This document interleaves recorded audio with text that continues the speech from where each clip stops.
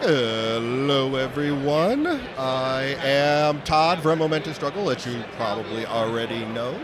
I just wanted to jump in here. We are getting set up. We have a couple of late arrivals. So as soon as the late arrivals get going and show up, we'll start getting people to the tables and go from there. So let's Did that work, Todd? see what happens. Okay. I've never tried that, so I was just curious. So yeah, we'll see what happens with getting all the players here. So yeah, we are live here at Las Vegas Open, a new venue. We're at the World Market Expo, so a pretty big area here. I got all the players are going to be playing behind me for the GT. Then we actually will have, like in front of me is where we're going to be having our main event, our mainstream game going on. So excited to see everything going on. Excited to see some of the lists. Like I said, don't quite have everyone here yet. And we're going to go from there. But yeah, it's going to be an exciting day. More Veers. I don't know if that's going to happen at a GT, but it would be great to see some more Veers. I'm all about let's go Oops All or Stormtroopers. That'd be kind of a fun list. I'm excited to see if somebody can innovate something cool there, but with the amount of Cassian rolling around, I don't think that's going to be the case.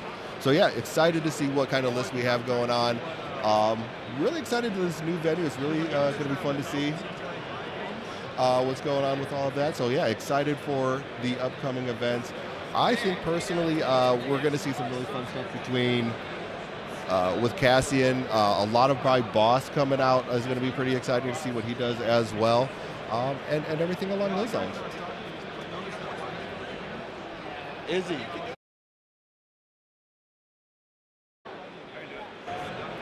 So yeah, we're just like I said, kind of in a holding pattern as of right now, waiting to see what happens and who shows up and everything along those lines. Looks like I got another straggler walking up. Hey, Aubrey. Who's that? Good morning, everyone.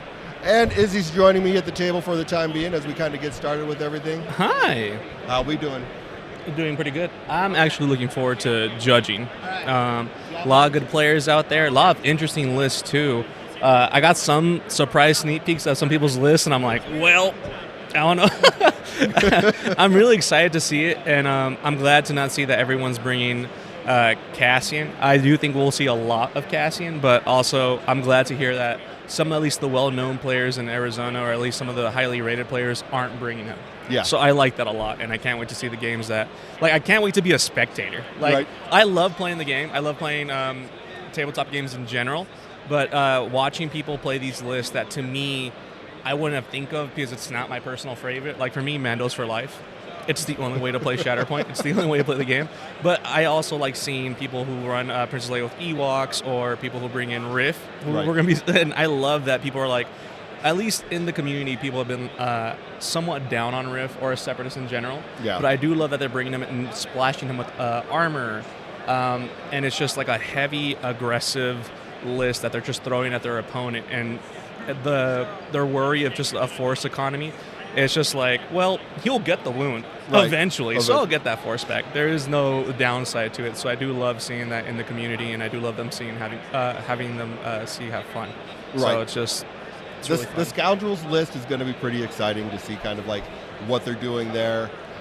Interesting to see like kind of what Boss is going to be, what people are going to be doing with Boss. He's kind of become that new scary thing along with Cassian, so. Yeah. That'll be interesting to see kind of what happens there. Like, I think him with Obi seems to be like the go-to right now. Yeah. Now, Obi, just in general, I love his resurgence, at least. Thank you. I love his resurgence that we're seeing, and people are using them everywhere. It's no longer you see Obi with mace. Right. And just abusing those hunkers and the protection. It's fun to see that they're bringing Obi just for other reasons, and it's just fun seeing Obi on the table. Obi-Wan is probably my favorite Star Wars character in the universe, so I'd just love to see bringing his model back into the spotlight for it. And then also, the amount of preparation, at least, or people who teched against Cassian, like, yes, Cassian is a good model. Yes. I'm not saying he is not, but also I'm not saying he's an all-powerful model. You can stop Cassian, and I love that this community at least agree that he is overpowered, or he is fairly good. Yeah. But there is a way to stop him. Yeah, I think that's like, I mean, I go back, every time people like start to get freaked out about that, I usually look back to like when the game first started and Vader won, and hey, Vader won's ruining the game. Oh my God, You yes. know? So, Oh, well, those were dark times, I will Yeah, say. they were. If you played anything else but, because what was Vader 1's counter? It was Ahsoka, wasn't it? Technically, sort of? like, or at least that's how I read it. Like, Ahsoka was the only one that could be like, all right, cool, Vader's going to hit me, or I'm going to give him half of that. And then Right. now the Vader player. But then also, like, the Vader could be like, all right, I'm not going this way now, Yeah. and just ignore Ahsoka completely. But, like, at the beginning of the game, yeah, Vader 1 was terrifying. Yes. But then everything else wasn't. So you Right. just played objectively, and it had play. Yes. And I do like that, and I like seeing that now. And funny enough for Cassian is you wound his entire thing except him. Because then who benefits from that? Because they're all wounded. Exactly. And if Rebels are known for anything is that they have fairly weak units. And sorry, Pathfinders. Or Commandos, yeah. Sorry, Commandos. Like they have tissue paper for armor. And that's just something, but I think that's something good about the game. Right. Where even if you do have a piece that moves other pieces aggressively, or if you have a piece that is aggressive, they have some sort of weakness that you can counterplay against while still playing objectively. And I do like that about this game. Yeah, I mean, there's a lot of great, like, and that's the thing I think I was kind of going is like Cassian, yes, he's scary, but we still haven't had the innovation of the players to kind of find that counter to him, and I think we're getting there. He came out strong. Base and Turret along with him really is scary as well. You just those two together are just such a powerhouse. So, Yeah. I mean, lore-wise, that's just a big win to begin Yeah, with. it So I'm makes pretty sense happy with for that. all Andor fans out Yeah, there. exactly. Like it's beautiful, and especially with how good that property did. Right. I love seeing it bring it into the show. If anything, I look forward to what AMG does next with Shatterpoint and what property they decide to adapt. I'm really looking forward to that because although I do love Mandos, I can't keep on playing Shatterpoint and using Mandos. Like then I'll get bored of the game. I'm like, oh man. Yeah, you're going to have to find something else. Yeah, I'm gonna have to find something. Either that or they release more Mandos. Yeah, They could do it. I'm just saying. We're talking to you, do it. AMG. Yeah, AMG, specifically talking to you. Release more Mandos. We need at least 7 more supports. We need 5 more secondaries, and maybe 1 more primary. But I love the direction the game's going in, and I love seeing how many people are excited about it. How many people are more. It's gone to the point where people are more excited about models, but more excited about how terrain is set up now. Yeah. Like terrain and other game systems are somewhat are important in some ways, whether they're counted towards like being used attritionally or being used to objectively hide behind. Mm-hmm. In this game, since it is stationary, a lot of the terrain on the board decides on what missions are set up and how you can get to it.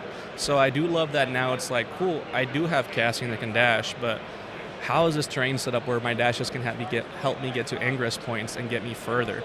So terrain is a big thing in Shatterpoint, and I do love that we have the high ground pack, we have the core box terrain set, we have so many other packs. I want to see what else they do. Right. Like the common take that I hear a lot is of elevators. They want to introduce elevators. I'm like, why? Like, I think elevators would be cool. I can recreate the Darth Maul scene when they opens up slowly. Right. So I would love that, but I do want to see although I love the squared nature of all the terrain sets there, I do love the square nature of the terrain sets, but also the squareness of some of the core box terrains. I think you guys know what I'm talking about. The chunky little square box that does have a circular end to it. I love it. Why? Because it doesn't just look like a regular square box. It doesn't look like we're just playing on squares. I would love to see Cloud City. Cloud City terrain would be amazing. Camino terrain will be amazing. Terrains that just have specific ideas to, or at least pulling from movies, I think that would be amazing. Because I do love the creativity that the community uses to paint their terrain. I love it. As you can see, or at least, as you will see on our streaming table, it's the same, I believe, from last LVO. But I do love that from the maps that they do provide, it matches well. Whether that be a map that was showing lava, snow, like the terrain matches regardless. But I do love that there are some really talented artists out in the community that do paint chef's kiss. And I love seeing their things where it'll be like the Shatterpoint terrain covered in moss, or it'd be the Shatterpoint terrain that was actually damaged by a firefight of some kind, and you could see the damage on, and you could see the hot molten lava, or at least the hot molten level metal that got disintegrated, and you can still see like the red beam of it, and I think that's amazing. I like this about this game. I like that about a lot of games actually, where you could actually paint the terrain yourself and then add it.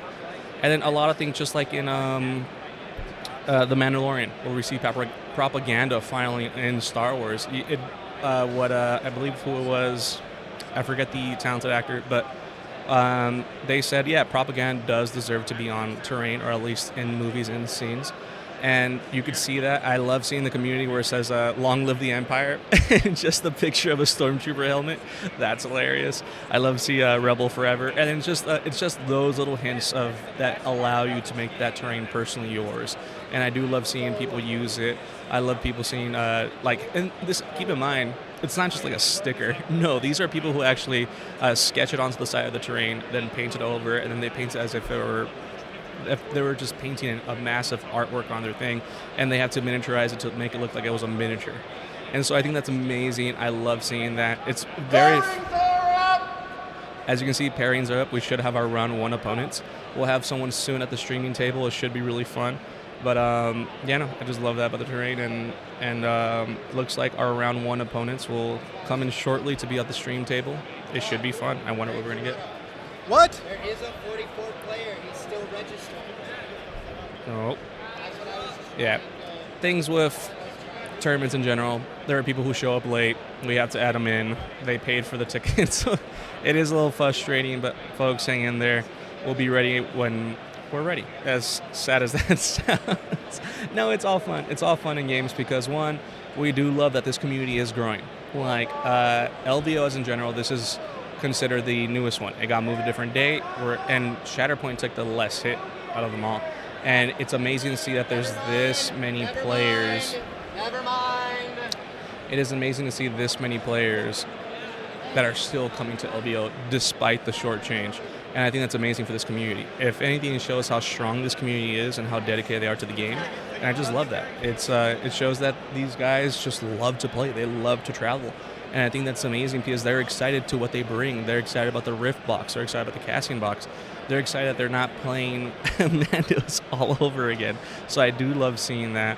And today it should be a fun day. We have Todd and Aubrey, as you guys know. They'll probably start off at the streaming table. I will be judging along with 2 other judges here, taking care of everything in the background. Eventually we'll switch off. Todd will probably be in the manager chair for a long time. Oh, hey, buddy. Oh, hello there. Yeah. Guys, let me introduce you guys to one of my personal favorites, and perhaps if I get a judge call, I will sway in his favor. Want me to introduce you by your Longshanks or your actual name? My Longshanks is my actual name. Is so, it? Yeah. Liar. No. Well, no, yeah. So my Longshanks is Austin Magalator Polson. Oh, fair. I was going to introduce you as Magalator, but... So, I mean, either way. Okay. But you can find me both ways. Yeah, so. No. But Arizona-based, though. Yes. How do you think the community based in Arizona affects what you're going to be seeing right now compared to everybody else? I mean, I feel like the Arizona community is definitely different when it comes to like meta and what they play. So I think it's going to be very weird for me since I've only played in Arizona. It's going to be very different to see how everyone else around the country plays. And I'm going to be expecting certain things, and then I'm going to get surprised when I see my opponents. Fair enough. Because in Arizona, you can at least see that there's a big Mando community in Arizona, which I don't know if me and you are responsible for, but we'll take credit for it. Yeah, I will take credit for it. But there is, so you're probably going to go from at least playing a lot of Mandalorians into, I don't think anyone brought exactly a full Mando list, but I think I've heard whispers of Armor list out there. And to be fair, Armor's probably amongst the best Mando candidate for a primary, plus the coverts and bow. So I think that squad right there is just solid in general, just really solid. But it's fun to see how, because I do it for other game systems. I play in Arizona, and then I come here to LVO and you get experience to new things. Like I went from playing a sub-optimal faction and then I get introduced to LVO, and it'd be like, wow, I'm actually really good in this faction. It's just I get dumpstered on in Arizona, and so then I come here, I'm like, oh, they're not used to it, so it's fun. But no, definitely looking forward to that. If anything, as you look around, I think pairings are up right now. Yeah. We get to see a live reaction to his first round opponent. Who'd you get? Let's take a look and see what we got here. Oh man, that's going to be a hard game. So my first pairing is actually against Evan Ritt. Oh my goodness. The top-rated player in the tournament currently. So that's going to be a good one. Well, yeah. I wish you luck, good bud. Well, thank you so much, man. I wish you luck, brother. I'll be out there shortly judging you guys. I'll wait for Aubrey and Todd to get back. Have fun. Good luck. Oh man, live reaction to your opponent and you get picked the highest rated player in the tournament. That's gotta be something. Oh my goodness. Oh man. Well, glad to see that rounds are up. That was fun. Oh my goodness. Let's see if I can find the event. Because technically, as far as I know, we had 40 plus players and we have tables for up to 50. So all covered. It should be fine. Yeah, you gave me the hardest pairing. Todd's on right now. But yeah, no, Austin was on here. We chatted about the Arizona community and coming here. But as you announced rounds were up, he got to see who his pairing was in live reaction. And he went from looking to his phone like, I got the highest rated player. And I was just like, oh man, good luck. Right. I don't know what to tell you. Yeah, it's going to be interesting. Did you put this in the chat? I did not. I just opened it up right now for the link. If you want to put it to the chat. Yeah, let me go ahead and put the Longshanks into chat for everybody. Yeah, that does help. For those who at least want to follow at least the pairings, and if you guys are rooting for a special little someone as well, comment in the chat. I'll sure to be looking at someone and tell them that you've been rooting for them. But who's our round one opponents right here? Or at least on streaming table. This is table one. This will be the table one pairings. It's going to be Donovan versus Patrick Harrington. So let's see. I believe 2 new players, if I'm being. Nah, Donovan's. If anyone listens to like Rarely Reserved or Rogue Support before Omnis left, this is the Donovan that he talks about all the time. Okay. So yeah, this is Donovan's from. If you believe what Omnis says, and I tend to believe what Omnis says, Donovan's a very good player. Yeah, as Omnis says, I usually spit out 21 ideas. They're usually crazy, but at least one of them sticks. Right, so exactly. I'm hoping that is Donovan. Right. So Donovan's on Riff, No Sarai, Aquadroid, so the Riff box, Jin Urso, Callus Commandos. Oh, okay. Then with Cassian, Ezra, Base Turret, and then Mando, Dengar, and Weequay. So it's going to be the Mando Riff, and then the basically Rogue One pairings going on there. It looks like it. I love seeing Weequay Pirates come back. Yes. I love seeing that. I love seeing them used. And I played against them because we got here Wednesday, staying up early, and I got to play some games. I got to prepare some people. And I brought, I think, a Inquisitor list, and I brought a Mandalorian list just to help people out. And as they were practicing, and I played against Weequay Pirates against all games, and I'm like, man, these guys are annoying. Like I'm used to people complaining about culverts, and as I'm playing against these Weequay Pirates, I'm like, man, these guys are something else. I want them off the board immediately. Right. But it's nice to see. And what's his opponent running? So Patrick looks like he's running Cassian with K2 and the Pathfinder. So basically just the Cassian box. Yeah. Then with Jin with Luke, like the support Luke. Yeah. And then Base and Turret there. Then Kanan, Ezra, Rebel Commandos with Hera, Callus, and Chopper. Okay, so we got some Rebel action going on, or at least some Spectre action. Yeah. I love seeing that, and I wonder what they're going to counterpick, because this is technically the first round. Right. Looks like they're rolling for priority right now. See if we can switch the cameras on. Yeah, we'll go and see if we can. They already got rid of it. So we're going to go table side here just to kind of like get everybody going, like see what they're doing. Looks like everybody's just kind of picking mission. Looks like they're picking. I think they rolled. I think they're going to pick with their mission right now. But it's really interesting. As this is the first round, you look at your opponent's 4 squads and you try to guess. Right. Right now, it's open field to see what your opponent is going to pick. And finally, the important turn 0, Right. where you have to discuss terrain and what's going on. I love that purpose of this game. At least you can talk to your opponents about. Does a ladder stop a shove? Or Right. does scatter stop a pull? And it's very important to have these conversations, especially with the list that they're running currently. Right. There are some shoves, and then there are some pulls that I think they have. But it's really important. If I'm looking at these opponents' lists, I'm probably more worried about... I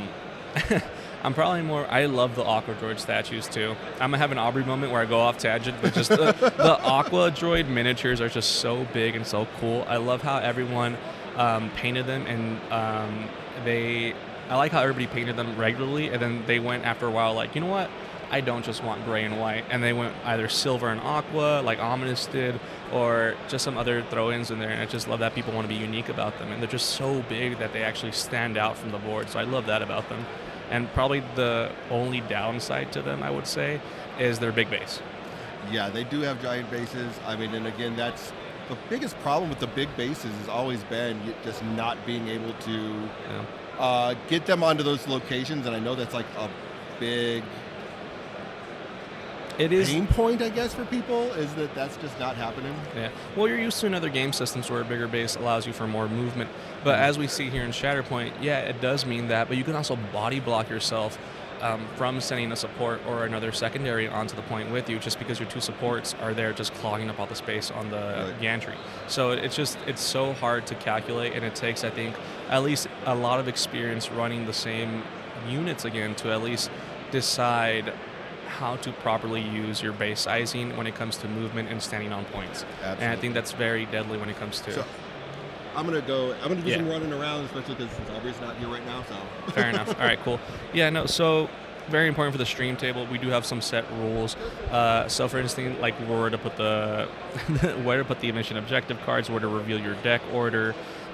It's just some things that we usually go over with the first opponents, but Aubrey is not here. So as of right now, the opponents look to have already picking their teams. We do not know yet, until it looks like they're not revealing until now, but it should be interesting what they do pick. Looking at the top-down camera. Ooh, my. We're getting some measurements from out here. No, they're just placing objectives. And if I'm thinking correctly...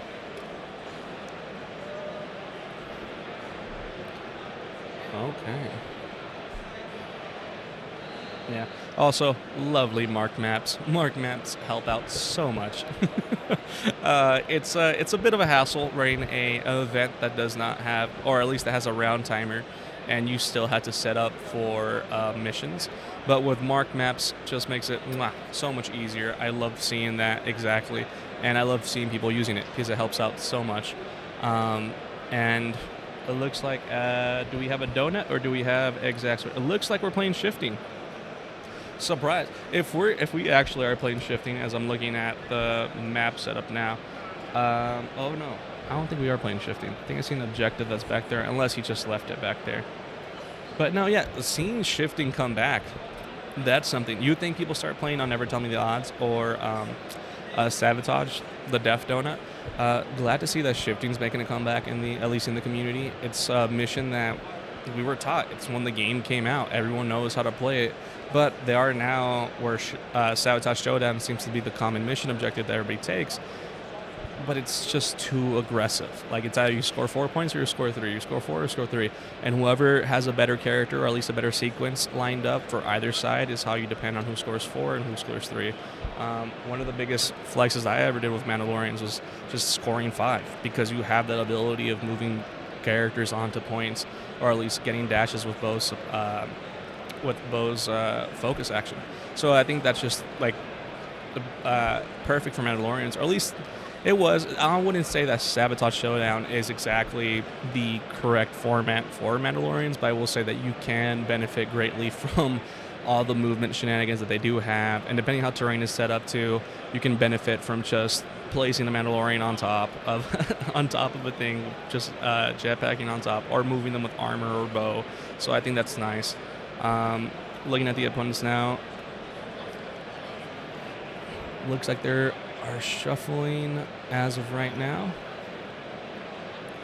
So can't see as of right now. Ooh, all right. So Looks like I am seeing a Cassian list, seeing Cassian, Ezra, and the Commandos. And his second squad, or at least the other second squad, is going to be...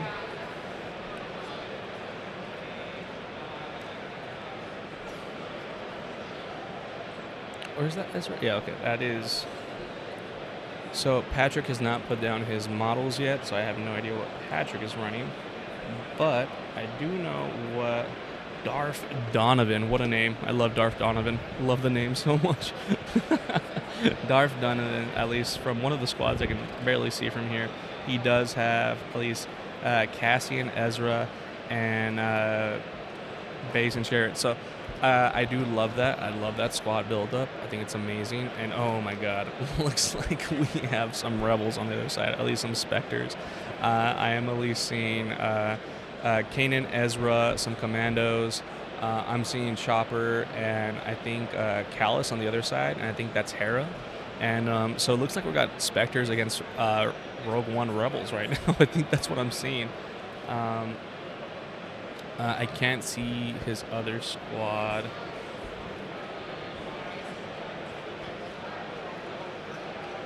Yes.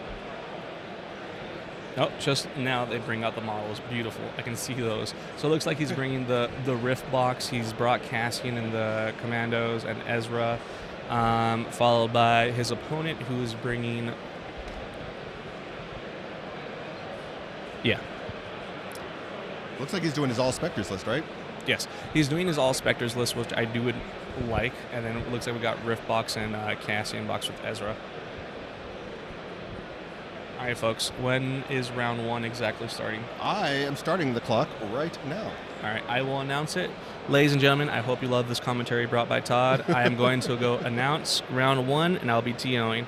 It was nice talking to you guys all. I hope you guys have a good time watching. I'll see you guys later. Thank you for all of your help.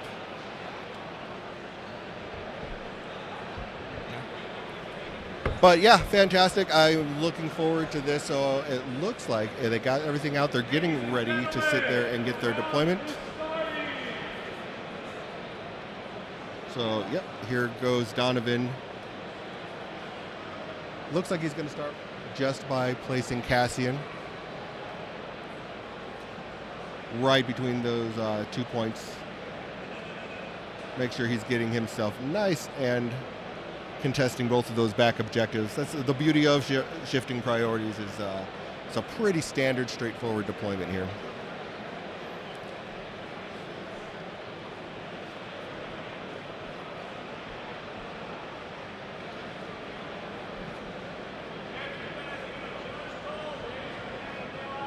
And I'm pretty excited to see this one. I don't know about everybody else out there. Hopefully everybody's pretty excited with with these matches and the getting to see everything that's going to be happening with the current meta. I think we're going to see a lot of everyone playing Cassian. We're going to try and get some different matchups if we can as time goes on, as I know a lot of us are kind of wanting to maybe see something a little bit more exciting than just a Cassian list. All right, and down comes Riff. Liking that. And of course we do see the Chopper side of the list over there going on as a little murder bot that he is. All right, and looks like we are 100% deployed and ready to go.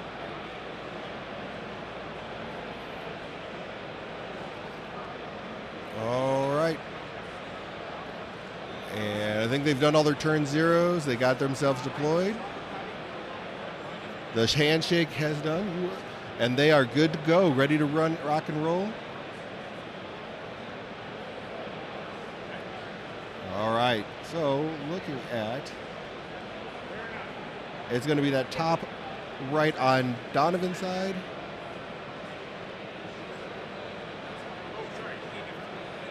Yeah, you're good. Go for it, man.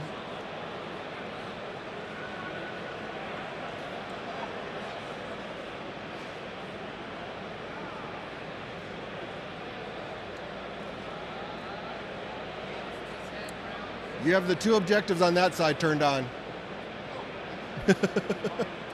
And basically, there we go. Now we got all of our objectives set up.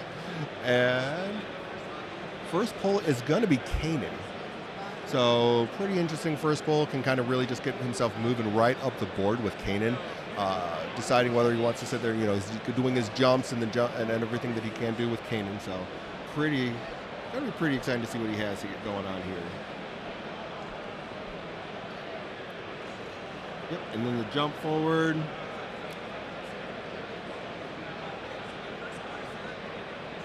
And then he's going to go ahead and move himself forward as well. So basically kind of just moving people up the board. And just making sure he's in the right stance. And now he's going to do his full move. Kind of just contesting at the bottom there. Not going to be on the same level as the objective itself, but he is definitely within range 2 to contest.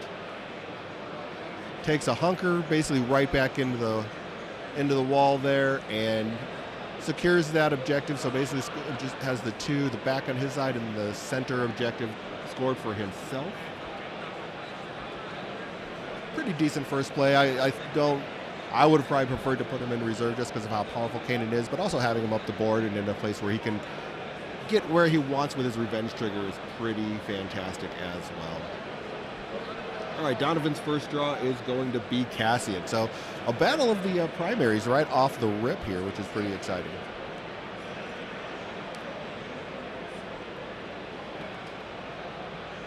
And again, looking at what he wants to do with Cassian, basically just kind of like using his active ability where he's going to go with that.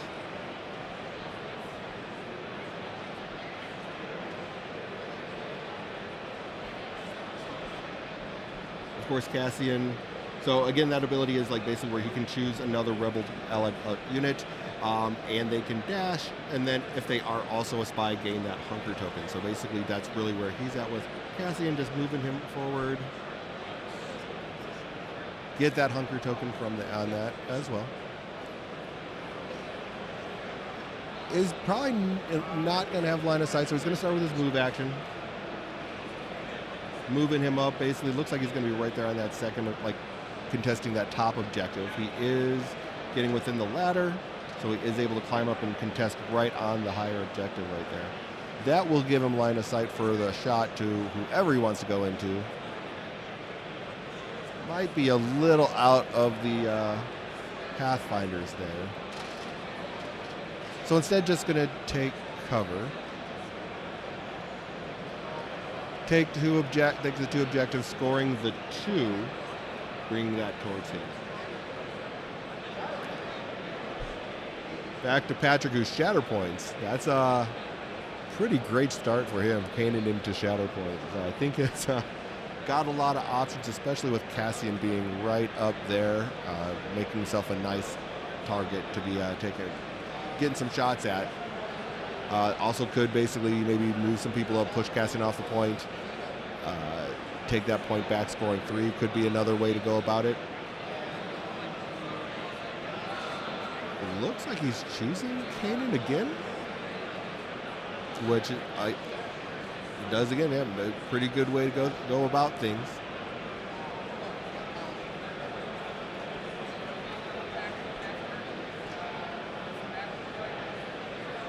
And there's the joys of playing Shatterpoint. Sometimes you just move stuff all around. So yeah, basically moving, uses Cassian, moves Chopper up onto that point, so he is now contesting it directly.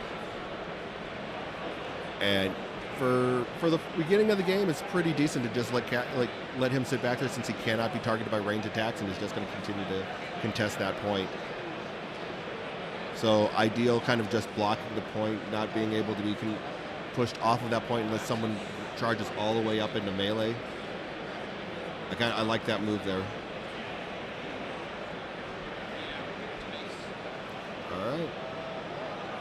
And Kanan just moves straight forward right there. Says, hello, Mr. Cassian.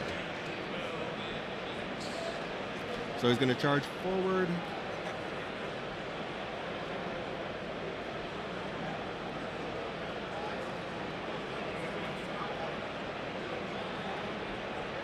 Looks like we're going to be seeing a dice roll here in just a second.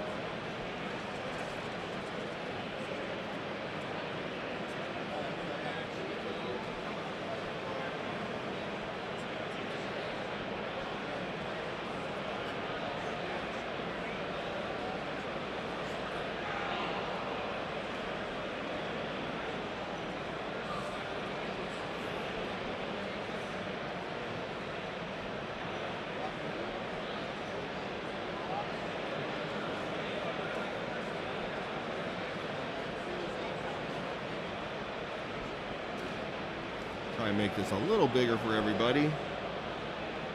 So basically on Dylan's side, this camera's swapped. I'm gonna have to fix that after this one. So basically on Dylan's side though, we got just 3 blocks.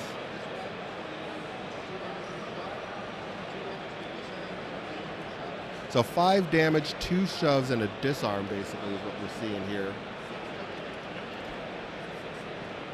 Into Cassian, basically gonna definitely be able to push him off of that point.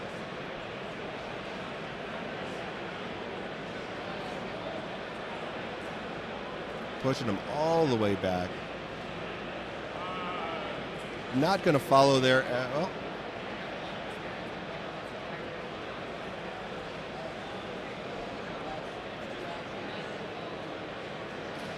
So basically, and he's going to flip the point, basically scoring 3 here now.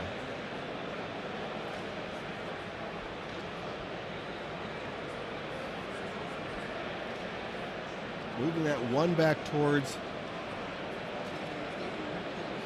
Patrick's side.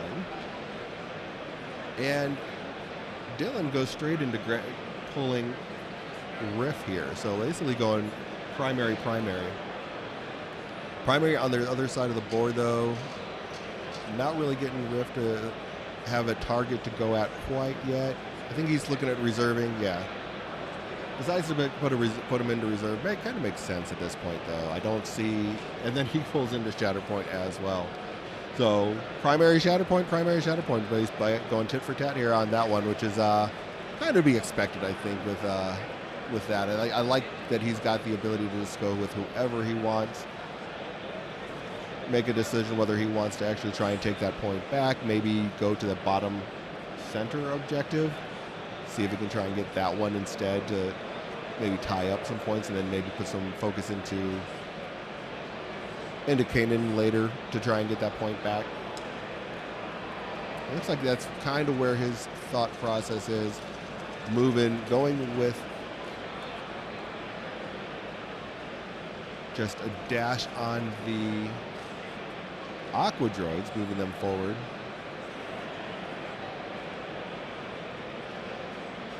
Keeping them on that center point as well.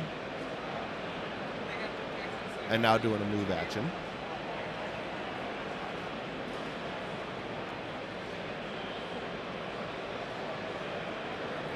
And taking that center point right there. And then a move action with the other one. So basically being able to flip that center point and taking the bottom center point as well is going to be great.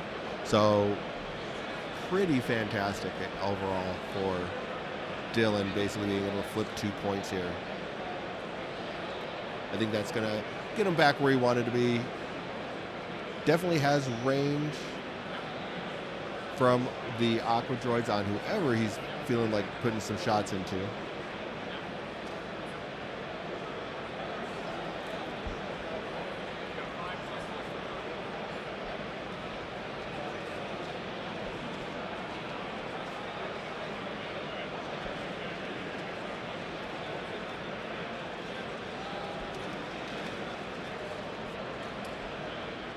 Yeah, so I think that's going to be on that side with Chopper. I think that's Callus that he's looking at possibly putting some shots into.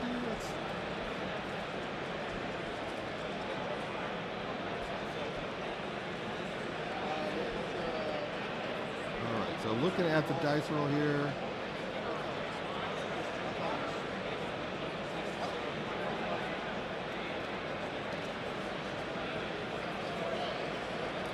Looks like he's got quite a few hits here.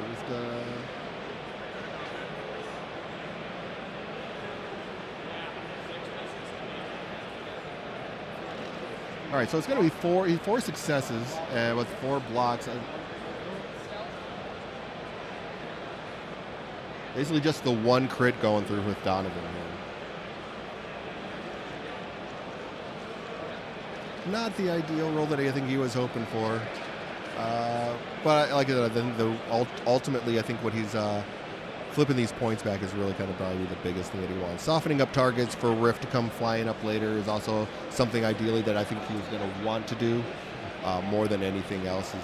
All right, now looking at where he wants to go with that second target. I love that all of our judges are walking around here with lightsabers. you have blue and green lightsabers, so that in case you can always find your judges because they are walking around with lightsabers. It's pretty funny.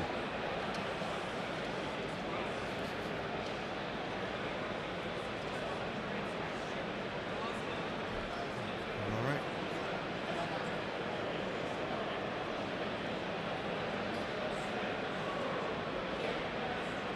Yeah, still kind of figuring out, I think, who he wants to shoot into here. And I'm not sure if he knows quite yet where he's wanting to shoot into.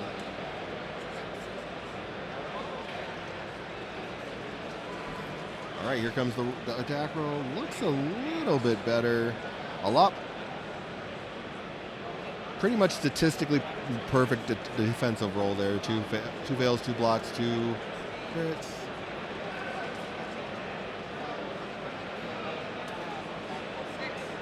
I think Dylan rolled a few too many dice. Re-rolls.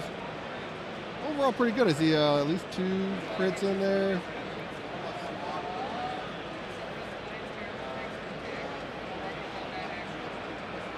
Yeah, so just 2 crits are going to go through. So a little bit better this time around for Donovan.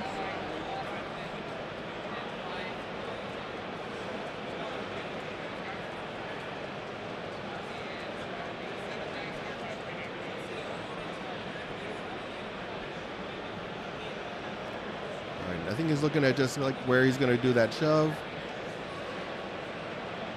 Not going to follow up on that shove there.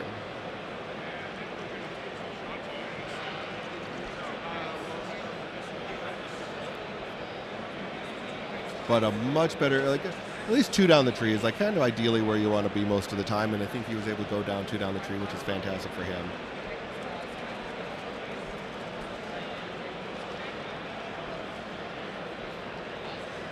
And that's at least the 3 damage and the 1 shove, and I think the 1 shove is ideally where he wanted to be. Basically flipping those 2 points space back to him and scoring 3. Putting Donovan back in a pretty happy position.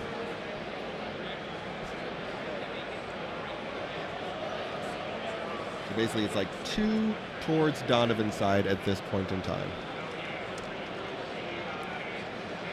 All right, next we have the Commandos for Patrick here. Let me double check here. He has the Commandos, but he did not deploy them at range 3 for some reason.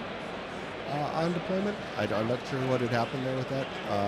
I think he channeled his inner Aubrey and decided not to deploy at range 3.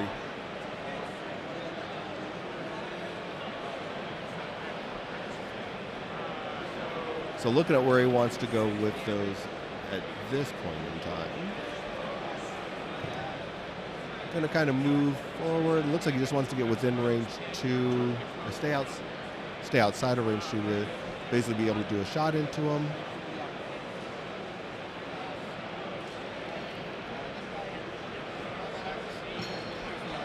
All right, so he's going to start by going into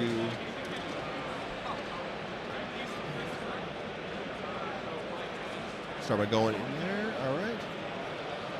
Donovan, 2 fails, 2 expertise. Would just become the 1 block, it looks like.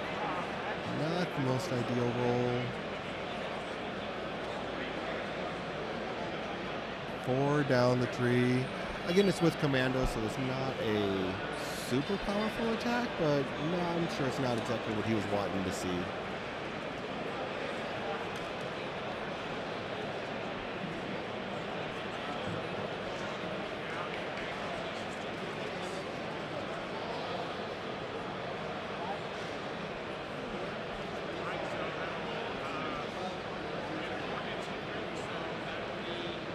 So 4 down the tree does quite a bit because he's able to do pinch, disarm, shove, reposition, and a total of 5 damage onto the droid. So definitely not putting him down, but not they're not happy for sure. So moves them forward. Doesn't shove them all the way off of the point at this point in time, but the second one doing the shot into them is going to be able to do something there. And here comes the second attack. Donovan again not loving the dice right now. Dice God's got to turn for him a little bit here. So another just one block.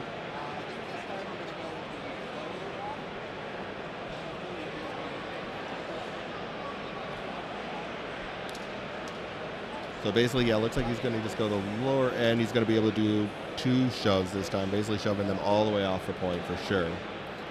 So again, the pin's going to do another damage. So basically, looks like a total of 4 damage, 2 shoves, to really just kind of push him all the way back and right into that crate here. We'll get you back to the overhead view. Get this camera off of us.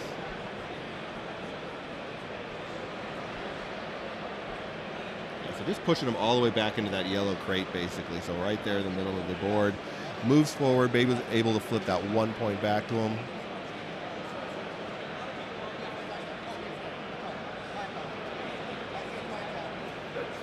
So that does end up wounding the Aqua Droid. So now he's got a couple of his revenge triggers that's going to end up happening here.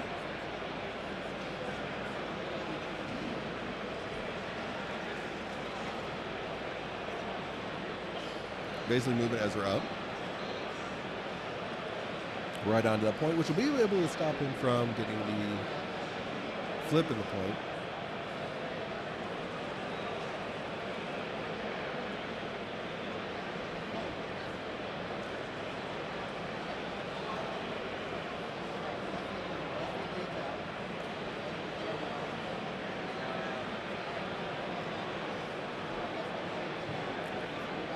And now he's going to do his move action, basically, to climb up and get the second person up on that point.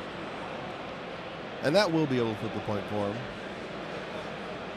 Basically going back to him getting the 3 points. Moving it 1 to the side of Patrick. Really good back and forth going on here. It doesn't look like he wants to use Rift quite yet. It's Donovan's thinking about it, but I think he's going to maybe wait to soften up some more targets before he decides to go down that road. Might be thinking about it a little bit. Is definitely hitting the tank on it. Yep, decides to go with Riff here. Pull him out of reserve and send Sharkman all the way forward to do some fun stuff. All right. And let's take a look at what he's planning to do with his wonderful shark friend.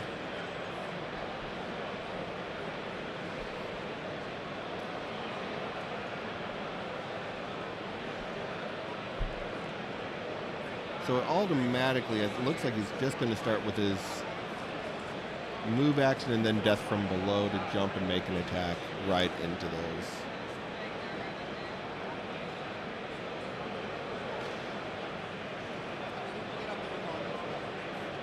Right, so he's going to basically be able to get up right up top there, right, say hi to the commandos, and make his 5 dice attack.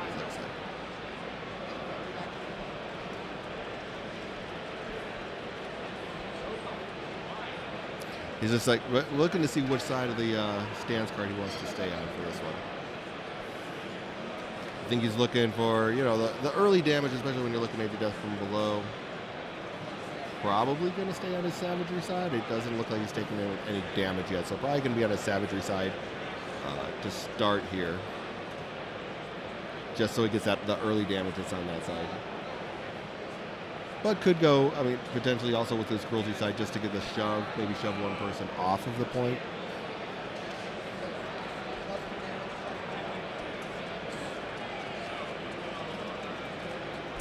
All right, Riff looking like he's wanting to hunt like some Mount Calamari here.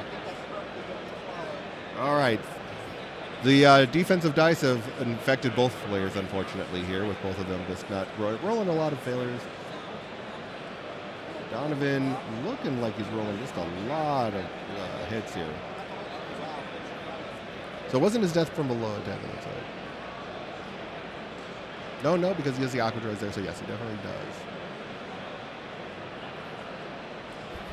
Donovan's looking pretty excited about this here, I think.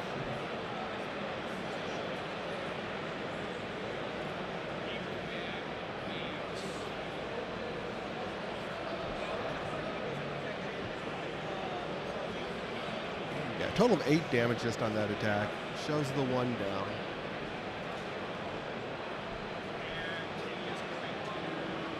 Yeah, fantastic attack there by Donovan to just kind of come back to even on that one. So yeah, it looks like he did stay on the cruelty side because he was able to sit there and do 3 shoves. So 1, 2, 3, 8 damage. He full treed.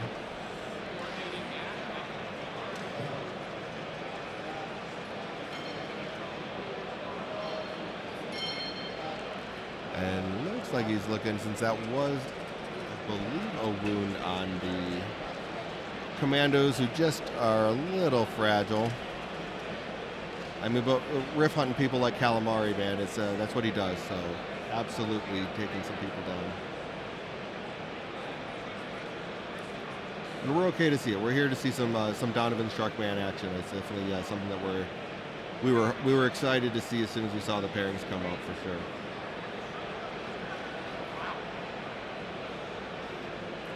All right, so looking where he wants to go with his Kanan. I think he doesn't really want to move Kanan off of that point at this point in time. Donovan flips this point back to himself.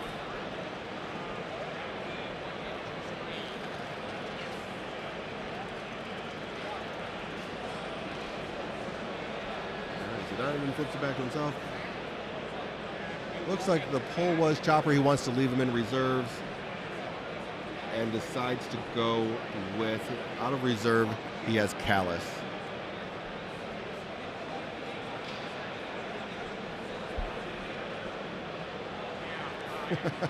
Sorry, I wasn't out looking at chat there, Thoris. It's so good to see you, Thorlash. I love you, sir. Yeah, PCN is streaming MCP over there as well. They have the MCP side going on, so was very excited to see our friends from PCN and Tim streaming, and I was excited to see him back at LVO because he was not here last year for Marvel Crisis Protocol. So very excited to see him back. I really like the setup that they have here. It's a much larger area, more open. You can kind of see everybody and everything going on. We have Marvel Crisis Protocol, then all the Star Wars 2 games, so all of us AMG games are kind of all in the same general area. And behind me, we have the Shatterpoint guys, and then in front of me, Legion, and then in front of Legion is the MCP. So very excited to see all 3 of these guys. Things are going great, man, and things are going fantastic. I'm very excited. Yeah, Table 1 here is fantastic. We're always going to have Table 1 on stream for those who are watching and are wanting to know what's going on with all of that. All right, so basically we see that he has moved Callus all the way up front, right face to face with those Aqua droids, and going to do an attack into the Aquas.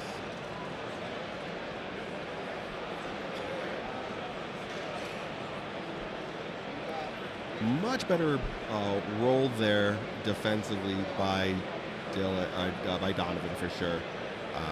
Much better roll. 2 blocks and 3 expertise. So they're going to really get him what he wants there. All right, enjoy work. We miss you out here. I'm bummed that I didn't get to see you, but enjoy work, and we'll see you soon. All right, using some Callus rerolls, it looks like here.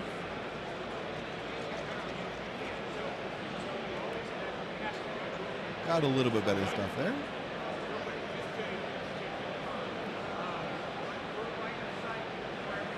All right, so 1 damage from the expertise.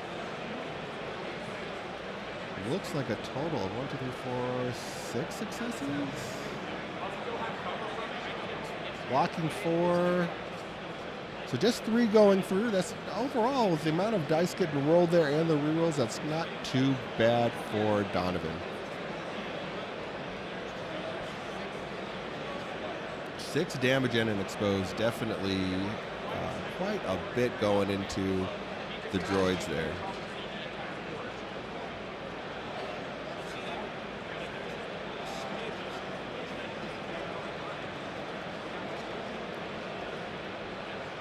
Flips that point back to himself as well.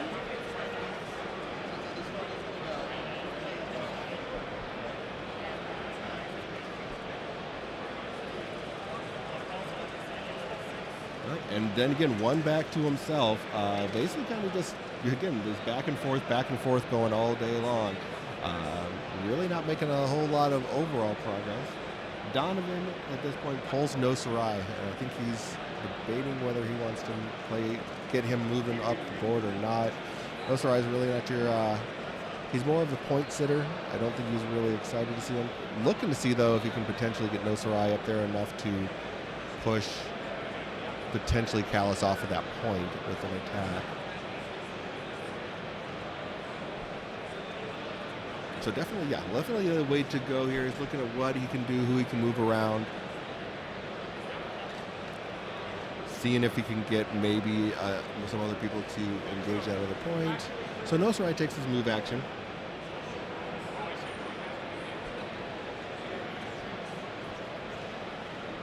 Of course, looking to see if there's the Riptide ability can be utilized, and it absolutely can. So this would, it looks like probably a 8 dice attack.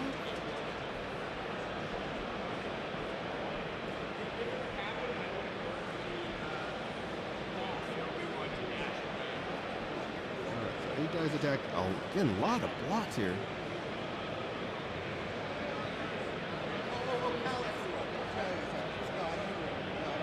All right, so. All right, so they're just checking to see if he's going to potentially use his Callus rerolls. He's a couple of crits in there. I mean, 3 crits is fantastic. That's the one, but basically the 3 crits going to go through. With a No Sarai is not too bad.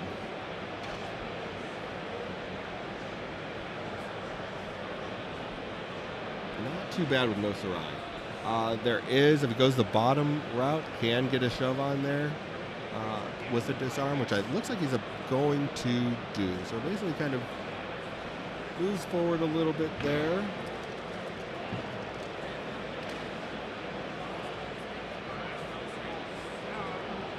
And I believe he used his scatter on himself.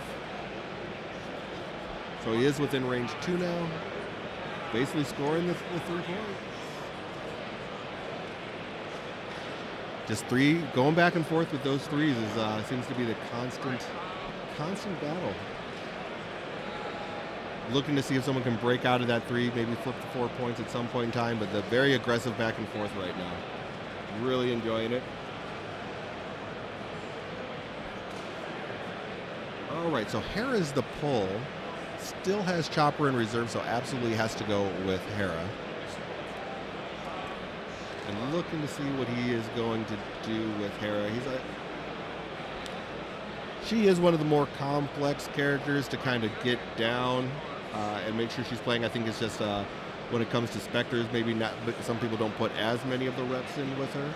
But she does have her Phoenix Leader tactic ability, so she's able basically to choose a character and dash them. And whether if they're a Spectre, they can do a full advance instead. Which is basically going to be everybody in this list. So just kind of looking at who they're wanting to do an advance with.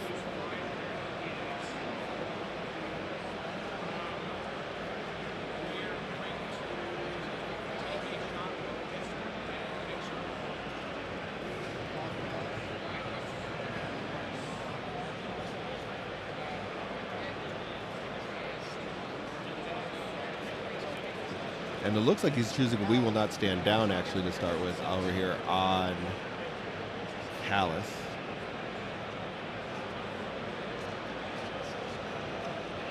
So basically standing him, Callus back up, moving him forward.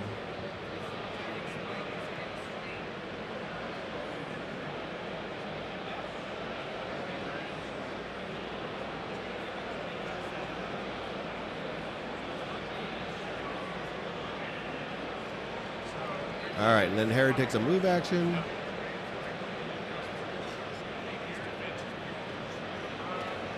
And I like the communication with you and both players. Basically just like verifying their movements with one another, making sure that their movements are solid. Very good back and forth communications, collectively playing the game together with one another. So definitely enjoy that. And seeing the sportsmanship between both sides, both players for sure, was fantastic. Riff's doing his thing for sure. That's one of the things we always see with Riff. He's always doing some damage. So, all right. So here comes Cock Dice, trying to make the decision. Have him re-roll it. That was an exposed, so those 3 exposed go away. So just the 2 block or 3 expertise, I should say, go away. 2 blocks. Basically, just going 2 down the tree here. A lot of fails, unfortunately, in this roll. So 3 damage in the pin.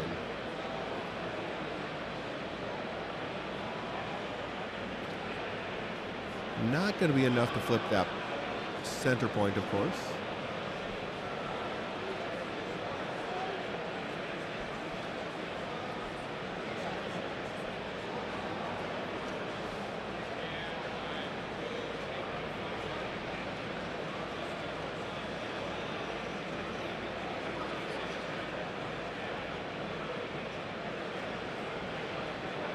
And I'm just looking at what we're going to do here, because there was that attack, and we're looking to see if he's going to do any type of Cassian's.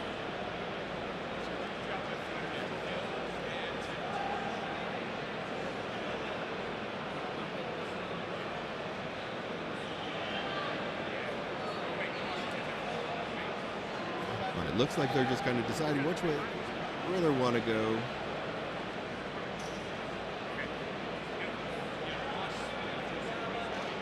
Yeah, that unfortunately that Hera attack did not do as much as I think he was hoping for.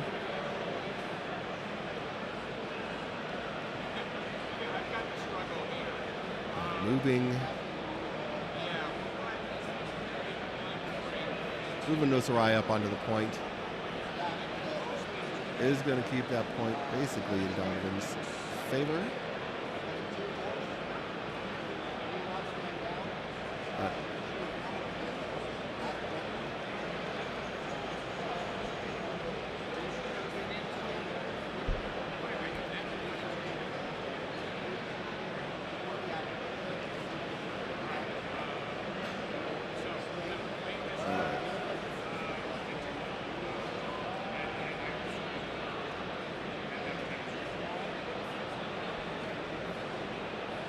And the Nui will not stand down is such an amazing ability.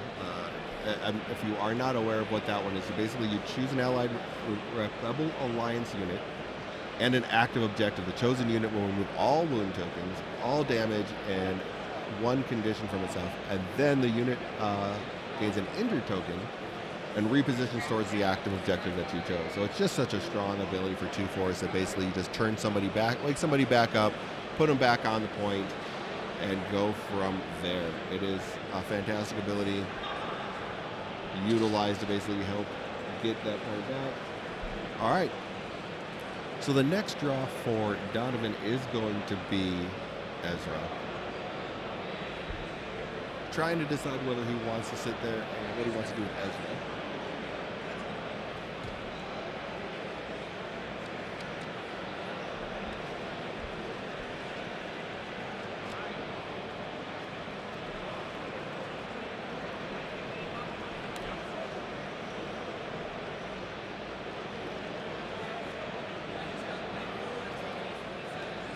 And the objective marker, or the struggle attacker, has moved back just to the center as well.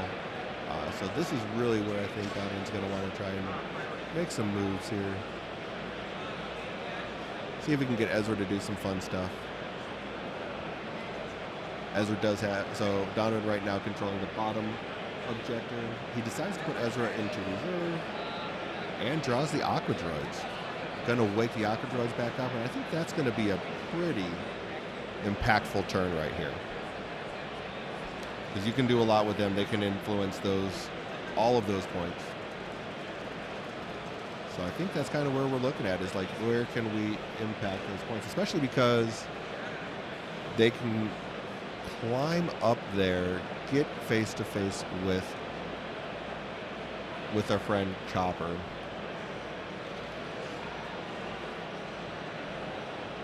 And I think that's going to be what I think we're looking at trying to do is probably get a little face to face with Chopper. But we're going to start by moving the 1, bring him right up there so that now he has the 2 units both on the objective. Definitely going to have that center objective again.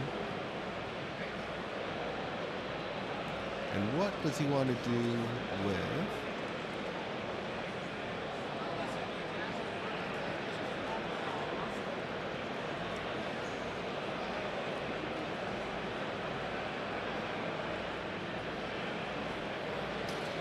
Yeah, just trying to figure out what he wants to do here with the other aqua drone, I think, more than anything else.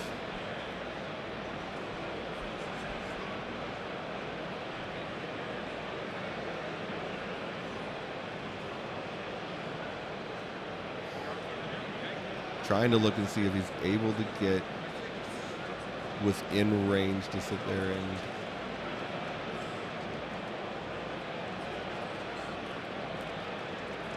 it doesn't look like he's quite able to. So it looks like what he's going to basically go with an attack here.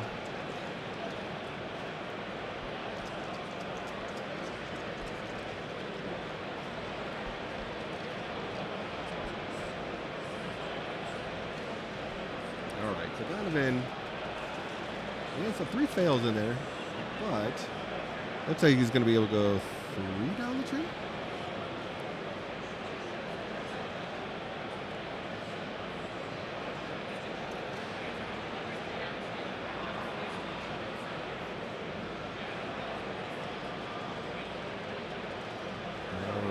And so basically, yeah, getting 2 shoves is fantastic right here.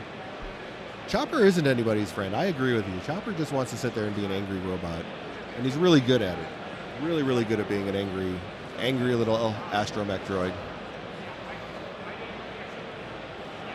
So it looks like he's just going to want to let Chopper sit back there.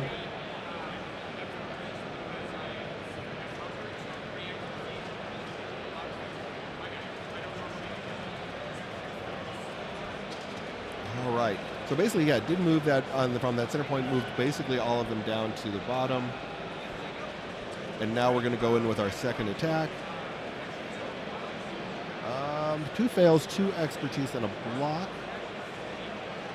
I don't see any fails on Donovan's side. Maybe that top one isn't failed there. That's about it. So not too bad on his fails. Expertise are pretty strong. 3 blocks is actually pretty decent, though, because of those expertise. Looks like just a crit and a hit going through, so still not too bad overall, though. Still pretty decent. Just doing the 4 damage.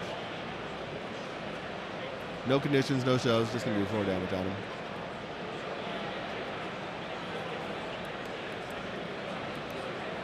And it looks like he's just not going to do anything. Just score the 3 points.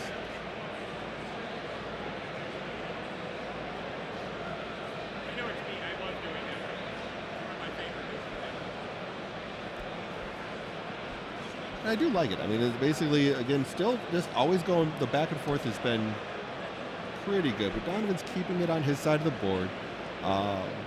Only 2 away from his momentum. All right, so Chopper's still in reserves. Last card for Patrick was going to be Ezra.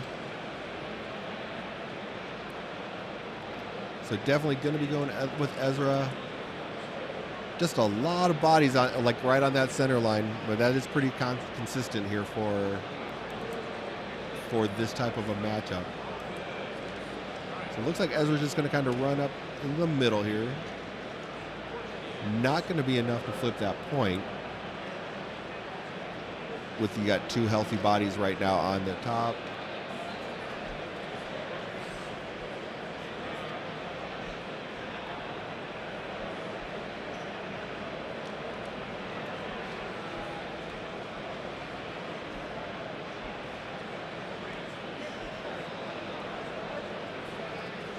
Izzy.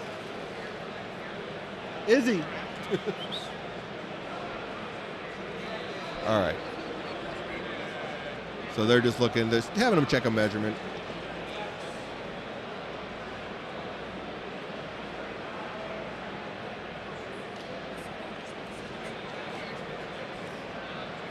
Because I think he's looking to see.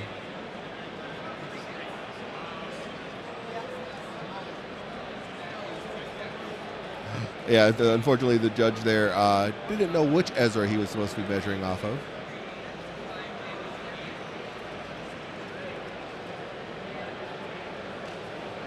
All right.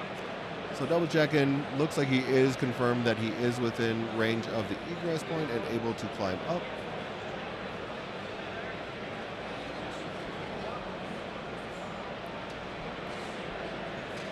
And he's going to go straight into an attack here.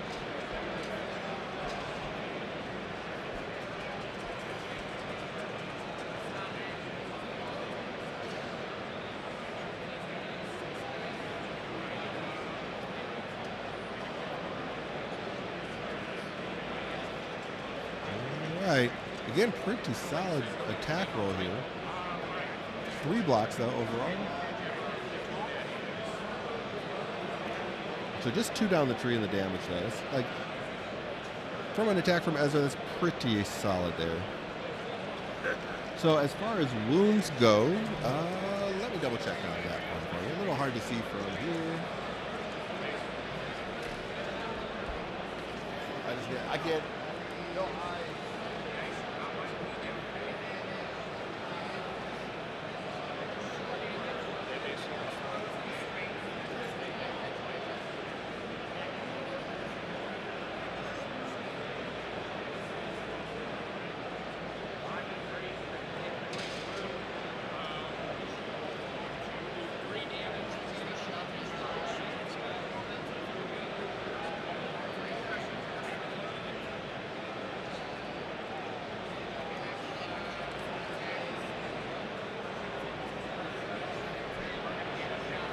All right, so far it's the Commandos on Patrick's side have 1 wound, and then the Aquas and Riff on the Riff has 1 wound, and the Riff is actually injured. So that is where we are at right now. So Ezra actually moving up onto the point gives him the tiebreaker because that just wounded Riff with that attack, I think.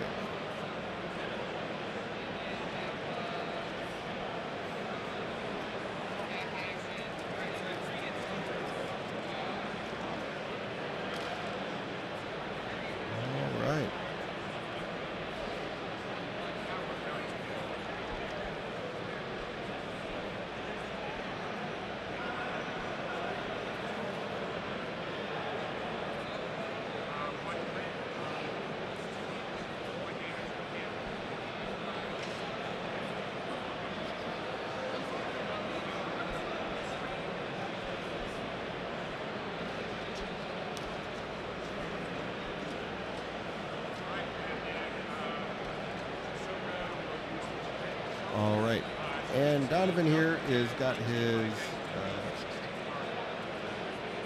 Bayesian turret finally.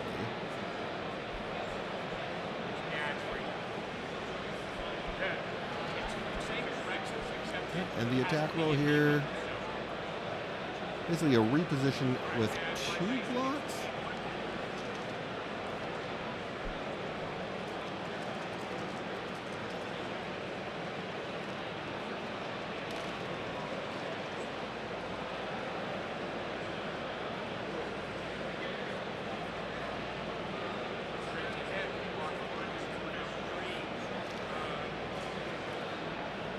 And Basintra being at the bottom of the deck was kind of, I think, a little brutal for Donovan here, because that's like somebody that you kind of want early, especially in like such a brawling match like this to start with. So kind of unfortunate that he has got them so late in his order deck. But he got there. I mean, to let them do a little bit of work now is probably for the best.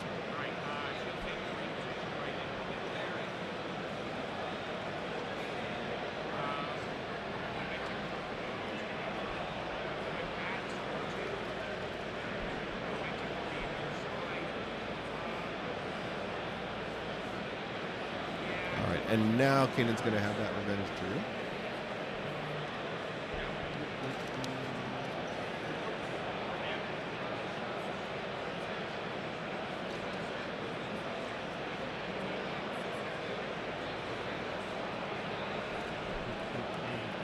Because that was the second attack into the commandos, putting that second wound onto the commandos. So next time they come up, they are going to be gone.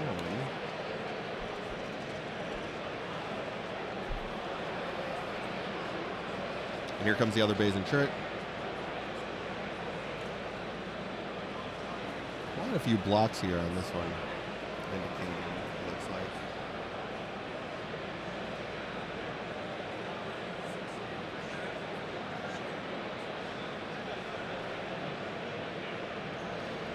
Looks like just 3 damage into Kanan in total. But overall, you know, it's pretty solid.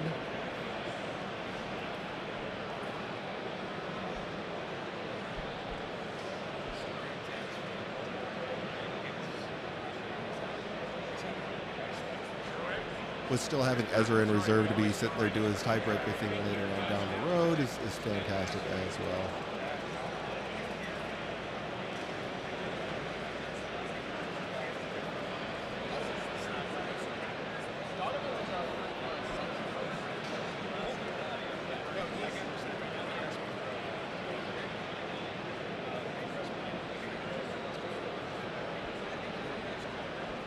It looks like they're just doing a little bit of discussing here on some of Rift's abilities and what Rift can do.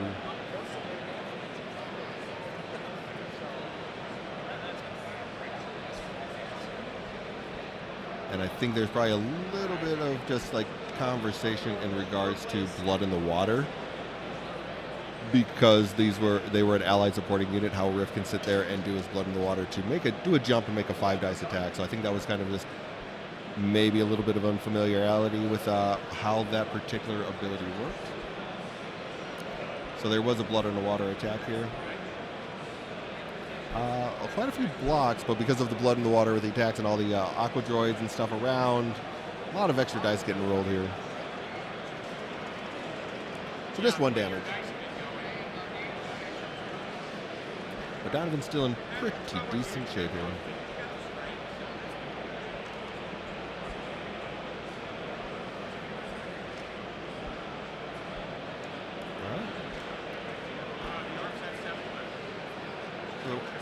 Some wounds. There was actually enough for Donovan to win that, though. Basically, he was able to sit there and swing some points, get some wounds, taking the first struggle.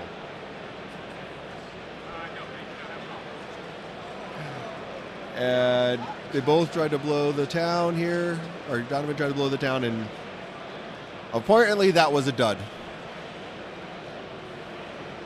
So no damage done with his blowing up the town.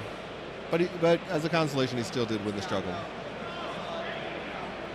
On to circle 2. Oh, we have a wild Omnis appearing behind us. That is what we love about being able to have the group right behind us, is we can just kind of watch all of our friends walk behind us. Izzy wanted to show himself on screen, it looks like, as well.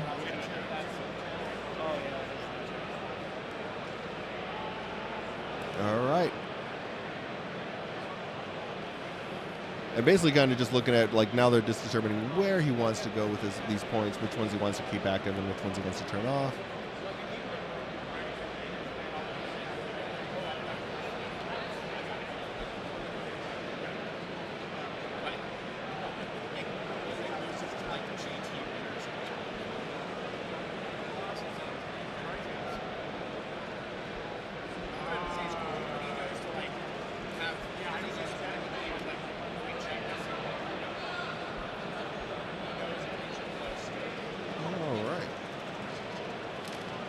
So Lutz decisions have been made. It's going to be center on Donovan's side, center, overall center, and then back right, kind of where our friend Chopper still is. And the big question is what is Chopper going to do, I guess, on this one? Because Chopper really doesn't want to move off of that point. So I think that's kind of where the decisions are going to be made, because he doesn't own that point as of right now, because we just had the flip.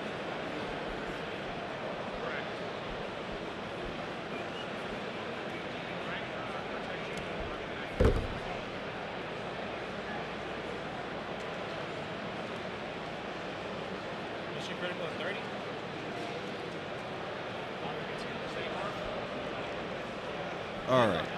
So I think what we're looking at here is he wants to make a move and probably try and do an attack, and then rocket boots back, or rocket boosters back onto the point, so that he can sit there and get that point back again. So he decided instead just going to focus and attack with him, because they have determined that with his little short range 3 attack, he's within range to sit there and make that attack, just barely in, but still just enough room so he can just focus attack into the Aquas, who have stood back up and are ready to go.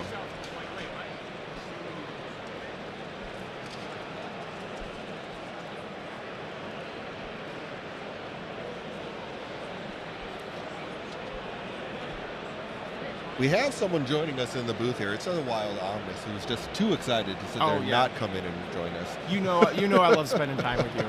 Well, and you got my boy Donovan playing. Yeah. And I think, if you don't play in our local meta, you don't run into him as often. But I played against him many times, and he's very, very strong. For Yeah. He's been 15-year-old. Yeah, he's been very consistent watching him. He's, like, you can tell, like, when his dice are just not going his way. You can see it get under him. Like, that's that the 15-year-old comes out a little bit there. Yeah, definitely feel it. Yeah, but he keeps his poise, which is fantastic. Especially doesn't let it get to him. How are things going with this one? So he pulled out the first struggle. We just had the flip to the next struggle.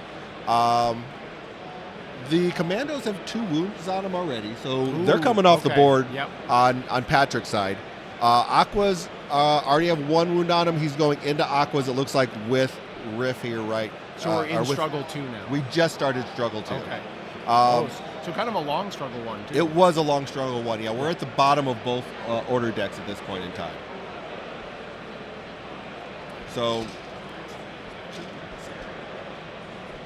So basically, yeah, I mean, what we're looking at, I don't think that was enough to wound them.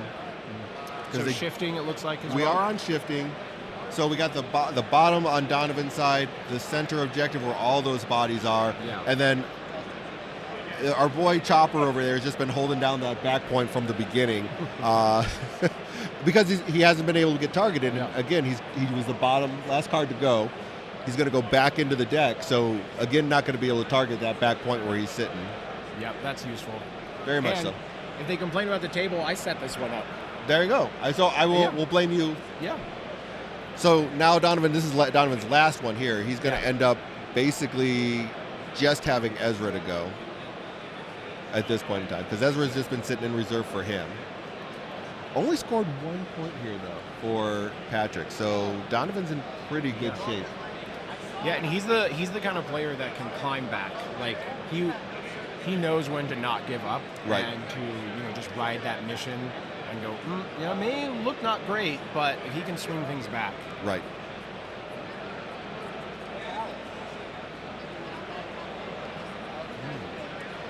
So yeah, not a great activation by Ezra. So that was already back to him, and now Callus comes up for Patrick. But the one thing I would say is, like, where we are now, Donovan's like not hurting. Let's review. What do we got on the table again? In case we. So what is Donovan playing? Donovan is playing the Rift box with Cassian. Here, I'll pull it up. I always like when I'm listening, like. So he's playing Rift with Nosarai and the Aqua Droids, and then he has Cassian with Ezra and Baze and Curate. Really one of the solid. other things, like the bottom of the deck for Donovan was Baze and Curate, so he didn't get them until the end of like the first struggle. And then if we look at, so he wins the first struggle without even having to activate Baze and Curate. Well, that's what won him the struggle, was basically getting them all the way there. They're a closer if there ever was one. Correct. Cookies are for closers, and Baze and Curate get cookies. So what we're looking at as far as on Patrick's side, he's got the oops, all Spectres basically. So Kanan. Oh no, he's gone full rebel. He's committing to. Yeah, he is. He's a faction player. He is, You know, for always sure. got to respect that. So his Kanan, he's playing basically here Kanan, Ezra, Rebel Commandos with Hera, Callus, and Chopper. Okay. So very much playing just the Spectres, and then on the other side, the Rebels. It's all Rebels are all almost all of your Rogue One basically. So what I really like about what Donovan's playing is you have the dual 5 cost supports that are both very shatterpointable. Yes, Is shatterpointable a word? it is now. Okay. We have They're both created. very shatterpointable, and then they both give more actions to Riff. So I really like that. But man, the Hera Kanan is a classic, Right. right? Like, and I think Hera is still really underrated. And with how much like wounding has just become more significant across all lists, Hera's ability to just reactivate a key support is a huge deal. Yeah. See, that actually was pretty important there for Patrick. But that's part of why his rebels are in the position, or his commandos are in the position that they're in. Yeah, 100%. So he's also, because like I say, next time we see him, we're on the new shuffle here. Next time we see him, they're gone. So this is interesting because now Donovan did get his Shatterpoint card. He did. Patrick scored 3 points, brought it to 2 onto his side, and Donovan has his Shatterpoint, kind of really deciding which way he wants to go here with that. Yeah, Looks like he's looking at Riff because Riff is wounded right now. Oh yeah, get Riff back being active. Like that's a Exactly. real fundamental part of this list with how much, and like when you're playing with Cassian, when you start running out of models that aren't wounded, right? Then the Cassian Revenge Trigger doesn't do as much. Exactly. Right? And so sometimes it can be really important with a list like that to get those characters back into the game. And so I can definitely see that. Even though you've got those 2 very shatterpointable supports, you know, maybe it is time for Shark. Dun-dun. I think Dun-dun. so. I think so. Sheev, my friend, how are you doing? It's good to see you in the chat there. Sheev. He's one of our locals out there in Phoenix as well. I know who Sheev is. Sheev, I know who you are. All right. Well, I will let you guys get back to this. I just wanted to say hi to everyone. Thank you for tuning in to Momentous Struggle. Yeah. Well, thanks for stopping by. I mean, like, I'll be around. Yeah, and he's recording games as well, so I know that yeah. we're gonna have stuff on your Omnis Protocols on we your got- YouTube here shortly. It's actually also a Spectre game. It is Spectres as well. But we got Nesquik. Yep. Nick playing Riff Mando. Yeah, coming off of his Smite Club Open win, and he was finished 4th at Worlds this year, so he's a solid player. Yeah. So we got both Riff Spectre to start things off for both of us. There we go. We know what we like. We do. All right. Later, nerds. Later, buddy. Well, yeah, I think we're going to have a lot of that kind of happening throughout the day, of just people stopping in, saying hi, and things along those lines. And so it'll be interesting to see that. Donovan kind of really like trying to debate what he wants to do here. There's a lot going on, pretty pivotal. I mean, he is up 1 struggle to none, which is good for him, but at the same time doesn't want to let this get away from him. And we're only about an hour into the round. Yeah, we have almost exactly an hour left. Oh, Sheev, I wish you were here too, my friend. Yeah, a lot of Cassian players. I mean, that's 15. I mean, that's actually when you consider that there's 44 players. And Cassian not here, or only having 15 Cassians. Not too bad. Lunch break will be, I believe we're going to do that after round 2. So we'll do this round. Yeah, after round 2. So we're going to have this round, and then we'll have a little bit of time in between. We wanted to give all the players about a half hour in between each round. So there will be a half hour in between the rounds, and then we'll do a lunch break after round 2. That'll be an hour. So we were a little short. Got a little bit of a late start. Players some newer players not knowing how a lot of this stuff works. Okay, so he decided overall just to go ahead and shuffle in that Shatterpoint card. A lot of thinking there, but does go ahead and finally decides to get rid of the Shatterpoint card and brings up Cassian. Pretty interesting pull here. because right now he doesn't own the center point. So Donovan on his side basically still owns the back point, center point of his. And then the center point currently is being held by Patrick, as well as the point that's being held by Chopper all by himself back there. So Cassian at the top of the table there. Looks like he's going to just move Baze and Turret down.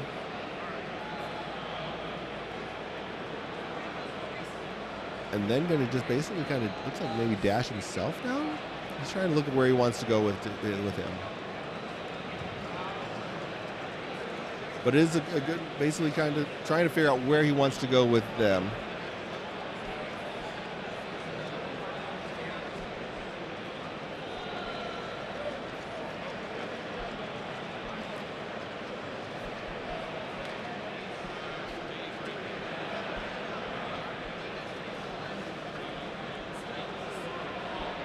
All right, it looks like we're going to have an attack here.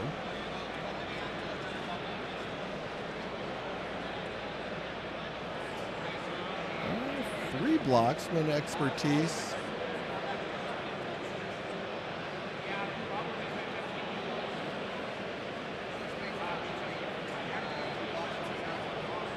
That is a lot of blocks. Looks like he was going into Kane in there, so not a whole lot of goodness going on at all.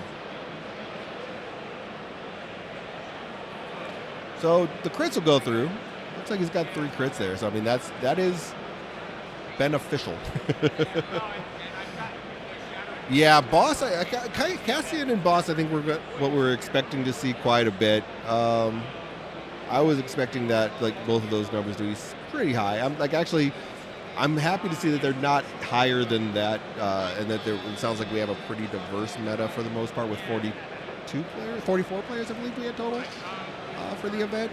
Which, this is a pretty good turnout for the second LVO of the year. A lot of people were concerned that the numbers were going to go down, and they did a little bit from earlier in January, but we are seeing just 12 players compared to our event that we had in January. So that's a pretty good turnout here. I'm pretty excited to see the players that have come out and decided to enjoy a little bit. Yeah, 40 Obi is... I think that's kind of what people are considering that rebuttal to Cassian. So I think we're seeing a lot of Obi in response to Cassian.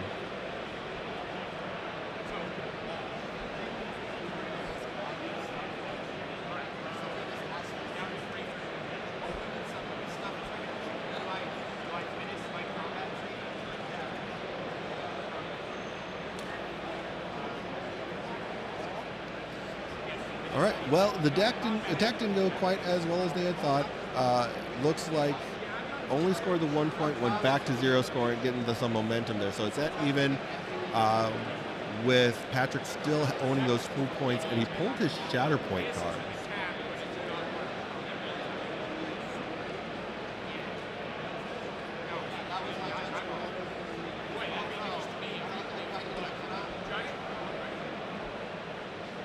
And it looks like he's probably going with Hera.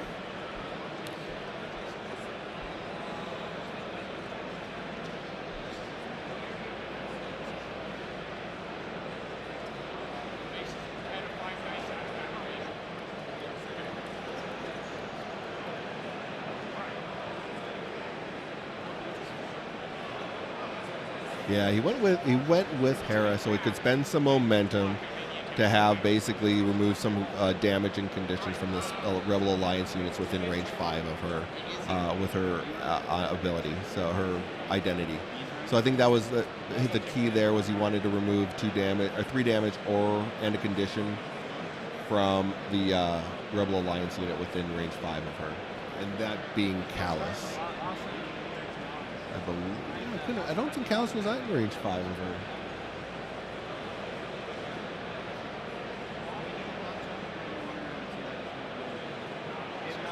All right, so she's going to move forward, kind of get up there in that center area again.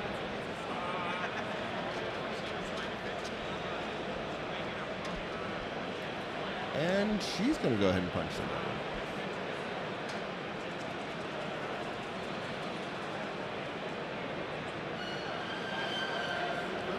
too bad of a defensive roll there by 3 blocks overall. See 2 crits in there. The 3 blocks go away, but overall that is a 4 down the tree attack. That is solid. Whoever you want. I don't care. All right, so Aubrey's going to jump in. Just got a rotating seat of co-hosts, it looks like, to start the day. Hello there. I've had multiple. Man, you went a little too loud into that one. So, yeah, I had a rotating host. I had Izzy, and then I also had Omnis, and now you. So all sorts of people stopping by saying hi. Yeah. How's this game going, Todd? Going good. Donovan's basically won the first struggle. Patrick is holding down the center two pretty well, though, to start here. So Patrick's doing a pretty great job taking this one right now. It looks like he's kind of getting into a pretty decent position. Right there, Zero, he spent momentum using Hera's ability because he just Shatterpointed Hera to kind of get her into a position. Basically put an attack, it looks like, into Cassian there, pushing him kind of back to the top of the board. And now the only point that Donovan currently has is that back point on his side. Patrick has the center objective as well as the top one, where basically Chopper hasn't been doing a whole heck of a lot. He's just been sitting on that back point, but he was either in reserve until the last activation of Struggle 1, and then just attacking the Aqua Droids, and now he's back shuffled in and just chilling. Yeah, that is what. Ooh, I need to back away from No, the you're mic. fine. Ooh. Anyway, yeah, that's kind of what Chopper does sometimes. You know, that ability, is that one of ours? He's incognito. That's all. Just kind of chilling, hanging out. Ashiv, I need you to explain, what is this range 3 thing you're talking about? I don't understand that. And I think you, being a judge here, had a negative effect on Patrick because I don't believe he deployed his commandos at range 3 to start the game. Oh no, I'm infecting people. You I'm are. sorry. You're contagious. Oh no.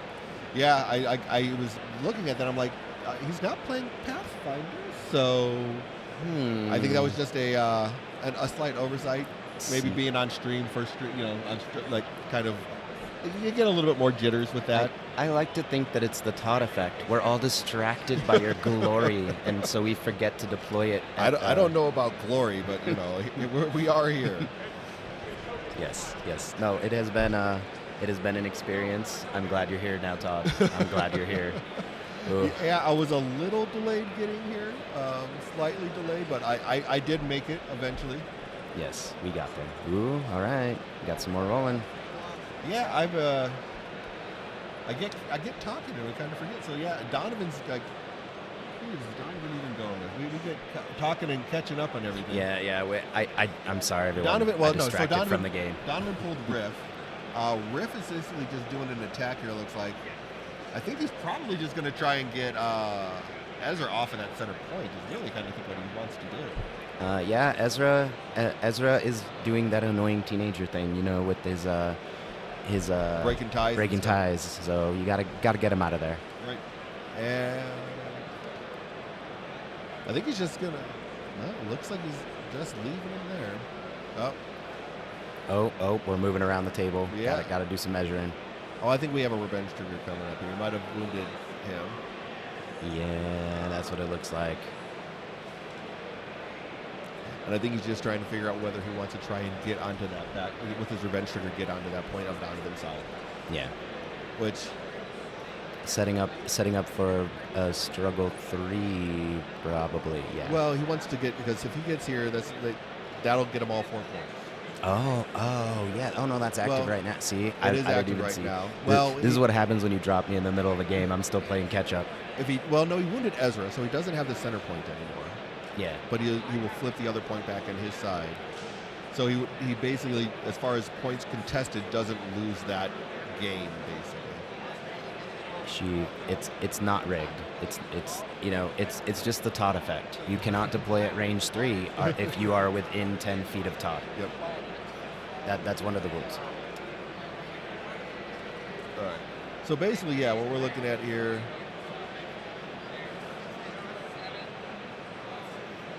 Also, everybody gets the con experience, Todd, behind us. You Right, forget yep. looking at our faces. You get to see all of the Oh, fun games happening. Is Huh? it not that? So I was been wrong this entire time. It wasn't the center objective. It was this objective, like on the bottom, that was must be the active one. Cheat, Aura. Yeah, that's me. It's all right, Chief. You missed me trying to cheat by shoving through a box yesterday. It's fine. It's So fine. Ezra gets pulled on Patrick's side, which is pretty interesting since Ezra's just going to wake right back. Yeah. I like to think that this is now a me effect. I'm sorry. Whenever you wound a key model, what is going to happen is your opponent will then flip that card immediately after. That's a me thing. Sorry. So everyone. more Aubrey cheat auras is what's going on, from what Yeah. I'm understanding here. Yes.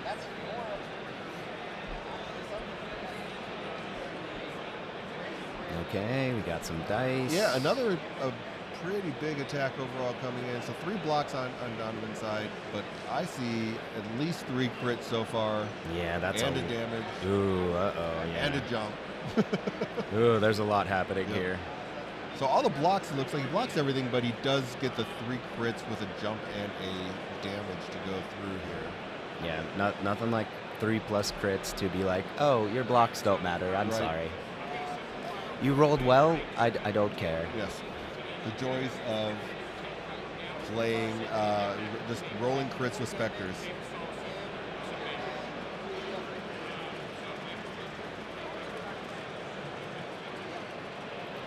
So not a whole lot of damage, but a lot. We're going to see a little bit of movement coming from this one. Yes. Looks like we're deciding what direction we're gonna go. Because there's a reposition in here and the jump.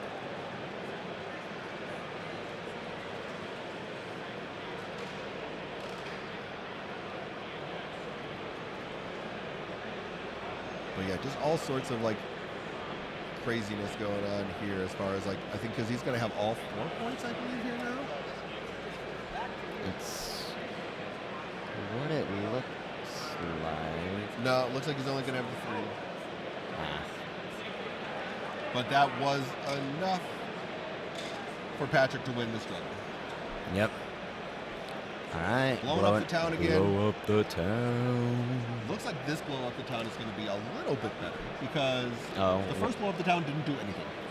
Wow. Oh, wait. Are you telling me that isn't a broken ability? Apparently, when you're rolling bad dice because of my bad dice aura. Ah, yes. Yep. A telestrator. Yes, I do need to sit there and probably get a upgrade to a stream deck or something. That is the next. Is finding new ways to improve this, Jeev. I definitely agree. Do you need? Are you just saying that I need to be more like the John Madden and just be able to start drawing pictures and stuff like that? I mean, that would be fun. I would enjoy that. I'm not sure you should give me that power. No. But See, the thing is I've learned from other streamers that have people like Dallas Kemp. When he gets around things that he can use to draw, you just lose control of it. And you and Dallas Kemp are very similar in a lot of ways, where I don't think I would want to allow that to happen. So no, I would keep it on my side of the computer, so that you couldn't play with it, because we would not get any work done. hey, the pigeon can drive the bus sometimes, Todd. It's okay. You didn't crash it. Yeah. You it swerved a lot, but you did not crash it. That's Yes. that was fantastic. Yes, Chief. ¿Por qué no los dos? So you're saying I need 2 telestrators, one for Aubrey, but I just turn it off, and he can draw, but doesn't see anything. Oh yeah. I can be like, old school second player where I have a controller, but it's not plugged in, and I'll just play along with you, Todd. There you go. That'll work. Just like your little sibling back in the day. Here you go. You can be Tails. Yep. That's probably what's going to happen there. All right, so I think they're. Looks like we've figured out which objectives are going to be active here. So it looks like the 2 center objectives And then is it the top right? Yeah, top right from our orientation, looks like. Yeah, so Donovan started off pretty fast there and just basically took, he scored 3 on that first objective. We are going. All right, but now here comes Kanan. Ooh, let's go. So, and I'm not sure who set up the all of the tables here, but one of the tables I've already been told was turned sideways in these routes. And what did I say, Todd? I double checked because multiple tables were actually, the mats were turned the wrong way, and I checked every table that had a table marker on it because we only had 21 tables. Then 2 more players showed up this morning, and I threw out a 22 table. Did I double check the bonus area table, the free play zone? No, because it was the free play area. You can't find good help these days. Well, you get what you paid for, Todd. You get what you paid for. That is probably true. All right. So Kanan moving forward onto that center point. Yep, Kanan doing Kanan things. And we're going to see some dice. Dun, dun, dun. And I have to fix this camera. It's driving me crazy because it's upside down. So Oh, the dice, is that what the happened? dice that are I've getting... been going insane. I'm like, why does... Okay, thank you for explaining, Todd, because I'm like, why does the... I'm confused as to what's happening. So Donovan with 3 blocks again. He's been rolling consistently 3 blocks, but again, we have 2 crits and a hit going through. Yeah. Yeah, reminder everyone, the streaming got set up this morning, which is not our preferred way. We are doing a live fire testing of the stream. Right, so. yeah. Unfortunately, I wouldn't say unfortunately, I am a federal employee. I'm, during the shutdown, have to work and I'm not allowed to take leave, so my leave got canceled. I luckily have Fridays off all the time, so I was able to, as soon as I got off work yesterday, got in the car and picked up the 2 other helpers that we have and drove here, got in at 10:30 last night, and then of course didn't have everything to set up. I didn't send everything up to set up the stream for you guys because my laptop was still at home with me. So yeah, Because you still needed to work on things. Yep. Yeah, and I like, even though I thought about everything, I usually bring my laptop. Didn't bring my laptop, so I couldn't even set it up. But it's all right. Yeah, it's all right. We got there. I actually rotated this table 90 degrees. I don't know if you to have it set up this way. I didn't set that table. That was Omnis set that table up. No, I'm saying the entire table. Oh. It was this way, and then I switched to turn this way. Oh, you did. You did indeed. That actually makes sense, Todd. Yeah. That's a good call. I'm glad you thought of that. So yeah, it's going well. All right. So we have. What do we see here? So basically scoring one. It's still on Donovan's side. And so he's in good shape. He pulls the Aqua drones here. So an interesting pull for Donovan. Because waking them back up puts 2 bodies on. But Yes, Jason. We absolutely can blame Omnis. the problem here is the Aqua droids have 2 wounds on them. He wakes them up, he can move them, take the points, Oh, yeah. but then they're leaving the board. And then they leave the board. Ooh, this is going to be a tough call. It is I don't know if he wants to wait on that. Yeah, he's going to wait on that. Yeah, he's reserving. That makes sense. And he gets Shatterpoint. Oh, okay. Which I think is pretty ideal for him. Are you ready, Todd? I'm on the screen. It's Shatterpoint time. Yep. I avoided a couple of those, but didn't avoid that one. Yeah, Jason, actually, if you guys like the table, then I was definitely in charge of all of the table setups. If you don't like the table, then it's Omnis's fault. Actually, I know Omnis did set up this layout, and this does look like an Omnis layout because he likes to have like the tall buildings kind of separated from themselves and everything. Yes. So is he Shatterpointing Bayesian Truth? I think that's who he's Shatterpointing. That's what it looks like. I mean, that's an excellent Shatterpoint target. It is. Yeah, no, Omnis did a great job on this setup. I do like it. I did an excellent job supervising them. Yeah. I mean, Donovan for everything is played fantastic. He's like 15. Yeah. Like his poise that he's had through some of these, like he's had some dice rolls that just really didn't go his way, and was still able to hold on tight. All right, so there's a move there, basically to get onto that back point on Patrick's side. Yeah, he's definitely playing better than me. That's for sure. Not that that's too hard. I'm good at talking, not good at playing. Right. No, I'm right there with you. There's a reason why I'm sitting behind the camera. All right, so looks like we got the attack to start with Baze. And we're gonna see a lot of dice here. Yeah. There's 3 fails in that roll for that defense roll for Patrick. That's not what he wanted to see with just one expertise and one block. That's not. Looks like what, 5 successes there? So 3 blocks because overall, so only 2 down the tree. Yeah. No. All right. Yeah. Both rolls were kind of a little rough on this one. Yep. But that's enough to get the shove that he needs to get him off of the point. I think was ideally what he was looking for.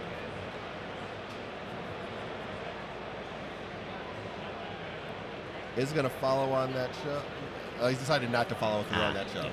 Nah, I think he's in a good spot. He's blocking that ingress point, and he's where he wants to be. Yeah, exactly. And I think he's just looking now where he wants to go with Chirrut. Right. Is there? Trying to see who's in range. Other than Kanan and. Yeah, it might just be an attack and a Kanan. Yeah, because it's not worth going into the Aquas. Nah, they're going off anyway. Or Ooh, no. look at that dice. Look at that dice. Again, pretty heavy. 4 fails and 2 blocks. No expertise this time. Ooh. On the defensive side, so it's not ideal. But there's this one's going to be a much more significant attack because there's 4 crits in there.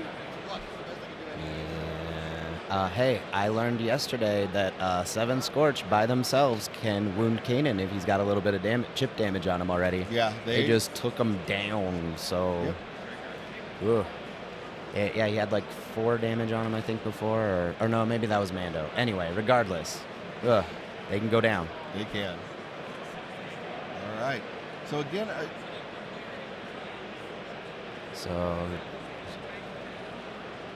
looking pretty promising for Donovan here because he flips that point.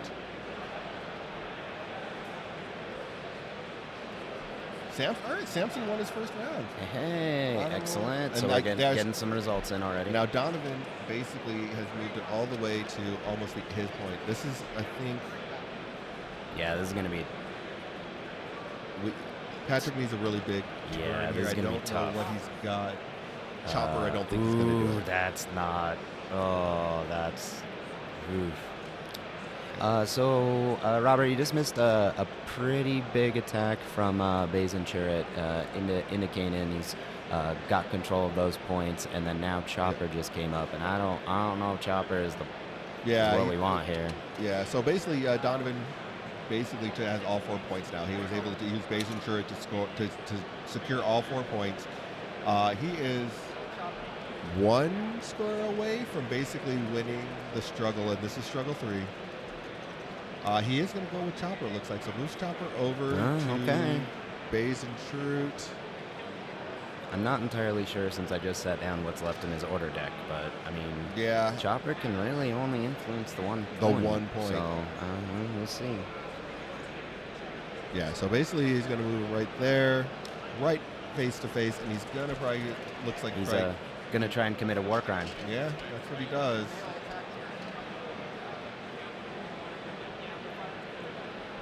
Just bringing up the results of round 1, see what we've got going on so far. Trying to get it to load, but not the best defensive roll for Donovan here. Only 2 blocks. Because I mean, if you can get a wound with him here, that's influencing 2. Or wounding 2 people on 2 different points. Oh, hey, Bob. I should have realized. Bob, Robert. All right. How you doing? No, Bob. Apparently, Bob wasn't able to. Man, we got all this Phoenix people just in here hanging out, chatting today. I love Yeah, what's up, everybody? Oh, looks like Matt Booker lost round 1.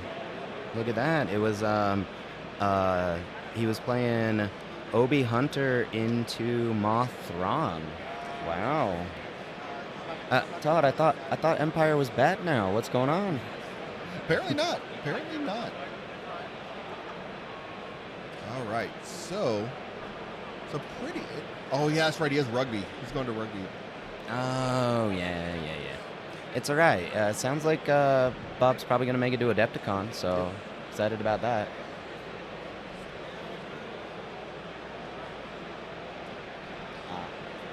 Yep, okay. But yeah, overall, I mean, so this might have been if he got the wound here.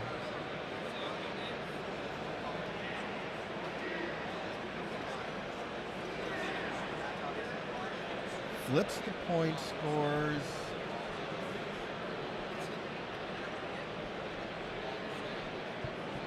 And so he flips the 1 point.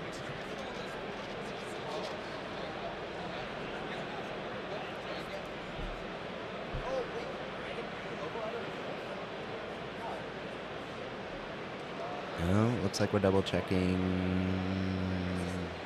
Can't see what ability we're double checking. Probably a revenge trigger, presumably. No, I think it's putting something into reserve even though you had something else in reserve. Oh. Because of no Sarai. Oh, yeah, no Sarai's ability. Yeah. Never mind, my bad. Yep. And basically pulls the shirt right back up. Wow. Oh, that's I don't know. That's Gross. oh, wow. Yeah, so Baze and Churrit basically being able to wake back up, I think he's going to win this one right here. So Hellboy, this is still round 1. We're getting close to the end, and there's going to be 3 more rounds today, and then the 5th round we are going to start off tomorrow. So Saturday. Oh, and there's the handshake, guys. Yeah, there's the handshake. That was what I was kind of expecting. It's Baze and Churrit. Baze and Churrit. That pull is just boof on the spot. Them coming up, being able to sit there and do it. So that's a struggle 3 that goes to Donovan. Donovan ends up pulling this one out 2-1. Yes. This was a well-played match by both players, so yes. It was fantastic. Yes. Excellent play for round 1. Yep, so fantastic day. All right, you want to talk for a little while, and then you go take a break. I will continue telling everybody what I was saying. So, since the round just ended, I'm going to talk about the schedule for everyone. So, what we got going on is today we will have the first 4 rounds of the GTs. We are coming towards the last 30-ish minutes or so of round 1. Then we'll have round 2. There will be a lunch break after that. And then we'll play rounds 3 and 4. Then tomorrow, Saturday, we're going to finish off the 5th round of the event because we're never going to make you all play 5 rounds in one day ever again. That was awful. And then we're going to take a pause for a 3-mirror event, give everybody a palate cleanser, so to speak. And then we will come back for a team event, and the top 8 will be on Sunday. So the top 8 players will be playing their 3 rounds at the same time as the team event on Sunday. So you will want to stay tuned for that. I mean, we will of course be doing 3-mirror on Saturday, but we're trying to give the players a break so that they're nice and fresh for their events. We don't want to stress everybody out. Last LVO playing all of the rounds in one day was it was a tough experience on everyone. Frankly, it was tough on the judges, tough on the players, and so that's the plan.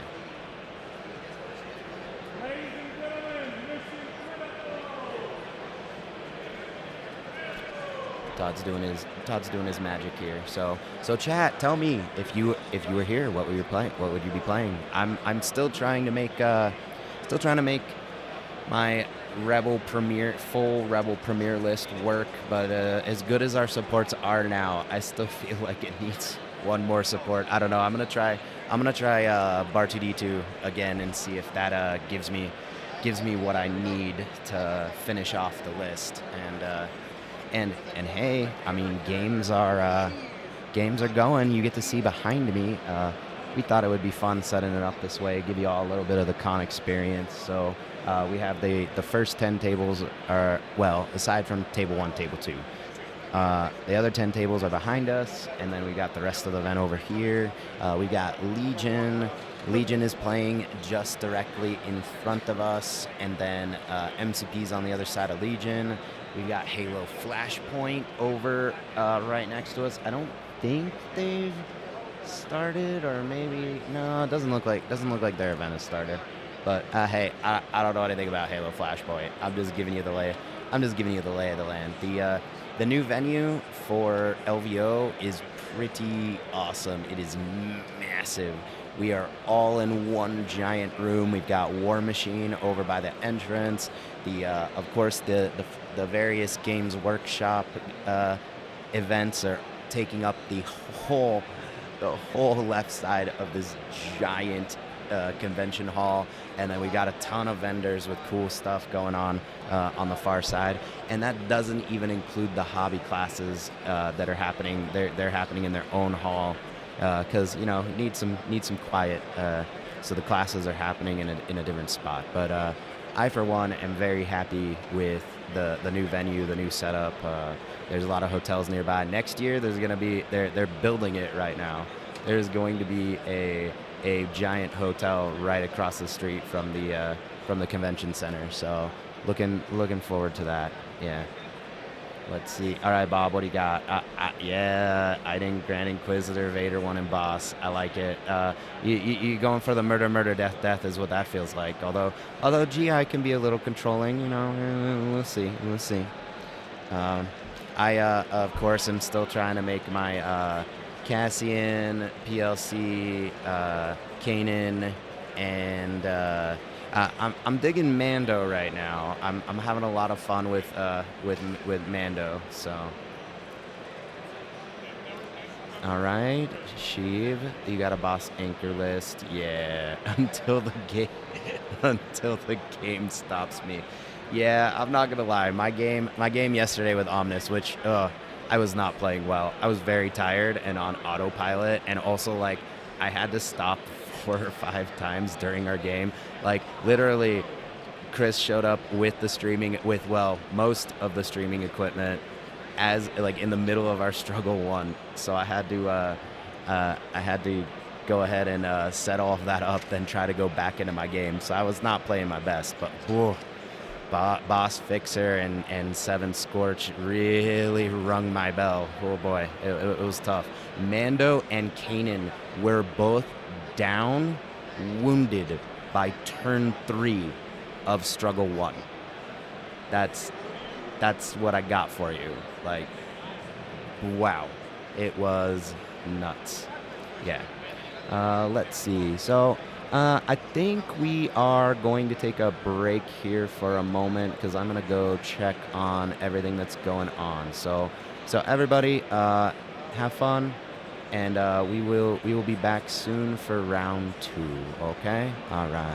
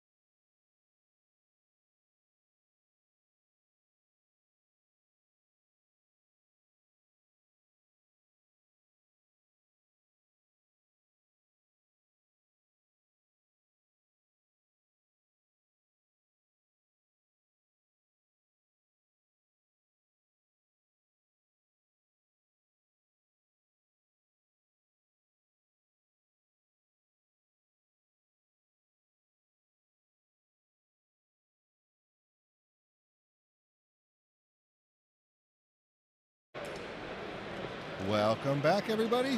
We are getting ready for round 2 of the LVO GT, the Swiss rounds here. We have Nick and Andrew, both actually Arizona players. They traveled all the way to Vegas just to play one another. And let me pull up their list. This is going to be an interesting round, I think. Because they are both, well, Nick's playing something pretty fun. He is playing Leia. He's playing Ewoks.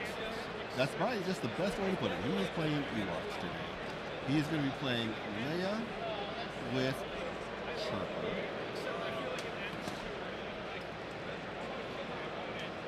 Let me pull.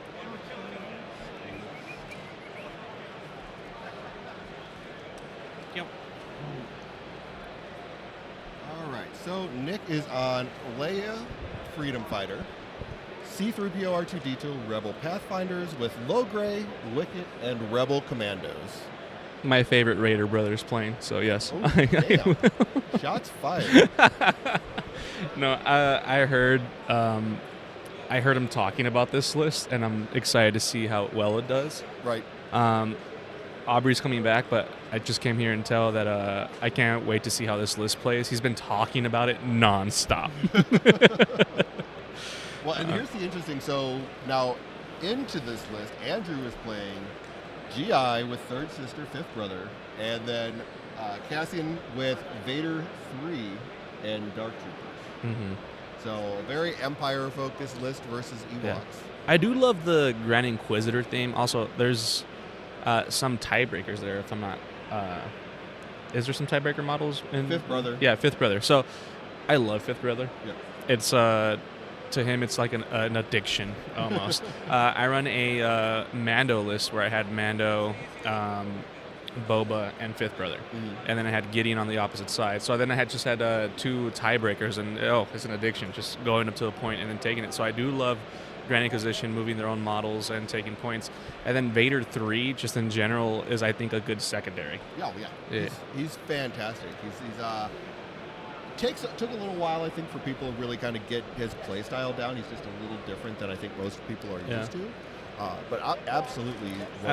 Yeah, I mean, out of that box, specifically between the Ahsoka Fulcrum and the Vader 3, I think Vader was the better model. No shade to the new Ahsoka players or anything like that, but it's, that him just being a secondary makes it a lot of fun. It does help. Being able to have him in there in the 5 cost. And like I said, I think it took a little bit of just finding out his kit, like figuring out his kit for the players and everything. I think Ahsoka still has a place. Like, I think just to me was since I was trying her with Mando synergies, and because what you can end up doing is running Ahsoka, Sabine, and then whatever your favorite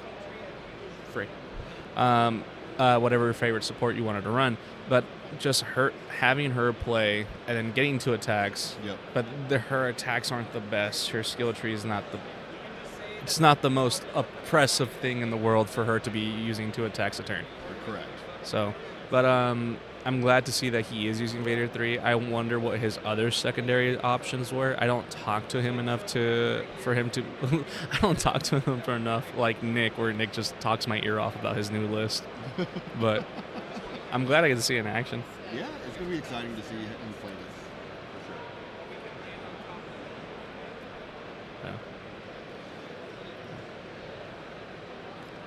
But yeah, should be interesting to see. And you guys did move the terrain for the table, right? Omnis came in and played around with it a little bit. I see. Yeah, he wanted to move stuff around and have fun with it. So yeah, he just loves coming over and playing. He does. He touches everything and anyone. It's so weird.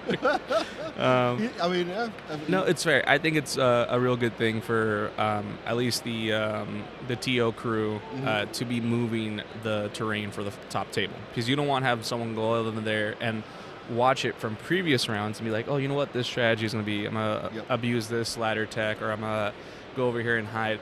It's good to change it up so that once you get to the table, it is a brand new table. Without a doubt. Yeah. Without a doubt. So yeah, I mean, should be pretty good here. I'm excited to see how this all plays out and how everything goes. But they're kind of just getting shuffled up, kind of figuring out what they're going to do, getting settled in. We're going to start the round here pretty soon. Yeah, let me put a timer on my own phone. There you go.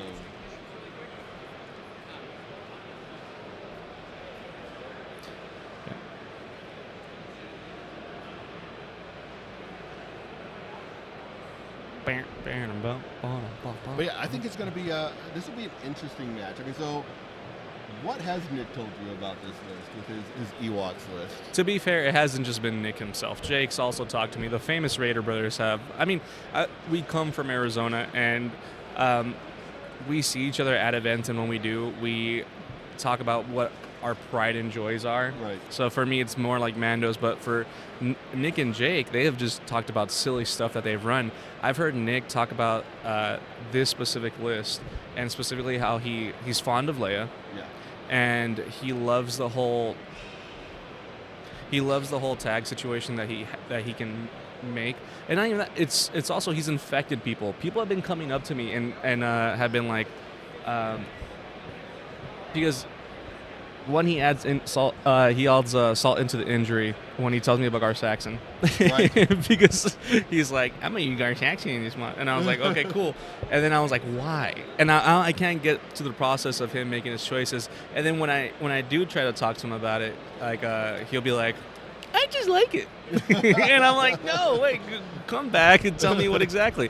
I know if you get a focus action with Gar, like you can pass out a hunker, and then he gets his, I like his attack with Gar where it's a range 5, ignore cover. Right. And I think that's amazing. But it's so weird for me to be like, why are you going to splash that Mandalorian secondary and benefit from what? Like, what are you doing? This is a stationary sniper that I don't think you can advance. And so that's what I'm saying. I'm excited to see it. All he's been doing is giving me adjectives. He hasn't given me anything. He's not playing that. He's not playing the... No, so it's just like, I ask him, he gives me adjectives. So it's just like... He's pretty cagey with his tech. It's like he's like, oh, just wait until you see it. Yeah, like, I'm just like, oh, you tease. That's how it was even at LVO or not LVO, but at Adepticon when he was playing there, where his brother was doing commentary at the time, and his brother's just like, well, I don't want to give it away before he starts playing. So it's like, they're just super cagey with like all of the information that they have. So it's pretty funny. So it looks like they're getting ready to sit there and do a little bit of deployment. So we'll sit there and send it over to... They're playing in shifting? Yeah, it looks like shifting again on the stream table. Yeah, I talked about it when you disappeared, but shifting has made a comeback. Yeah, without into a this doubt. community, and I'm here for it. If I'm being honest with you, I love going back to the mission that released with the core box that we all got to learn the game around. I'm tired of passing away and on sabotage. Yes, Jake. Your brother is here. Yes, he is here. He will be on the right side of your screen. So Andrew now is deploying on the left side. Looks like your brother with his very cool bases that he has. I know you guys can't see it, but he has some pretty cool bases.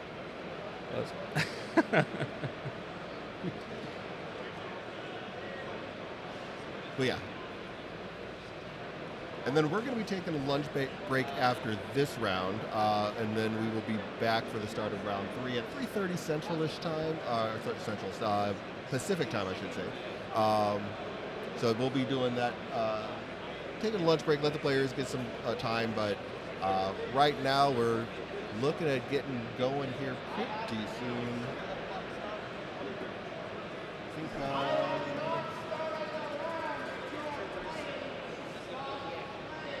Oh, we had some eager players. I guess so. I don't know why I didn't start the round yet. All right. So round has not quite started yet. Dude, we haven't started the round, right? You can. Okay, but people are playing. Okay. All right, so are you starting a timer and did we Are roll you starting dice? it? Yeah. No. Hold on. Go back down. We gotta add time too, remember? Variable time. Yep. There you go. It's There you started. go. Okay. All right. So now the round has started. We started the clock.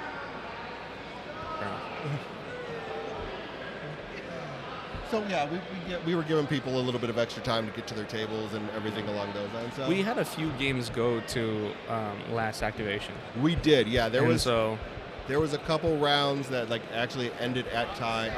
Two matches that ended at time. So luckily they actually on their last activation both won.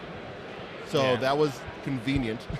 it was, and like some of them, I think one table specifically had last activation, and it was still the second struggle. Right. And so then it went to wounds, and I was like, oh, that's the worst. And then I think it was the differential was 1 wound, Okay. and I was like, oh my. It is painful to see winning by tiebreakers, because at that point the game can be so interesting and it can be decided by a single die roll. Yep. And just having it end that way is very heartbreaking. Well, I think people probably need to.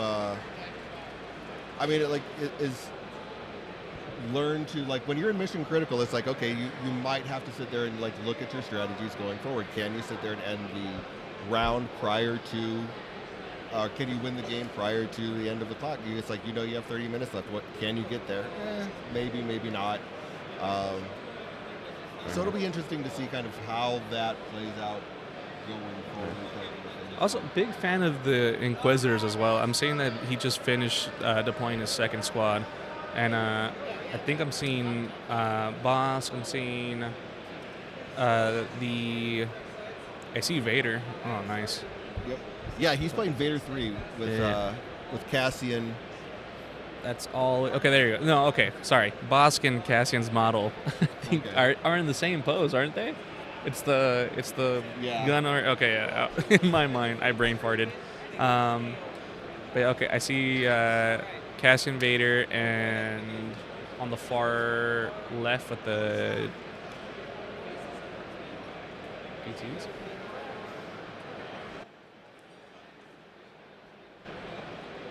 There you go. All right. And then we have Nick.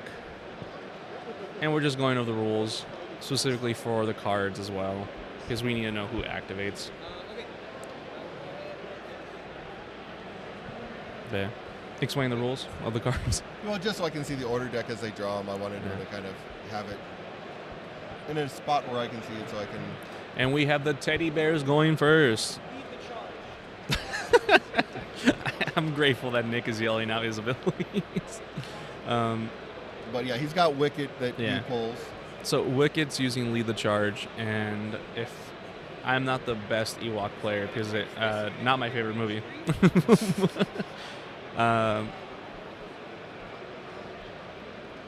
But he is analyzing that left side of the board. It looks like he is trying to at least advance someone and get onto a ladder and hopefully gain some more movement. But lead the charge at the start of this unit's activation. Choose an enemy character in line of sight and an allied Ewok supporting unit within 3. Each character in this unit and each character in the chosen allied unit may dash toward the chosen enemy character. So we get some. That's a lot of free movement. Yeah, that is a lot of free movement. Yeah, and that's kind of what the Ewoks are all about. Is like that swarming movement that they get. So I think that's what we're going to see with Nick. He likes to get a little cerebral with it all. Yeah. One hint that he has dropped is that he values movement above all else. This is Nick's, I would say, almost signature playstyle. He loves free movement, and I think in this game specifically, having Wicket that could move at least 2 models. Yeah, it's rough. You can't really beat it, but you can beat it with physical force and violence. That's about it. But it looks like he chose. Oh, that's a beautiful water base. I'm not sure if the camera can capture that, but it looks like his Pathfinder. Yeah, it looks like his Pathfinder. I saw this. I think he showed it to me last event. But yeah, resin. Yeah, it's resin. It is a resin. So he paints it blue. Yeah, and then the resin on top. And then he does the resin on top and like cures it to give it like a very water feel. Yeah, what I ended up doing for my Mandos was I painted my base and then did a same thing with the resin, but made it more splashy. Mm-hmm. All right. So he's going to use this defensive maneuver and basically kind of bring. Well, it's hunting horn, but it's defensive maneuver, basically. Yeah, flavor text. Yeah. But Yeah. So still measuring, Oh, still wait. wanting. No, I'm sorry. I was wrong. It's No. not defensive maneuver. So basically, we were not paying attention. He ended up putting Wicket into reserve and went with Leia. Oh yes, you are correct. Okay, we saw Wicked and we got excited and we started talking about him. No, he looks like he put Leia, advances. The One Rebel Alliance the character. One Rebel Alliance character, and then now she's advancing defensive maneuver into position. It seems. Yes. Still gets a lot of movement. I mean, even like jeez. has Wicket in reserve to do more movement later. Yeah. Well, it's basically a counter drop. Like, cool, I have my character that can move two other characters onto whatever point I desire. Right. But first, I'm gonna go with my other primary, or with one of my primaries, and advance someone, and then defensively maneuver myself into at least a good spot. Which I'm assuming if I looked over in our overhead cam. Well, So he's got, yeah. So he put his. She's right there. Okay. so Nick, or not Nick, but Andrew pulls GI right off the hood. So Grand Inquisitor right off the rip. Can move stuff forward. I don't think he's going to have the movement on that from where he's at to really get up to challenge those points where the center point for sure. He's just not really in a good spot to get there. But can potentially move up to take that bottom point. But Nick having 3 points controlled already to those 2 center points. Yeah, the 2 center points are really well. But the thing here is that the GI can activate and probably take that side. But the problem is that Wicked can counter it fairly easy. And the tough thing is going with your primary, at least this early, is kind of sad. Your only other option would be for Shatterpoint. But if I'm thinking clearly, maybe I think he's measuring Vader 3. He's going to send Vader 3 in. It looks like he's putting a small measurement tool and advancing him closer to maybe that ingress point, but it looks like he can't clear it still. Yeah, because props for having Vader 3. He is also Inquisitorius. Yes, he is. He's an Inquisitor. So, and because he famously is designed after the Rebel show. And he comes in a box where you can have 2 different helmet options, which I liked a lot. Which I wish I knew about because I damaged my own Vader 2 helmet and didn't know this was coming out. But looks like he did pick Vader 3 to advance. Yep, with that, we know, you know who we are. Yeah, you know who we are. Then he's going for advance. And looks like he is going to try to secure that front middle point. So he dashes. He dashes himself and Vader. Yeah. So now he can do a move action, which will get, if he wants to get that move action, can get him all the way up and won't be able to climb to the point. It's rough because you kind of want an attack action, but it's what you're limited to, especially with most of your team being melee, I believe. Like, he has 3 models on the board. Well, Grand Inquisitor now has does have a range on his Form 2 side. So at least he has a range, but he's gonna try to at least hit the trooper that's on, not the trooper, but he's gonna try to hit the units on top of that bridge. Correct. And perhaps go down far enough in his skill tree. It's really difficult because now it's more about being within, but also I think he has to think about being able to get to that point. Because if not, due to elevation and how points work, if the point is on the same elevation, he could just move up the character and take it, even though he's still within 2 of it, but he can easily lose it. Very easily, yes. So yeah, he will be within 2 to grab the point now. That will give him basically 2 points to start, but Nick's still going to have 3 going into his next activation, where if he gets the right draw, he can potentially take 4 points right off the rim on his first score. Yeah. Nick's in a very comfortable position right now, especially with Wicket being in his reserve, where I think this die roll will probably decide if GI's activation was probably not as strong as it could have been.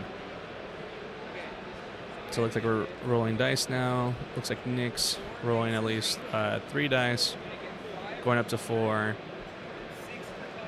And then, oh my lord, so Nick's adding his dice.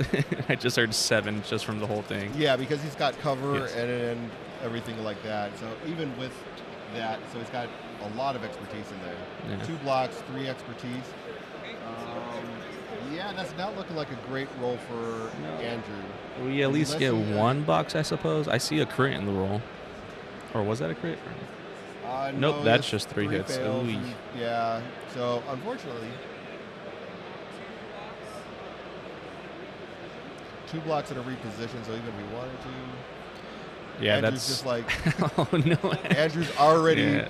Yeah, No. no, Andrew's already a little disappointed with that roll. Yeah, it's tough, especially throwing out the random 5 die. So Like here's the worst part about it.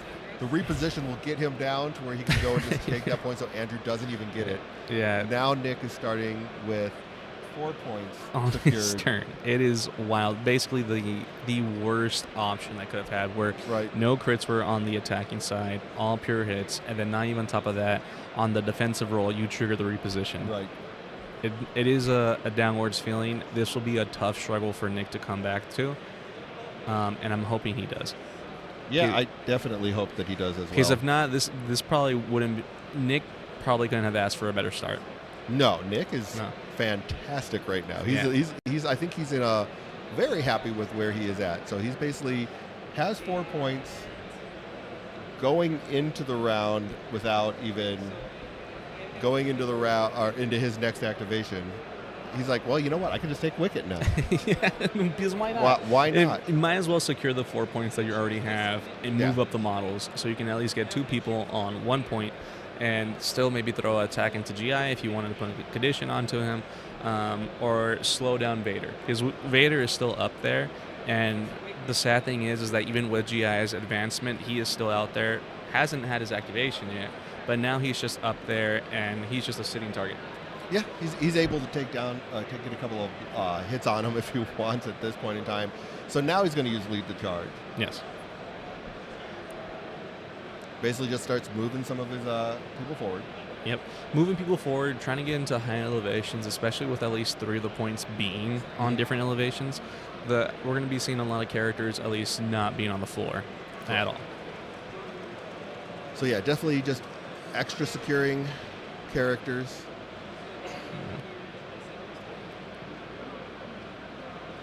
And yeah, just a movement, get up there, get on the ladder as well. So Yeah. basically now Well, you have 2 bodies on Yeah. point. Well, movement off the highest elevation into the ladder to get further, Yes. which in this game is very unique, just because if you find yourself in a short movement, you can always just interact and you can get further away with the ingress point.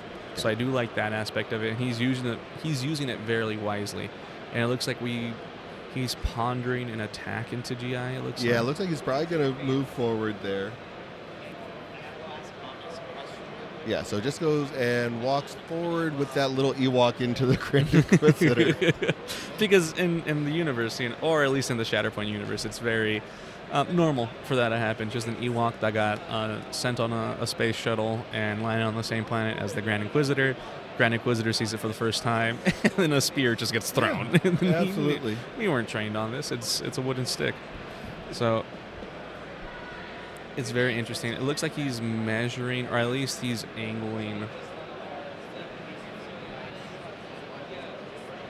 Oh no, Todd left. There you go.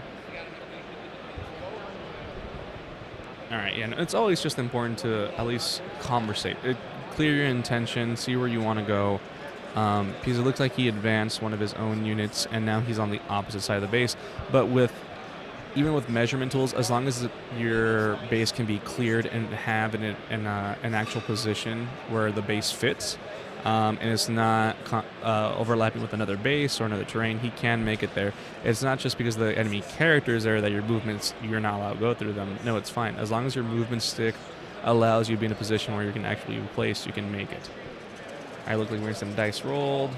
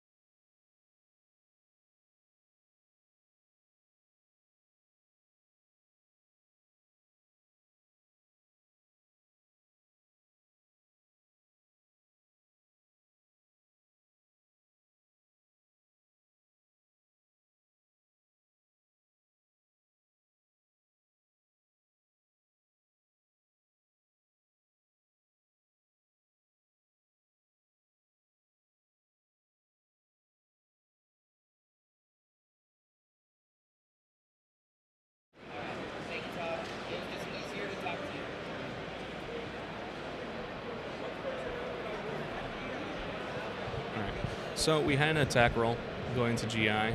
Nick rolled like a god. But if I'm understanding, 4 blocks, so I think not enough went through, but Nick still ended up scoring 4. Yeah, I mean, he already had the 4 to begin with.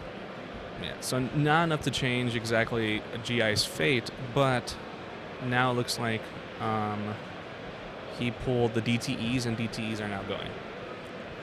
No, just Dark Troopers. Did he pull DTE or Dark Troopers? No, Dark Trooper, sorry. Okay. No. Yeah. So Dark Troopers coming up. I mean, that's a good call, maybe. It's going to be difficult here to get like everybody up that they're going to need up. It is a slow process, but it's a process that has to start because you really want to at least start benefiting from handing out that string. Right. So the nice thing is like he can at least get that Dark Trooper on the top point contesting, and if he can get a shove, he can shove the Pathfinders off of the point there. Yeah, he left one Dark Trooper on the ground floor, and he has the other one contesting it with Leia. And Is that Leia up there? That's yeah, right. it's Leia. Isn't it Leia? Yes. Yes. So, wishful thinking, get a shove, and also shove up the top. But this is 2 attacks, and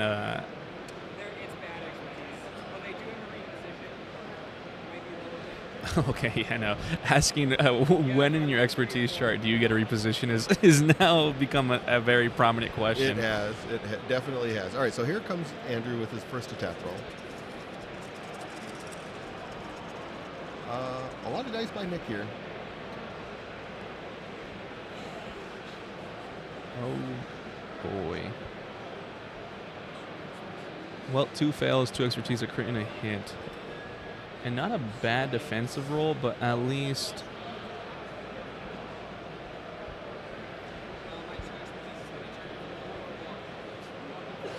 So 4 blocks, really just the crit going through. Oof. So he did get the damage in the shove. He so did. at least that ended up happening. And looks like the DT is going to follow up. This was the ground 1 attacking, I believe, the Commando. Yes. Yes. Ooh. Throwing tools. Andrew's already throwing range tools over. He's already here. raged. Yeah, he's his rage is just... He's just like, man, crazy. that first attack was horrible. I can't stand these tools. Yeah. No. So, yeah, no, at least we got the shove. It doesn't completely take it off, but he Yep. at least needed at least a couple more boxes to get the second shove, which probably would have done it. But, yeah, no, this is... Just one down the trees, like a little... It's rough. This is definitely an uphill climb for Andrew. Yep. But here comes the second attack. Yeah. So this comes the second attack, and I'm assuming this is going into Leia. And at least now she's rolling her actual defense dice without Without all the expertise. without the expertise. But again, 3 fails. Like Andrew's dice are just not being No. being very cooperative with him. No crits in this roll. It's 3 strikes. And of course, another Yep, reposition another off of his reposition. attack. This is, but where would Leia go? She's in a good spot. Her point is hers. As of right now, I think the question is, does Leia want to be safe from Vader 3? Right. I think he preferred just to not give up the point. It's because he's in such a good position. Right Yeah, now. he is very. If anything, perhaps repositioning it onto a point where you mess with an ingress. Right.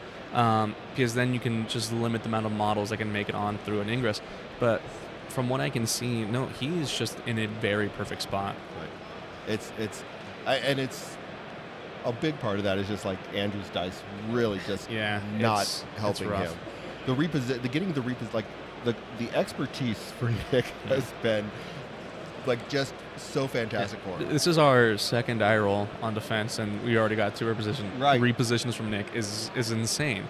And here's the thing: Nick does roll very well. Jake has told us much so Yes. since we've met him, but I hope that he doesn't use it all up now. Right. Because this is a good struggle 1, but we still have at least 2 more struggles to go. And even besides the point that Andrew did roll below average, he spent a force and then put his DTs onto the points. Right. So he still got onto the points regardless of dice. And that's a big way how you can look at this game, because you can't count on dice. No. And so here's the crazy part about it. Yeah, the dice do seem a little corrupted here. But so here's the crazy thing, like with especially like with Nick. So now the struggle tracker, of course, did not go past 0. Andrew got a momentum, but Nick still has 4 points. That's looking at. Yeah, if we look at it correctly, if he gets at least 2 wounds, I believe. Yeah. Yeah, 2 wounds and the struggle is his if Yeah. he maintains the 4 points. Or 1 wound and he flips the back point, which I don't think he can do at this point in time. But he did use Wicket and he pulled low gray. Yeah, here. he pulled low gray, and he's on the opposite side. Yeah, So that back, even though that back point is up for grabs, I don't think low gray is going to be the character to do so. No, but you're still, and I don't think low grade is somebody who's going to be getting you any type of wounds. But he doesn't need to really worry about that, so it's just going to be 2 struggles. Oh, I am being informed by Jake that it's not it's not that he's using up his leg, it's the way he flicks his wrist. It's on the wrist.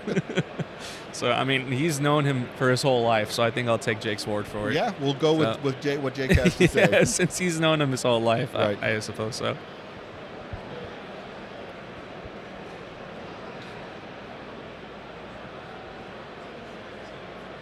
Yeah, and I can see Nick just eyeing that back point. He really wants to close this out, and smart of him to do so as well.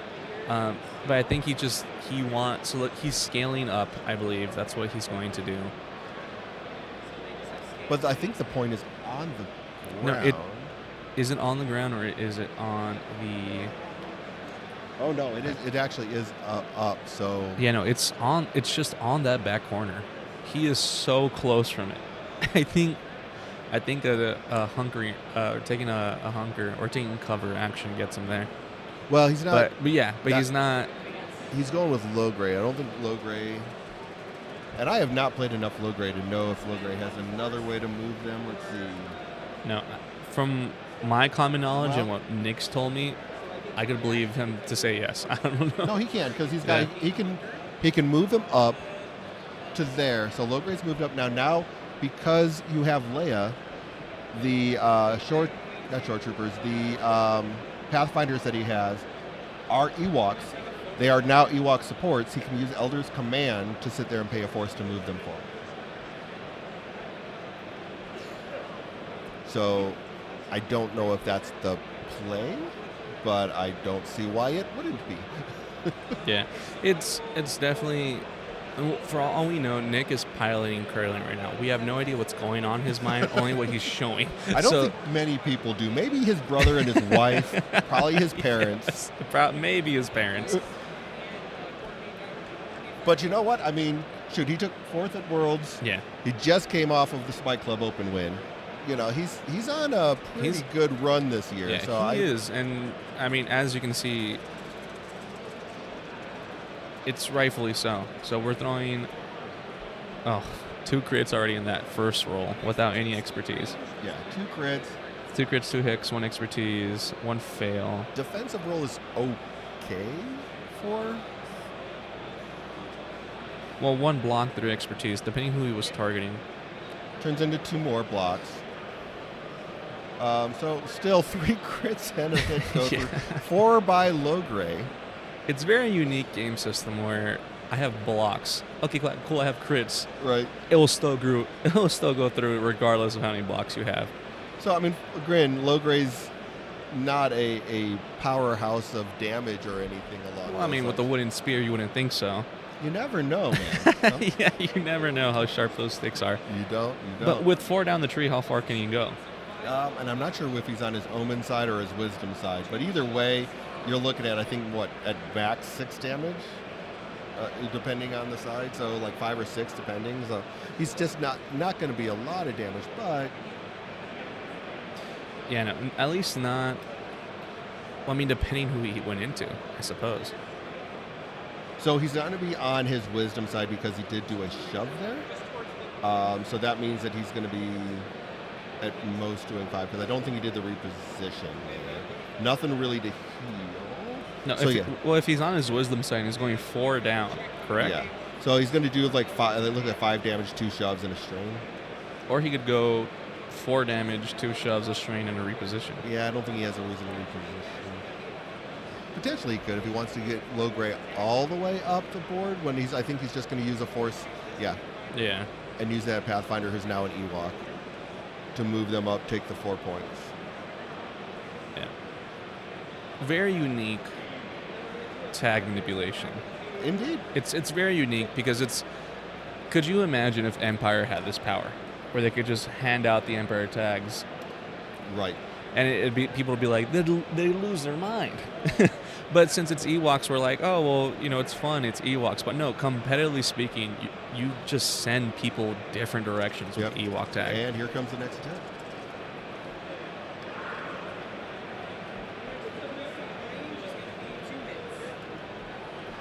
All right, so with the expertise, he's getting an extra 2 hits, a good block roll from. Yeah. So just 2 down the tree. Okay, that's fair. Just 2 crits. Just doing a total of 3 damage there.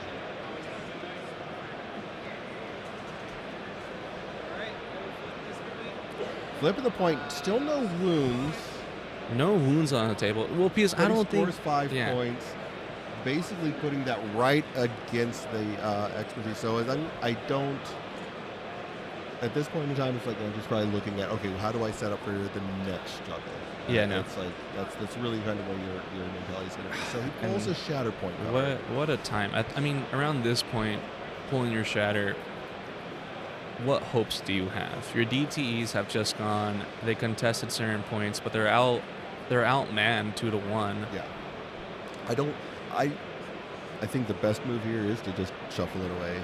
If I'm being honest, yes. I think, but unless there's a way to sit there and put yourself in a position where you have more points, because you're really just what you're looking for is to have the most movement possible to sit there and try and be on whatever potential the hotspots are for points. And I think that's like so. I know that's kind of where he's looking at is like, what is the best bet? Can I optimize this the most or not?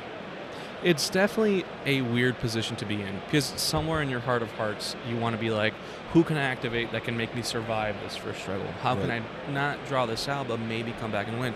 But there's also that inkling in your mind that says, I should probably start setting myself up for struggle 2. Right. And Shatterpoint is, or at least the choice of activating whatever unit you can does at least intrigue both of those ideas. So I can definitely see the hesitation of maybe even actually using the card instead of shuffling it. I mean, and he also only has 5 force. Yes, that is true. He only has 5 force. Oh my goodness. So, I mean, granted, GI's ability does allow force refresh. Carla, he is wandering around doing the TO stuff. He was here for the first round. He'll be back. So yeah, he did go ahead and shuffle away the Shatterpoint card, and it looks like he pulled Reva, so third sister. He will be back. I'm assuming he'll be back for the round 3 to sit there and come back and join us again. No, he was fun running around. He does that.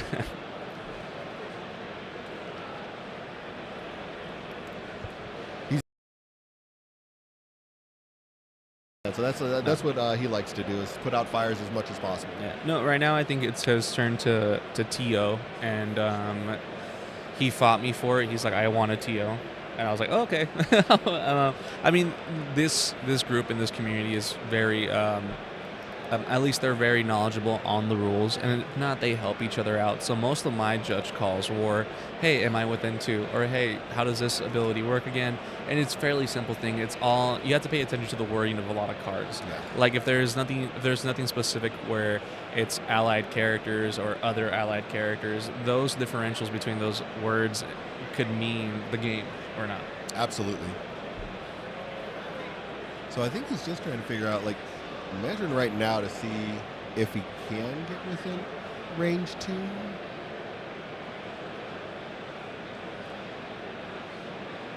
Yeah. Okay. It looks like a big point of interest. At least that center point. Yeah. And I'm assuming that Andrew wants to get on that ladder, or at least on the ingress point, and then place himself, but also still be within 2. Right. But if if Nick body blocked the ingress point, then it's really tough to get her up there. But judging by Andrew's movement tool and his hand motions, I don't think it's an option. Right. And I guess the bigger question is like, is that what you want to be? So, okay, he's going to move Vader forward again with Reva's ability. Which is a good option. You know, you want your heavy hitter to go get that force refresh from, and there he is. Yep. Ladies and gentlemen, he's landed.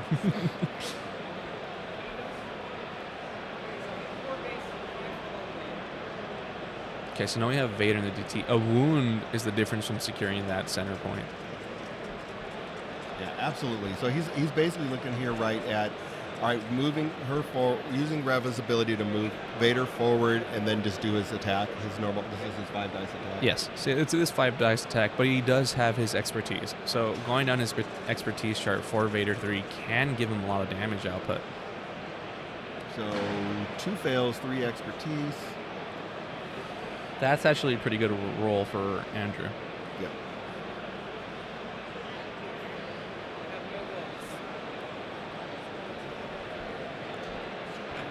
So a crit to a fail, but he has no blocks.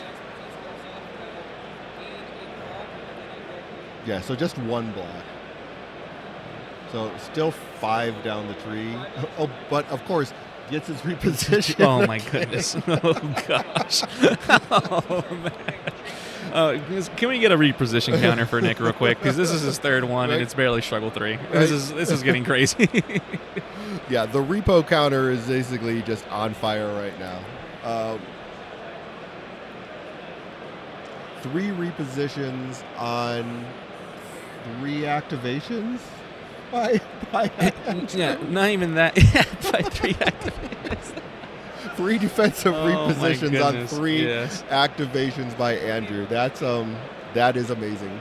That's amazing. And at that point, yes, perhaps struggle 1 might be lost, but you have to put your mind game, or at least you got to put your mind into the second struggle and at least get back from there. But putting somebody down, putting a support unit down, punishing them for being so far forward and taking those points is definitely a way to go. So he shoves that unit off the point. Still hasn't even done with Reva yet. Is the other thing. That's the joy of Reva is she can influence multiple points in a very meaningful way. Yeah. And then especially now, I mean, this is prime Reva. Like if the objective does not belong to her, she gets extra dice, correct? Correct. Yeah, so this is probably where she wants to be at. Now there's only 1 point to the 2 characters that are on that objective, so now he's swung at least 1 point. Depending where Reva goes, she could probably swing a second. Right. Or maybe that isn't Reva. I can't see the card from here. It might have been a Vader 3 that he pulled. No, it looks like Reva's card from here. Oh no, I think that might have been Vader 3. That is not Reva. Yeah, that's Vader 3. Was Vader 3. Oh, okay. Which makes sense. Okay, that makes sense. But Reva would have been a good play as well.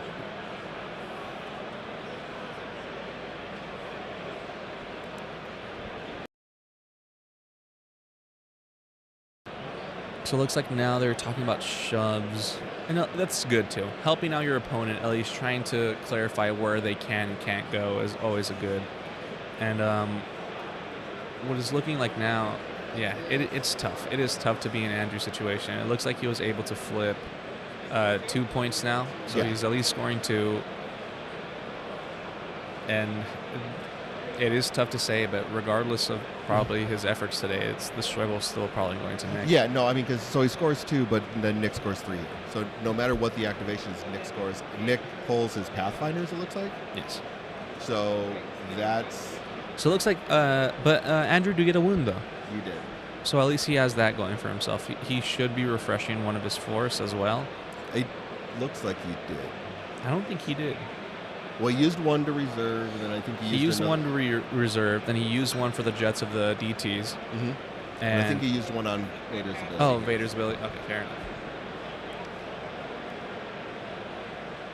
So he's back up to 3 force. Yeah, I mean, it's a small force pool. Having just 5, I mean, that's coming from a Mandalorian player. It is a very small force pool. You have to be very precise on how you use them. And going up against someone that can, going up with, I almost broke my neck listening to that judge call from over there. I was like, what? Who's calling me? But no, going against someone that has so much mobility, you have to be precise on how you use them. Yes, Andrew is on the left. All right, so Yes. Pathfinder's coming in. Looks like they're gonna be doing an attack here. And Nick's basically just, I don't even think he wants to do a wound. He probably just wants to do soften some people up. No, I think what he wants to do is put conditions. From where Nick pointed, I think one of the Pathfinders is going into GI. The other one is probably going into Vader 3. That's what I'm getting from it. Or at least that's what he's measuring from. Yes.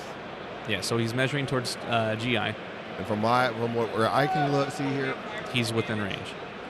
that he's going to coordinate fire 1 damage onto them as well, Okay. onto GI. Fair. GI is pretty close to going down at this point.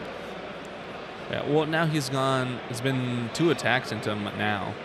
Right.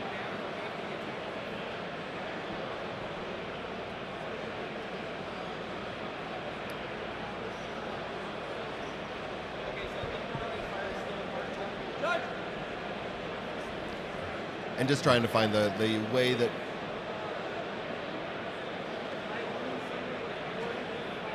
so he wounded okay. him with the coordinated fire. Ooh. He still has to, and I'm sure he's trying to figure out whether he can do the attack or not. Okay. Well, I mean, Because yeah, as speaking from rules, you can still target a wounded character. yeah, Correct? So Yes. he would still do the attack into them. Yes. And then from there, you're just fishing on conditions. At least the newest mission objective does matter how much damage is on a character, correct? Yeah. So that one, it does matter. But we're playing on yeah. shifting, so it doesn't. It's not going to matter here. But I think he's just fishing down his tree. That's what, and he's just trying to make sure. Yeah. I'm not sure if I need to jump in for this judge call here or not. All right, fair enough. I will talk to you guys all. Yes, Andrew Bufada is on the left. Nick Rader is on the right. Both Arizona locals, so it's nice to see. Like it's really nice to see, and it's sad to see them play each other. I really don't like pairing people that are from at least from the same local groups into each other, because you guys play each other. Imagine traveling far away, and your first round and second round are all people you played at your local stop. It's fun to play new players. It's fun to get new experiences, at least get a taste of that different sections meta. It's always nice and interesting to see. But as of right now, we have a lot of Arizonan players, and due to that fact, it will probably happen where we get matched into each other. And it's a sad fact, but it's sad because it's at a competitive level. So it's always sad to see. But it's just a testament to their might. They are very good players. Nick and Andrew are very good players. If anything, now it's just Nick's dice have been incredible. He's gotten 3 repositions and it's still the first struggle, and they've all been defensively. It's crazy to see, and Andrew has just been giving him opportunity, and he hasn't exactly been doing the damage to do so. He's been rolling dice and gotten 3 successes, 2 fails, 3 fails, 2 successes. It's really the opportunity that he prevents to Nick to benefit from. And as an Empireless, especially with GI and Cassian does provide at least some mobility, but you're kind of banking on Vader 3, GI, and your Inquisitors, and plus your DTs to help you somewhat play aggressively and oppressively. You want to bet. How did Nick do? Nick won round 1. So this is round 2. He's currently 1-0. He's doing fine. Nick did play on a table that Omnis recorded on, so look forward to that. Omnis will then later release videos of players that are playing today, and Nick ended up playing on a recorded table. So you guys will probably see his game in the future, up to Omnis, depending how fast he edits the video. But as of right now, Nick's crushing struggle 1. It is gross how fast he is struggling. And right now, at least there's been a judge call, and it started with wounding GI off a coordinated damage. How how beneficiary is that where you can get a wound just from that power alone? All right. So the biggest thing that they were looking at is because he was wounded by the coordinated fire. Yes. When does the revenge trigger happen? Does he do the attack and then the revenge trigger happen or not? The ruling that they're going to make basically in this one was that the attack has to be completed because that's the entire action. Yes. That has caused the effect. So that the effect that, yes, the coordinated fire was part of it, but and again, we're going to look up the ruling just to double check on that one. That's well, what whose revenge action was this? it would be Andrew's revenge because basically the coordinated fire putting the expose on there did the one damage that would wound him. And so what character would be attacking back? it wouldn't even be an attack back. It would just be Cassian's revenge. Oh, Cassian's revenge. Well, it all depends on what Cassian says. If it says an actual effect, then it does count. If it says an attack, it's just the effect resolving. Not then attack. it does count. The revenge trigger would go through. Yep. Whoa. Okay, Nick with the flick of the wrist. Oh my goodness. Jeez. Jake, what is wrong with your brother? Oh my gosh. Oh God. Nick getting a little too excited, flicking the wrist way too hard and moving our dice cam. Sorry folks, let us and everyone's shouting at him. Oh no. Oh my goodness.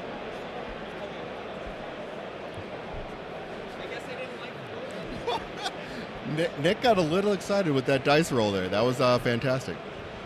Yeah, that was like everyone yelled at him as and then he acted like we were the cops. He put his hands up. He was like, I don't know what I did. I'm sorry.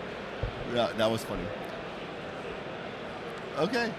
So an attack was thrown. Looks like he's going, one down the tree? Yeah, Two so down the attack tree. was Two thrown down into the the tree. DTs. Yeah. And their defense expertise are not what they used to be. I still think they're a very fair model.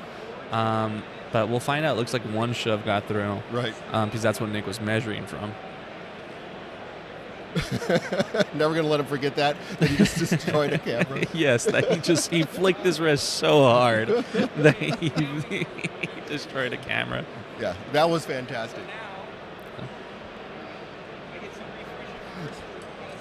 So refreshing is force for causing a wound? Yeah, so I think Nick is just playing off of the fact that you have no idea what my list actually does. Yeah. So I'm going to say things and hope that you don't actually check up on what I'm doing. I think that's what's really going on here. Yes, I think so.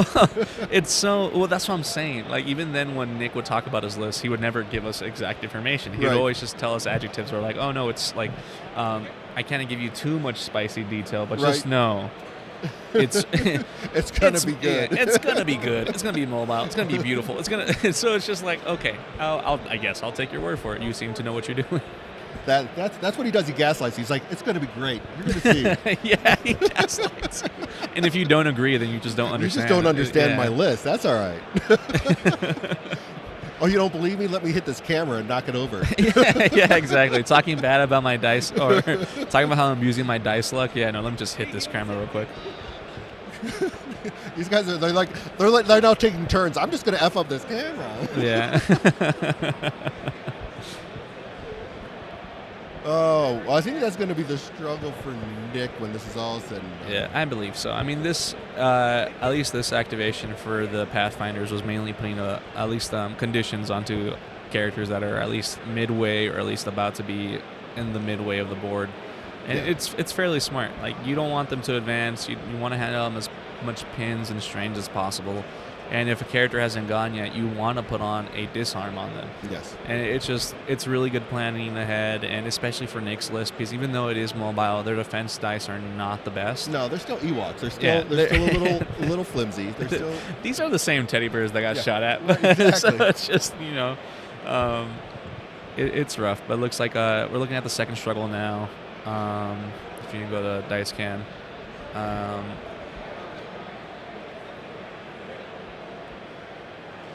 So it looks like we have the three objectives. This is all up to Andrew which one he wants. It looks like he wants... Yeah, the one on the left side. So basically it's going to be the two closest to us. Yes. On the Nick and on Andrew's side in the Yes. top middle. Is Well, what we're it's looking fair. at. He has GI and he has Fifth Brother already on that back objective over there, and even with that one Pathfinder up there, it's his. Yeah. Yeah, Fifth Brother is probably one of my favorite models. I mean, his base and his kit alone comes with a terrain piece he's slashed. I think that's awesome, but also just the fact that he can do tiebreakers. Right. That's amazing, and I like that about him.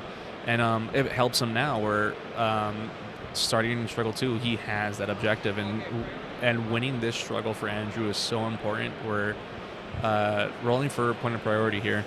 It looks like And it's he the has back it. one. Yeah, a perfect start Yeah. for Andrew. So the one that he already has a tiebreaker on. Yeah, so just looking at his past cards, he's gone with GI, DTs, and Vader 3. So now he has Reva, Cassian, and Still has his Shatterpoint. in and there, his too. Shatterpoint card, yes. And speaking of Fifth Brother, Brother. there you go. I don't know if he really wants Fifth Brother here. I think about reserving, if I'm being honest with you. He's at a perfect location. He's a contesting objective, so he gets all his benefits from his kit. He also, I believe the Pathfinders are already wounded, right? I believe so, The force yeah. refresh out of that anyway. yeah, Vader 3 already hit them as hard as he could. So at this point, probably best to go with someone else. See if you can get the furthest point. I believe it's the block. He did not roll for blow up the town, did he? I don't believe so. Or Right. did he? I'm pretty sure he rolled attack dice. Andrew did? Okay. Yeah, so I Andrew think he did blow up the for town. blow. Yeah, I don't see. I think he did 2 damage. Did we see the damage on that? Is it on expertise? Yes. Yes, from right here, I remember that he only wrote 2 expertise. Thank you, Quincy, for trying to remind us. That's what he's here for. He's here to take care of us like that. Well, Quincy's just a little cutie pie like that. All the way from the UK just to help us. We appreciate you, Quincy. Yes. Yeah, this is tough.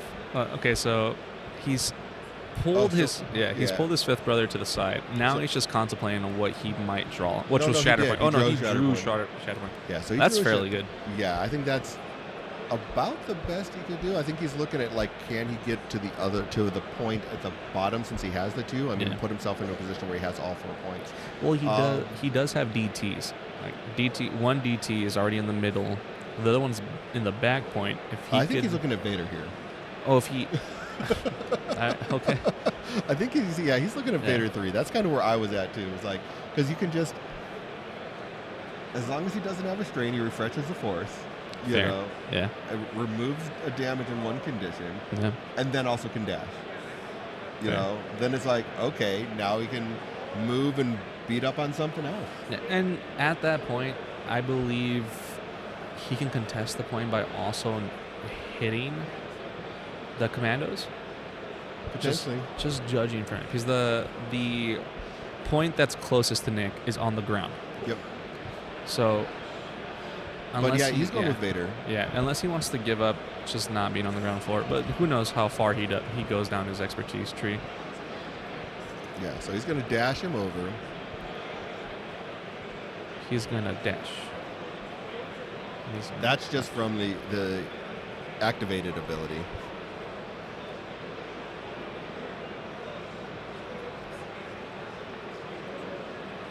So he's dashed, he's refreshed. Now it's time to pick the victim. Yeah, that's really what it is at this point. Now it's time to see who looked at me funny from middle school, and and I can pull out all my anger at now. Yeah. Who really has made me the angry person that I am. So now he's looking, he can definitely get over onto the point. I don't think he's even going to do anything other than move onto that point. I mean, that's fair. It's a good activation. Maybe take cover into the wall there and take all 4 points. Yeah. And It scores the 4. That's amazing. It's a good comeback, and Yeah. that he's well placed, and he rolled priority on a point that he already had, and I think it was a really good choice. Absolutely. Oh, what was up? We got our Alright, man thank you, Ross brother. over here. I'm going to say hi to him really quick. Bustle up. How you guys doing? Good to see you too. there you go. How's it going? Very nice. Going great. Are you guys live now? Yes. Cool. Awesome. Hey, buddy. Yep. How's it been? It's been good, Pretty man. good. It's been good. Yeah. You want to jump in and talk? What? You want to jump on? Oh, I mean, how you guys doing? What's going on? We're doing great. What round are we on? We are on round 2. We have Nick. He's playing against Andrew. Actually, they're both locals to Arizona. Oh, great. He's playing the Ewoks, basically. He's got Leia and Logray. I mean, it's a fun list. It is. It it's is a great. fun list. So he's playing that against Grand Inquisitor and Cassian. And Cassian brought Vader 3. Yeah, of so course Yeah. he did. Yeah. Yeah. So it's going to be a fun list, man. It's looking. He ended up winning really fast on Struggle 1. Pick all 5 points with his Ewoks list. Wow. And won in 4 activations. Jeez. Yeah. That's. I get my butt kicked on that. Yep. That's Yeah. cool.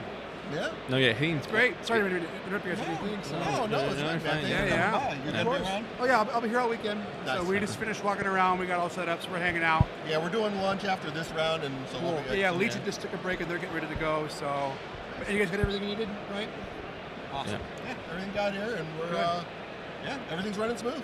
Awesome. Yeah. It's this new space is pretty cool. I like it. It's a lot bigger, like a lot more space, and it's a lot more room to grow into. Yes. So I think that's gonna be good. I mean, numbers are a little down. Yeah, from we'll earlier. talk about it not on camera. Yeah. Oh So no, I mean that's Oh yeah. fine. That's Yes. fine. So they had 5,000 in January. well, They had- looking they at had about 3 this year. Nick's Yeah, activation so back to the game. This makes sense 'cause Nick it's pulled a double- Shatterpoint, it's tough to and it do looks like a he's double- going double with year, right? And I Leia. think that's. But I think it's great because I think this Going time with of year is Leia- a better time of year to have the convention. Leia and I think is it's just gonna help them advancing. grow to become a bigger convention. You know what? I've been coming to LVO every year, and to keep growing, it's very cool, right? Yeah. The So- commandos of some I sorts. think I think the move was great. I think it's going to help grow this even more, and the space is fantastic. Yeah, and you guys are killing it. So anyway, Jake says hi. Oh, excellent. Hey, Jake says hi. I see you, Jake. Yeah, I saw Awesome. your comment. Love it. But yeah, I think Yeah, it's yeah. going to be a good time, man. So I think we're going to have a good time, and everything sounds good. Cool. We're gonna love. Yeah. You have my number, so just like I'll board hanging out over there. So Okay, always good. Love you, brother. Bye, baby. Take Have care. fun, guys. Thanks. Me too. Nice little stop by from Ross from AMG. He's of course not here. He's just here as an attendee. He's not here doing anything official or anything. But it's always good to He's here to have fun. have. Yeah, I mean he's definitely one of the amazing people within the gaming community as a whole. I mean I don't know. He does a lot of things with like the helping people with showing jobs and putting jobs out there that are in the community and stuff like that. So Ross is definitely a great person. You know, And glad Ross that just has that energy. he does. Yeah, so it's really nice. He's like traveling from convention to convention all the time. I don't know how he just has the Yeah, energy. I don't know how he does it. I mean, I would have ran out of energy after the first convention. I would be on a burnout. But as we get back, Nick on Nick's activation, he pulled the Shatterpoint, and it looks like he went with Leia, if I'm correct. Or not. I think he probably went with. He's moving Ewoks around, and he moved a commando and an Ewok around.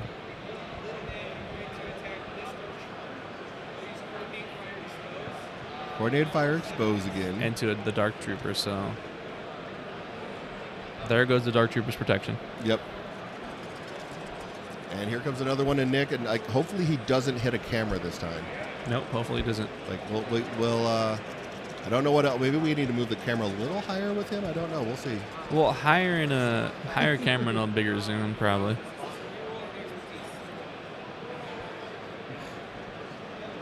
Oh, we have a awkward a little bit landing of a die. cocked eye. Andrew's trying to decide whether he wants.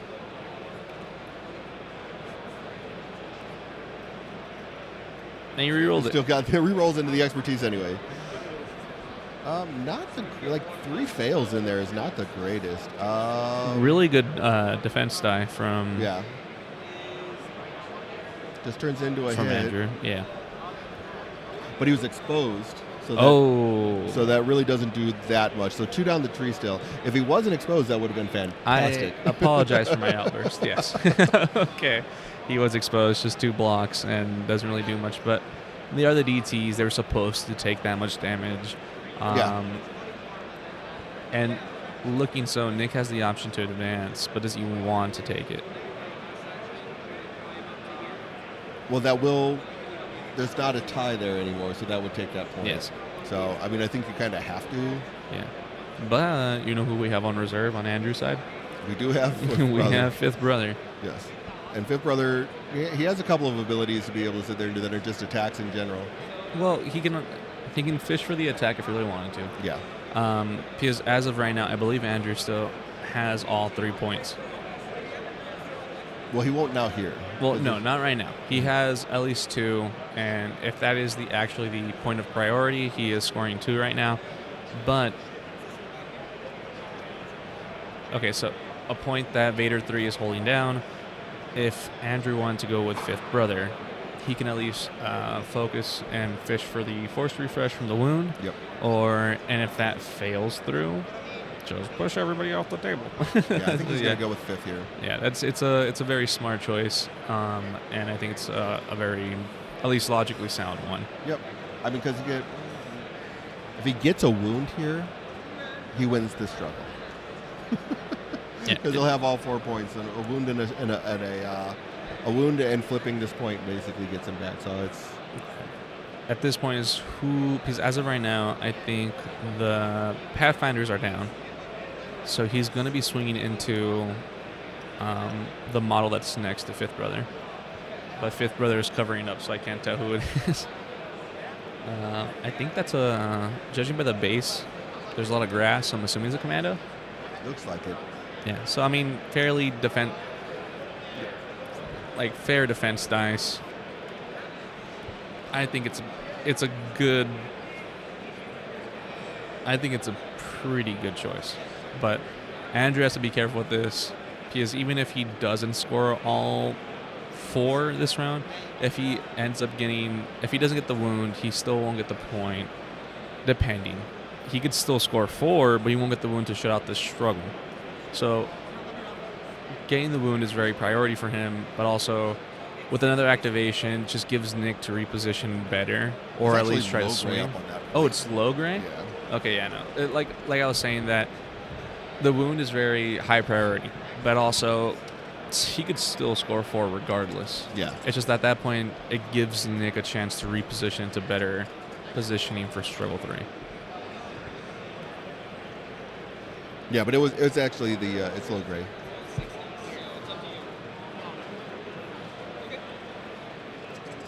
So the commandos are wounded, so he's got 2 live units on there right now. See. Basically the statistically perfect roll for Yeah, Nick there. He couldn't have asked for a better roll. So 4 blocks, but there's 3 crits in there. Turning into another crit, so 4 crits. Oh, geez. man. the other lightsaber's just charging.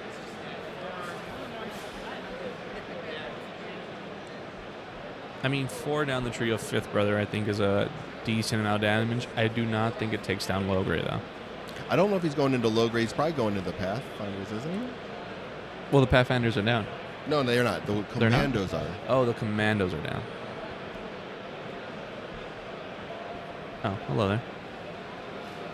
Right. So, yeah, I mean, 4 down is only going to be 4 damage? Yeah, 4 damage, 2 2 shoves. shoves. So he's not going to get the wound. I'm at. So 4 damage is just going to be, 2 shoves, a strain, potentially, maybe just 1 shove and an expose. He does get his ability and force repulses. At least he didn't have to spend force for it. Correct. And if anything, probably feed those characters into a better position for other characters to attack into. Correct. Thank you. So yeah, it looks like he's you're definitely going to be doing the force repulse. They're kind of figuring out now which way they're going. Yeah, there is a lot of terrain and characters. It's at this point, it's where are their legal placements for all these characters so Right. they can go into. Because we still have Reva that hasn't gone yet. GI is taking most of the thing. Oh, it looks like one So line it on puts top Logray of right onto yeah. on that container there. Yeah. And flipping the point, scoring 4 for Andrew. Yep. So it doesn't quite take the struggle, but At this point, he's pretty much It's in a pretty position good, yeah. to win it next one. So these guys have been flying through this round. Yeah, no, Nick with the quick first round and Andrew with the quick response of the second round. It's really amazing, but it also just shows you how positioning and just the luck of rotation of the mission objectives, how it could actually just sway the match. Yep. So again, yeah, I don't think there's.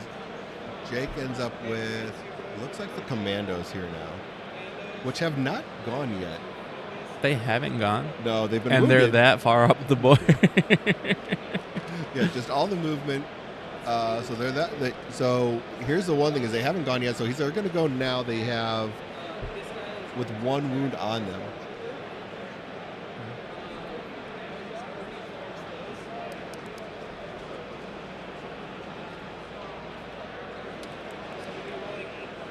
All right, so this is an attack going into.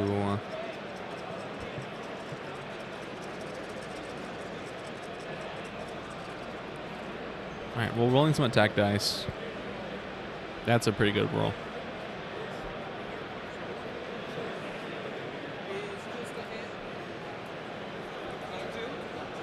He's only blocking 2, so this one's going to be pretty rough. So it looks like 1, 2, 3, 4, 5? Or 4. No, just 4 down the tree. Mm-hmm.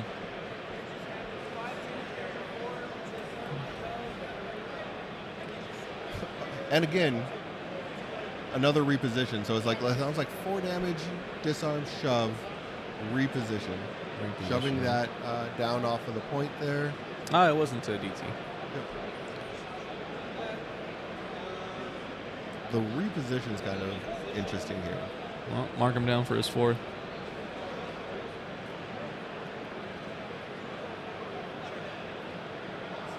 And he can go for a 5th if he really wanted to. Right. This is only the first attack.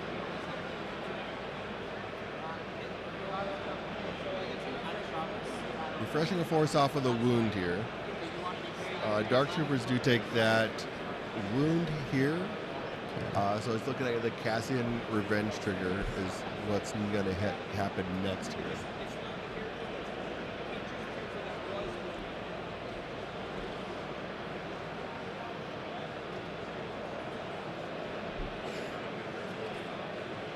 Yes, both players just looking at their cards right now. Not much attention to models, but it looks like they're just talking about what Cassian can do. Yeah. Nick's in the Andrew's in the tank a little here. Just kind of want to make sure like who he's going to move and where he's going to go and everything along those lines. Mm-hmm. Looks like he's going to take Rev and just kind of run her up the board. Well, it makes sense. You know, the 5th brother has that location locked down. Yeah. Rev would be a great asset to have at least in the middle. And then the back commando looks like going into Cassian. He's still kind of sitting at the back of the board. Yeah, has not gone yet, and it's already the second struggle. Right.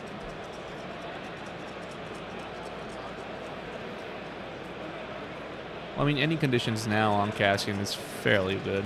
Yep. Quite a few fails in there again on that attack roll. Looks like he's pulling 4 fails off to the side, 3 expertise. So just 1 hit, 3 expertise. On the defensive side, we only have 2 blocks, 2 expertise, and a fail. So just 3 hits. So Blocking 4. 4. So yeah, he's definitely got that though. Fantastic there for Uh-oh. Called it.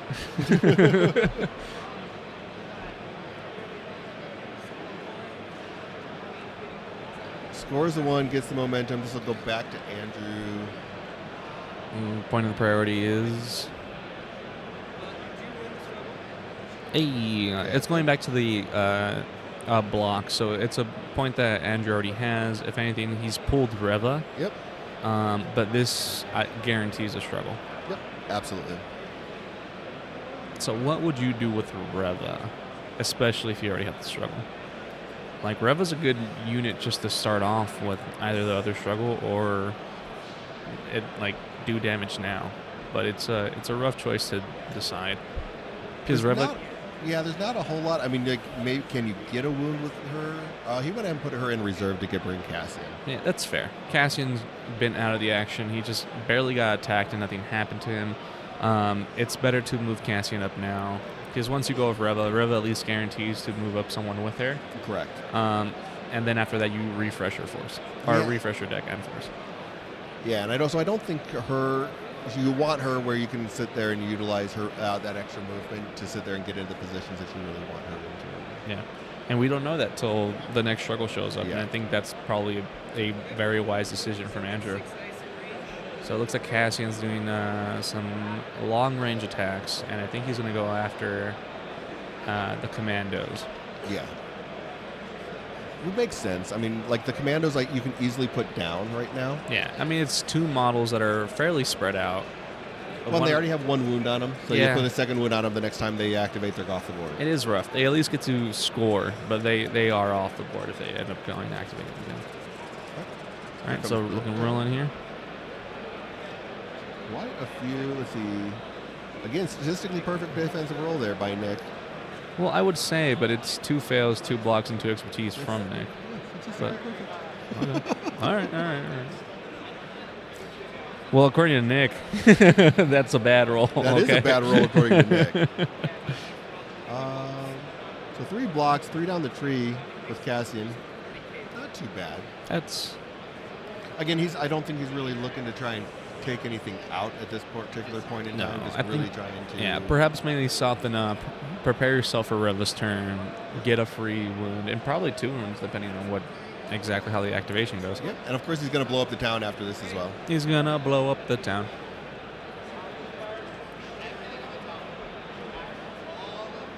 And he's rolling dices. Oh boy. Hey, we're doing at least 2. Anytime I do that, I get nothing. Like, I don't know. And by multiple characters, too. I try to do that with Sabine with her little objective blowing. I get none of it. Nothing. Yeah, no love. Yeah, no love. Andrew at least getting, I think his last one did 2. I think this one did 2 again. Just some people were meant to get all the love. Yep.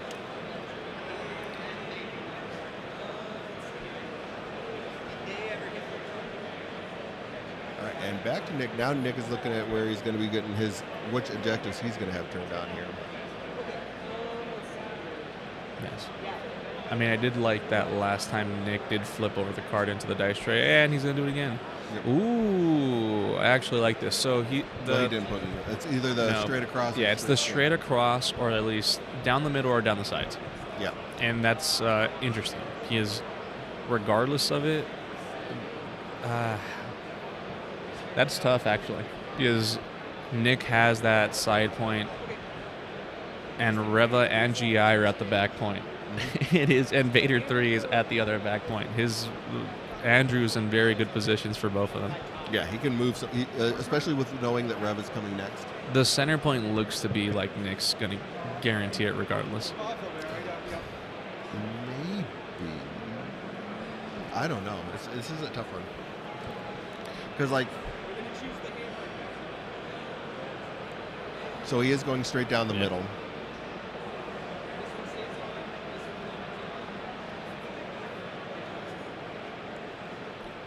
Okay. So So he has the Ewok on one. He has the Pathfinders on the other one. And C-3PO and R2-D2 get to go next. Yep. The classic duo. The Arturito in Spanish, as many people call him. And which is wild, because it never crossed my mind. Keep in mind, I come from a household that speaks purely Spanish. I've never watched the movies in Spanish until someone mentioned to me that most of the names in Star Wars do sound so either similar or none whatsoever. A lot of famous comedians that speak Spanish love Star Wars. And when it was like a Han Solo, and it sounds the same, but there's just like a different ring to it. Arturito is one of them, and I think it's so funny, especially because Arturito is like a short way of, I believe, of like Arthur. Yeah, like it's a nickname, and so like I believe the actor who plays Cassian from the Andor series even said when he was in his childhood, he thought R2's name was Arthur. And in Spanish, they just called him a nickname, which is Arturito. You know, I mean, like a small Arthur. I think that was hilarious. That's funny. Yeah, no. C-3PO and R2 seem to be taking the center point. So I think Nick's scoring 2 or 3, depending on where the point of the priority was at. Yeah, he's going to have 2 points. Should have 2 points here. Yeah, no, this is getting tough. This is going to turn into a very brawl-like third struggle. Oh, yeah, with everybody just going right down that center line again. Because we were already had a ton of people there. Yeah. Only had a couple of activations to move people off the center line. Well, here's the thing. Nick had a really good turn 1 and somewhat good turn 2 because he advanced people. I have a feeling that maybe Nick might have advanced too many people out. Yeah. And now, only thing Andrew has to do now is hit hard and go to the center, and which his list does very well. Absolutely.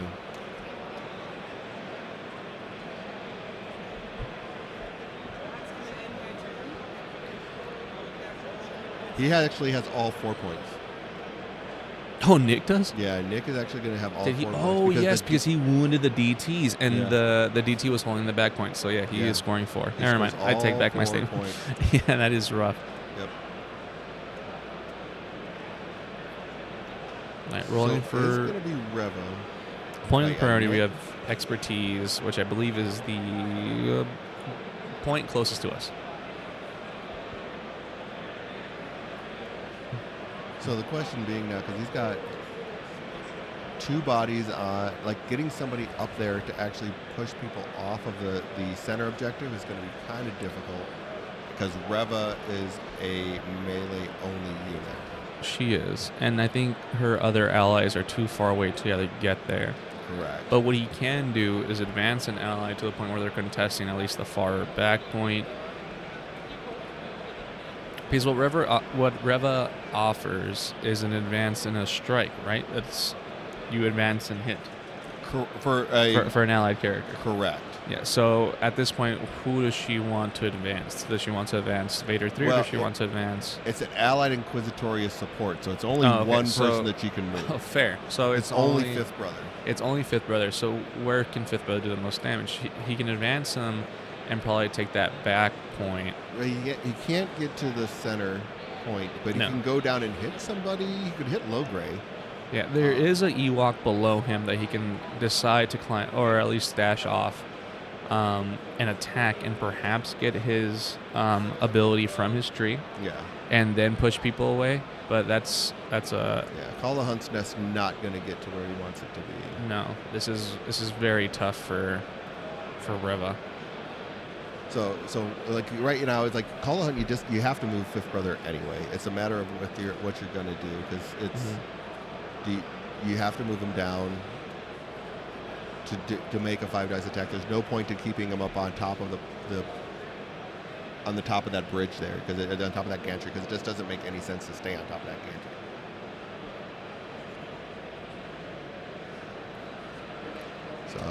So he's deciding to go off, and he's probably going to smack someone close.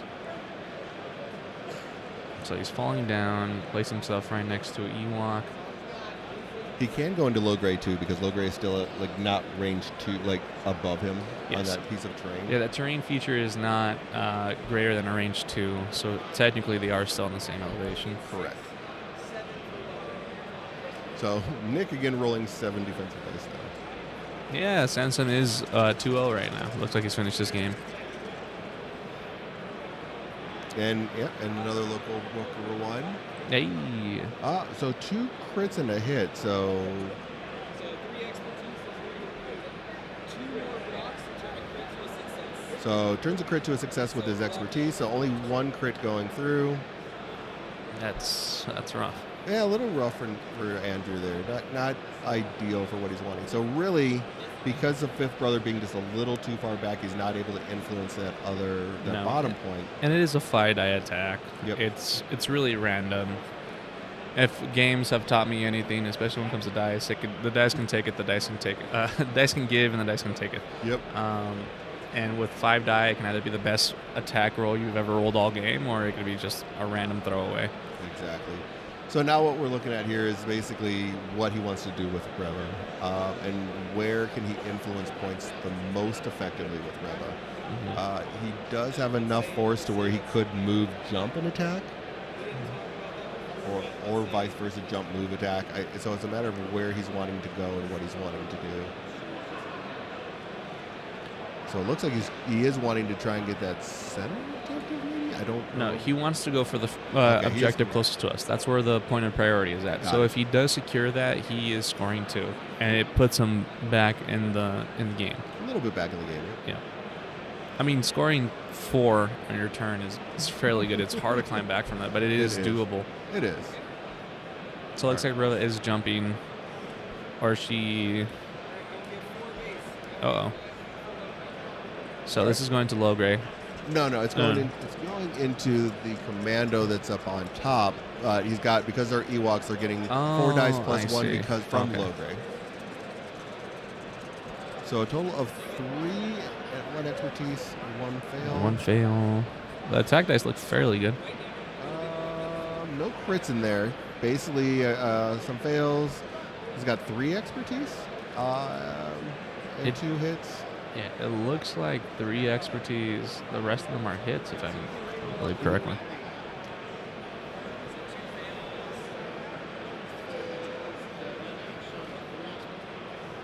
And looking at his expertise, just trying to figure out what she can do with that. I believe, let's see, that's going to turn into a crit, a hit, and a damage. So a damage in the pool already.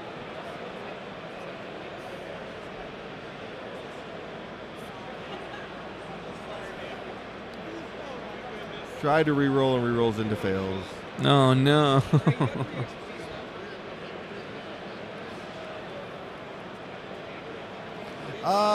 Not as much as I think Andrew would have hoped for.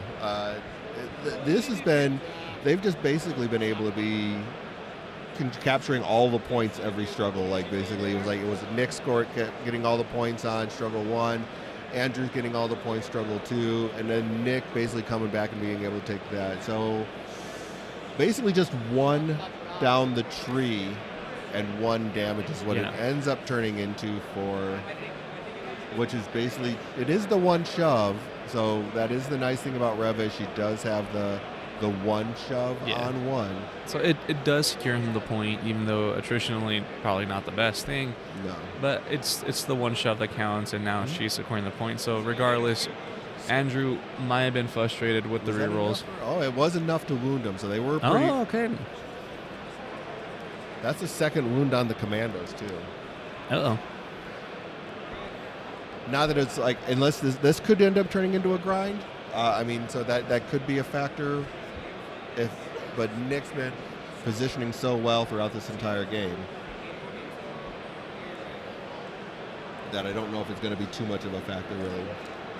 Yeah. Right? Well, with the wound and Andrew still not putting the mission tracker on his side, gains 2 momentum from it. So if this is the grind, it's going to have to start now. Yep. So Nick pulls Leia here. Leia is on the far side of the board. The priority point is the bottom side. Ooh. So I think, he's going to spay to reserve her because she's just too far away from anything that he wants to do. Pulling low gray. That's an interesting one. There's a lot you can do with, since low gray is closer. He is, to affect the board state, yes.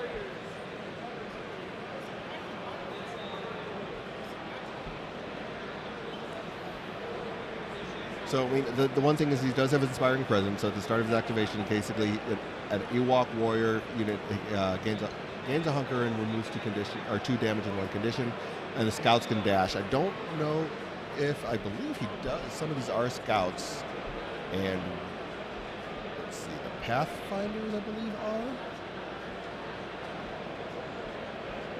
Which is another, some of that secret sauce that he's got going on.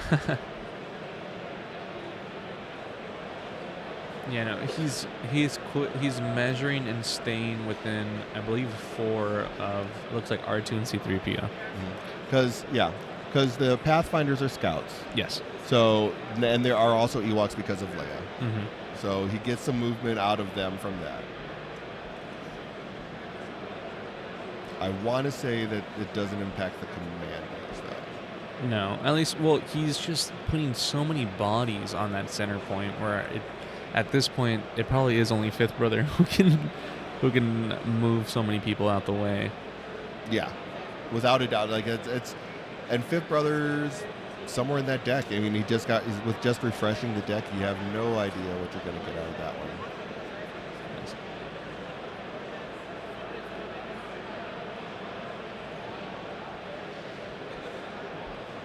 So a lot of movement going on with Logray there. I mean, he can also use an Elder's Command to sit there and do something as well, so they can move, make a 5-dice attack. So I mean, that potentially could push Reva off of a point.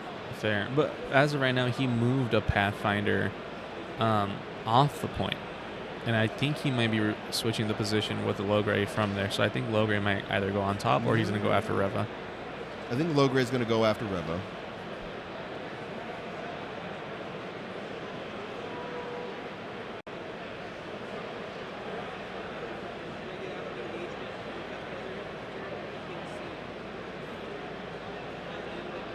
And they're basically just looking here to see if he can move without being in engagement so that he can sit there and make that attack into Reva.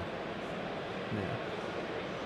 Well, because luckily they're known for throwing stones, so they do have a range attack. They do indeed. On the Wisdom side, which I believe he's still on the Wisdom side, that's a 7-dice attack. So basically just focus attack, it looks like. Well, with the reposition, I think golden roll here would be just 4 successes. Yeah. Getting those 2 shoves and then repositioning back onto the point would be brutal here. It'd be so brutal, but it'd probably be the best outcome that Nick could hope for. Mm-hmm. Absolutely.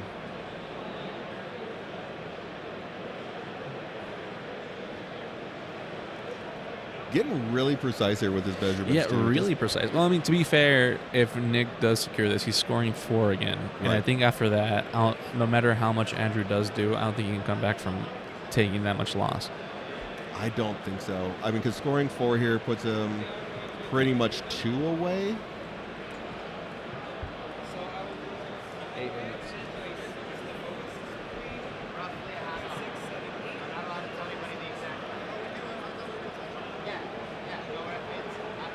So yeah, now it looks like here's going to be the attack. Oh boy. Well, we called it out. So a 7-dice attack is his range attack. Oh boy, going into Reva. He needs the 4 or anything greater. It all comes down to this. Nick's going back and just double checking. I think he trying to debate whether he wants to sit there and stay in the Wisdom side or not. I think we'll see what he decides here. Okay, so 2 fails, 3 expertise, a crit, a hit.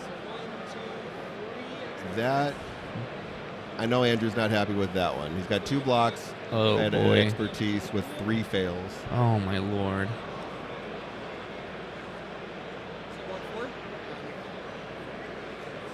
Blocks 4. Okay. Her expertise is still pretty decent. So only a crit and a hit going through. Okay, so not the best. Crit and a damage. But 2 damage and a shove, though. The shove, could he shove her off the point? I think he can, because he's up on there. He is, but if... Oh, he says he can't get her off. Well, because there's 2 models down there. Yeah. There is no legal placement for her to be in.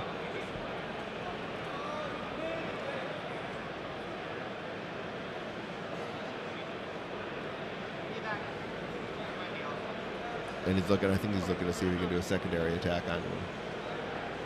Okay, whose idea was it to bring the lightsabers for the judges? It was not mine. Aubrey brought them. Okay.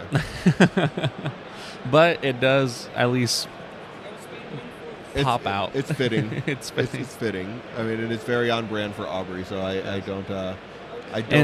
And to be fair, he brought them for Omnis. Omnis was playing with them the whole time when we got here. I can see that. I can see that without a doubt. All right, so Nick. Yep. So Nick's basically going to be using Logray's ability now. I think he's just trying to get her finished off. Yeah.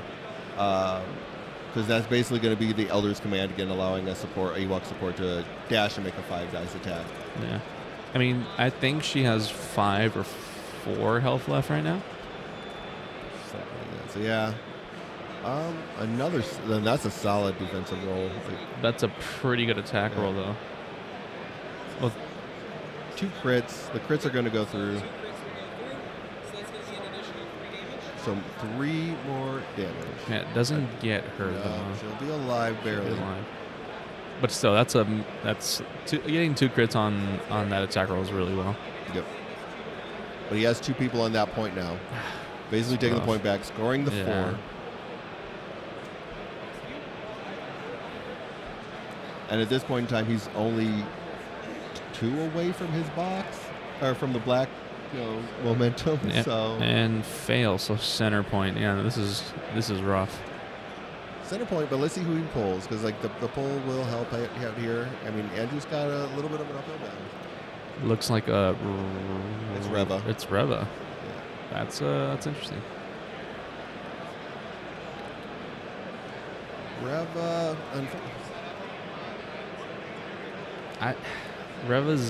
That's tough because Reva being able to move somebody.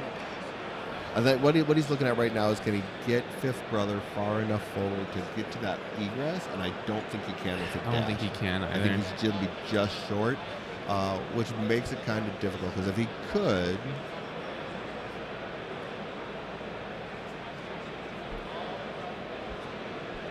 then it would work out. And this is, I think, where like the argument to bring Fourth Sister instead of Fifth Brother comes into play a little bit, because Fourth Sister has that range attack, where you can make that 5 dice range attack with her, where Fifth Brother can't. Especially when elevation comes into play. I mean, like this, she might have been able to do a little bit more. Now, granted, she still does Greg ties. She's not as tanky as he is. So there's something to be said there as well. Well, because it's good synergy with Reva regardless. Yeah. Like it's a piece you get the advance, you get the attack. The problem is that Fifth Brother can stand on a point by himself. Yep. Whereas Third Sister has to be attached from Reva from the hip. And then you're moving 2 models at the same time. Mm-hmm. And where that can be helpful, yes, but you're basically, out of your 6 models that you're bringing, 2 of them have to be together the whole time. It's rough to put that together, and I think Fifth Brother over Third. I think I'd pick Fifth Brother, but this is clearly one of the examples. Yeah. Yeah, no, clearly one of the examples where it's painful. Well, there could be an argument. Like I'm saying, there's going to be an argument made to bring Fourth Sister something. Like Fifth Brother, definitely very good. And I mean, there's things to be said about how good she can be. And yeah, I think putting Reva away, smart, bringing the DTs, the Dark Troopers, pretty good. Well, I mean, they're down. Waking them back up and putting them onto 2 points, because you only have the C-3PO R2-D2 on that center point, right? Yes. You only have, I think it's only Leia on the top point now. So, I mean, you could use them to turn 2 points. It's up to the dice. Yeah. And that's a scary situation to be in. Relying on dice is, especially in this game, can either make you or break you. Yeah. And it's so rough, and I'm pretty sure Andrew sees it. And I mean, looking at the position from C-3PO to the DT, at least from our perspective, maybe advancing the DTE to a different location so they can guarantee at least just one shove, push them off, just because the guarantee 1. You get the 1 damage and the 1 shove. Yeah. And probably best, but also getting an extra die too from focusing, changing that 6 to 7. How many times has Andrew rolled 6 dice today and gotten like three failures? Yeah, and how many times has Nick repositioned on defensive exactly. So it's just like this is a very difficult decision to be, but if anything, it could probably change the course of this game. Potentially. There's potential for it for sure.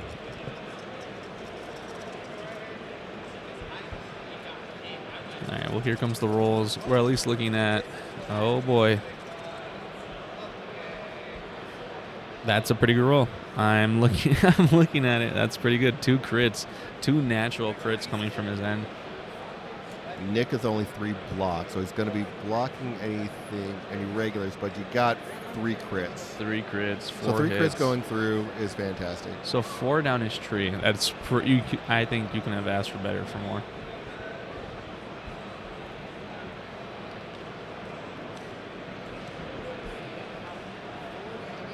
Yeah, I mean that gives him 2 shoves if he decides to start at the bottom. So he could potentially get 2 shoves. Yeah, well, 2 shoves I think does put them at the point, and it's up Without a to doubt. yeah. If not, he could just take the 1 and go the damage route. He could probably do. It's only 1 extra damage. Yeah, but you still have, if you survive this activation, having them on low health for your next activation to get that momentum, I think it's huge.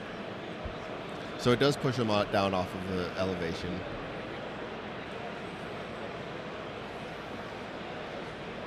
Does push him down off the elevation, which is, I think, ideal right here for him.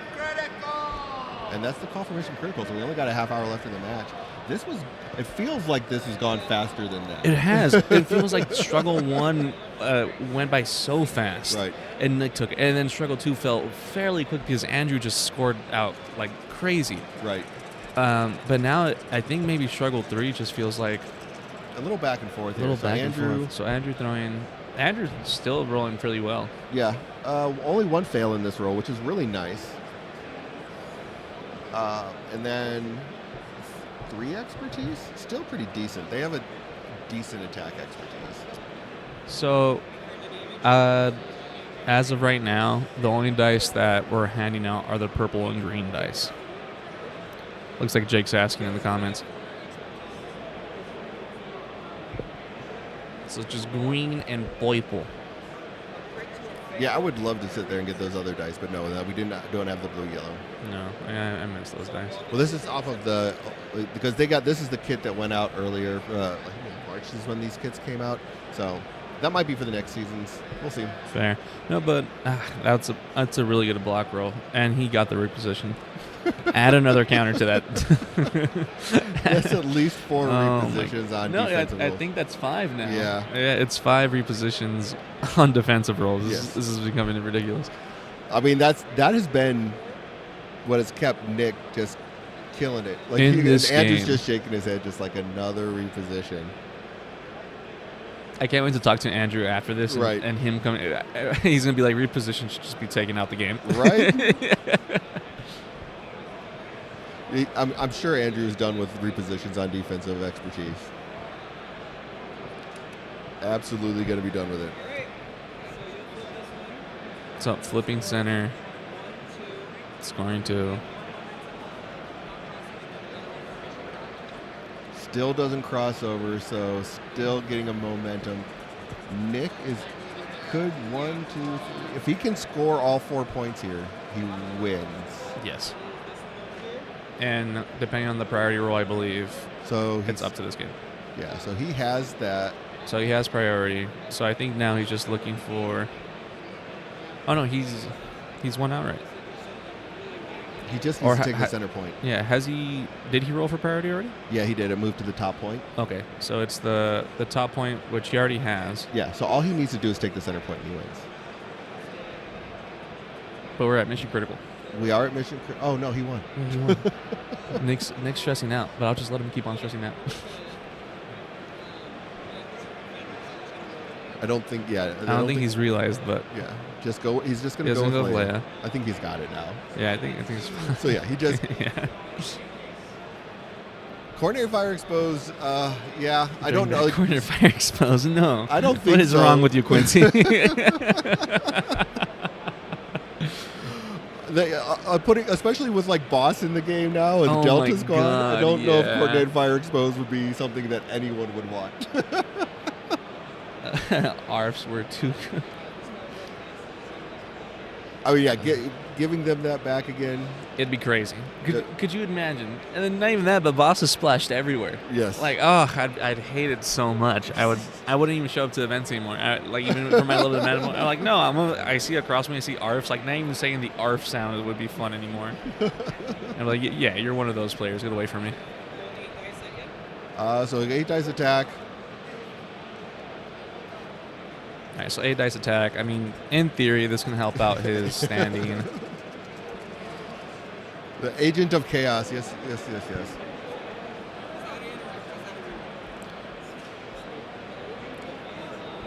So 2 crits. Already 3 crits, it looks like, actually, on Nick's side. Let's make that 5 or 4 crits. Oh, my lord. Oh, so he's only going 5 down the He's three only with land. 5, yeah. Just 5 of 5. land, that doesn't get you anything, yeah. right? I don't think that gets you anything. Oh, Andrew. Yeah. He had a good fight. He had a No. good fight. That second struggle was good. I think. He had an amazing struggle, too. Yeah. It was so amazing. He utilized Fifth Brother so good. He ended up having that back point to himself. Vader 3 did Vader 3 things. He went, hit people, and he even used the Vader 3 activation just to get onto a point. It was really good. Like, he had a very, very good turn, too. But Nick just had such a good turn 1. And with all the repositions, had what basically I feel like what won him Struggle 3. Yeah. It's crazy how far he got with all the dice that he rolled. Well, yeah, he also takes out cameras with that flick of his wrist, too. He also fucking he also takes out and like here's the thing, I was surprised by it because then he looked at me immediately and I got scared. Like it took me by so much surprise. He rolled it, went up so high, and then he went, I don't know what I'm doing. And then he looked at me like I was just gonna let me fix it. Like no, I can't. Well, that's the game there by Nick. Nick definitely ends up taking it out. Yeah, it's rough. Rough game, but really good game. It was a good game. Good game played Nick by both. Nick played solid. Nick was fantastic there. Andrew, I think, was behind the 8 ball like immediately from the start. Yeah. And Andrew will go home, sleep tonight, and think about why did I attack? Right. Why did I attack? Why did I throw 6 dice? Why does he keep getting repos? Yeah. Why did he keep on getting repos on my 6 dice? That's exactly what he'll be asking. So, yeah. No, that was a great game by Nick. Andrew has nothing to be ashamed of by any means. That was that was a well-played game by him. That was really good. But, yeah, looks like we're good to go. Oh, man, what do you think? How's it been going so far? You think we've been playing pretty well? In this game or what Just I've seen in general, so far? I think like the first 2 rounds of today seemed pretty good. So, I mean, you've observed the first round. I paid attention to it somewhat between Donovan and I forget the other player's name. Patrick, yeah, Donovan and Patrick. I saw some of it. They did call me over sometimes, but as I was TOing and walking around, I saw a lot of good games. I saw an exact mirror match of a Luke list and a Cassian list, mirror matched. That's weird. And like their whole roster was mirrored, and they don't know each other. and so when they clicked on their info to see exactly what they would have brought, they're like, "Did I click on my own info? Like, what's going on here?" Yeah, go for it. Yeah. So it's nice to see. As I was walking around, I saw a lot of Republic players. I saw a lot of Rift players. Like it was nice to see, and just in general, like I like the vibe going on so far. Yeah. Even the calls I was brought to, there were a lot of specific ones about wording, and like some games did went to time. But it's nice to see the community at least this community a lot is just very strong in numbers. Yeah. As I was talking about, I don't think this LVO, even with the date that was changed, a lot of people still came. Yes. And from what I hear, they love this game so much they hate losing it. Yes. But I think altogether, in a game, from the games that I've seen, I love seeing the unique combinations. I love seeing Boba. I love seeing Boss being splashed out there as secondaries. I love seeing Inquisitors coming back too. With the revamped Tunch, I saw some GIs out there. I love seeing that. I love seeing lightsabers. I seen Obi over there. I seen Mace. I seen Kadmundi, and I think there isn't one single roster where I'm like, that's a boring Cassian list. Right. Or that's a boring list over there. That's a boring list. Even though there's a lot of boss and a lot of Obi and a lot of Cassian, I still think we're in a pretty healthy meta. I mean, we just watched the Ewok's list on stream. Yeah. You know, to go and win, go start the game or start the GT out 2-0. So, I mean, I think that says a lot to where this game is and why the players are here is because of how healthy this game is. Right? Yeah, and it's like I said, where people talk of Cassian being such a big boogeyman. Right. We just watch an Ewok player beat Cassian, so it's just like, what are we gonna say? There is play around a lot of things. I think this meta is very healthy. Yeah. I feel like if you are going into this game and you are collecting models, it is worth it because depending on what day AMG decides to release an update, those characters will then counter other characters or counter a different playstyle that you may or may like. And that's what I like about it. Yeah, just the little updates that they've done have really changed things around. So yeah, it's fantastic. Yeah, I mean, because go back, maybe a year or so, where it was just Empire running around. Right. It was just Iden, and it was just Vader. Yep. And it was kind of boring. I would say that part of the meta where it was just clearly Empire and Iden running around. Okay, all I saw were a bunch of Empire players. And in my mind, I was like, well, to be fair, they are technically the greatest military force out there, so I can understand why they're so oppressive. But now, the little touch they gave to DTs, which I still think they're a good support, I don't feel like it was that bad to remove their defensive expertise that low. I think they're fine. I think they still feel like a very good support model for Empire. And as you can people still bring them. So I feel like you don't really lose out that much from the little changes that did happen. If anything, they just ensure that the meta will be healthy, that different models will shine more. Yeah. And I'm very excited to see what they do with the new tags, like the new aquatic tags that Rift has. I want to see what that direction goes, because as of right now, it's only Kit Fisto and Rift that have it, correct? Yeah, so I wonder and Nadar. Aqua Droids haven't done. Aqua Droids and Nadar and so everything in in the Rift box, and then Nadar and what's his name? Kit Fisto. Kit Fisto, thank you. It's that smile. It's that darn smile. But yeah, just so those two, and that's has the aquatic right now. But I mean, who knows? We could see Mount Calamari in the future. I mean, Gungans might have it if we ever see Gungans come out. That's true. And depending what eras they decide to explore more into, there are just different species out there that have made the shows or even movies. So there's plenty of characters out there, and I can't wait to see what new tags, especially with older tags too, that came in the original core box that just never got. Yeah, I mean, they've even said some of those tags are just flavor tags. I mean, 501st, you're never going to see anything with that. But they're just there for flavor. But I mean, there's going to be... for all we know, down the future, maybe they do release a 501st box where they just get all the fan favorite clones from the 501st. Right. It's entirely possible. I mean, it's I think for me, what is it what was the tag? I'm on Maul. I'm trying to remember. Shadow Collective. The Shadow Collective. Yeah. A Shadow Collective would be fantastic. That would be amazing. I always saw Maul's card. I'm like, cool. I wonder what Shadow Collective they're going to do, because at one point Maul does lead the Shadow Collective, and in other games he's one of the leaders for it, Legion. Yep. So it's a really good game. I want to see what they would do with those tags. Yeah, it'd be fantastic. Yeah. All right. Well, I think we're going to take a break until because they're going to take lunch. So for about an hour is going to be probably the lunch break and everything like that. So hopefully be back around 3:15 our time, and that way we're getting ready for round 3 at that point in time. So. Yeah. But yeah, I'm ready to take a break, and I have not eaten yet today, and it's already afternoon, so I'm going to go and have some bite to eat, and you guys do the same. Fair, yeah. Eat, please. Take care of yourselves. Drink water, folks, and be safe. So thanks again, guys. We'll see you in a little while. Right. Bye-bye.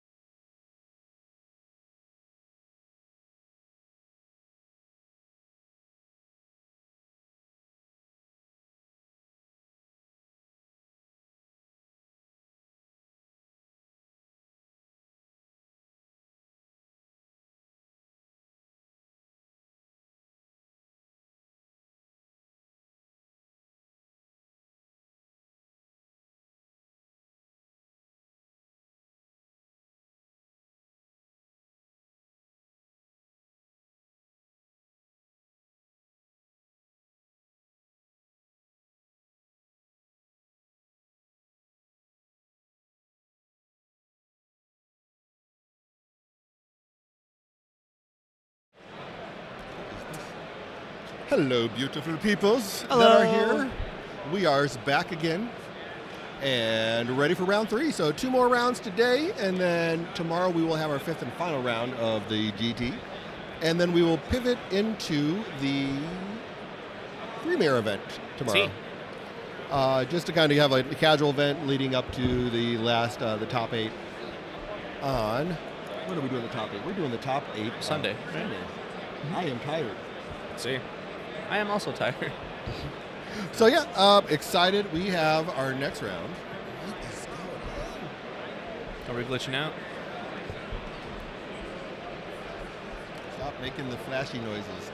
All right, so yeah, we're gonna have the next round getting started here shortly, and I had this up somewhere. The long strings? Yes, I did. We are having Smalls 5723, who I don't know what his real name is, but 5723 will be playing Jacob Crawford, Yeah, who is so from Arizona. his name is Mike. Is that Smalls' Mike? Yeah, Smalls is Mike, and then That's Jacob? that's Jacob. All right. For some reason, I thought his name was. Never mind. All right, and so Mike is playing a boss fixer Sev Scorch, so basically just a Delta box. He has Vader 1 with Crosshair and the 501st, and then Moff Gideon with Boba and the Dark Troopers, and I love that. Thrawn with Stormtrooper Sergeant and 5th Brother. That's interesting. Yeah, so he's been. What He is not list locked. He's played both of his lists No, already yeah. today. He's not list lock. How is Jacob doing? So if we go back and look at Jacob, I think he is list locked if I remember correctly. Yeah, he has only played his Vader 1 and Inquisitor. Grand Inquisitor. So he has Vader 1 as well with Stormtrooper Sergeant and Death Trooper, along with Grand Inquisitor with Third Sister, 5th Brother. And then Hunter, Crosshair, Echo with Obi, Cody, and 212. So Cody. yeah, bringing the Obi box. Yeah, Obi box along with Crosshair. I mean, it's interesting. I love to see that Obi coming out. Love seeing Commander Cody coming out. Yeah, Cody is still good. I mean, I think there's I would have liked to see him paired probably more with Rex so that Rex can push him forward. Yeah. Because I like being able to push him forward and really kind of it turns his kit on a little bit more if you have someone to move him forward, even though he's not the best target in the world for it. But and he has not played his Republic list yet at all. So see where he goes with this. They're just kind of getting set up. Oh, it looks like. Oh, they already picked out models actually. Yeah, and they they looks like already rolled dice as well. That's fantastic. Okay.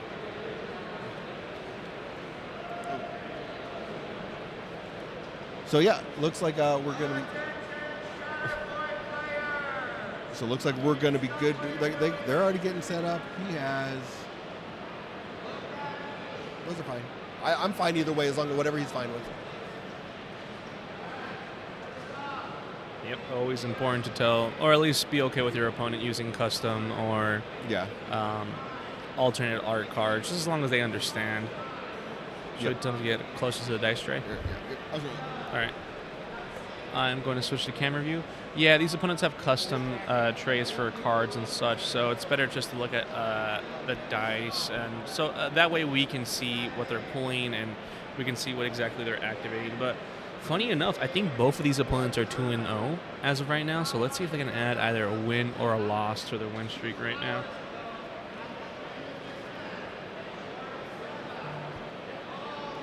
All right. Yeah, just helping the guys get settled in over there. I should have probably taken a look at what their lists are. I'll be right back, Izzy. You can go ahead. Okay, fair enough. Yeah, no. We're starting off round 3 at around like 3:30, 3:40-ish. Timer starting. Afterwards, we are probably going to be delving in to just like, because as of right now, Mike isn't list locked. So as of right now, he can play whatever he wants going into tomorrow or by the end of today. Poor Jacob, though, is going to have to play his Galactic Republic list. But looks like he's at least playing one list. Looks like he pulled out his Vader Crosshair and 501st list, following around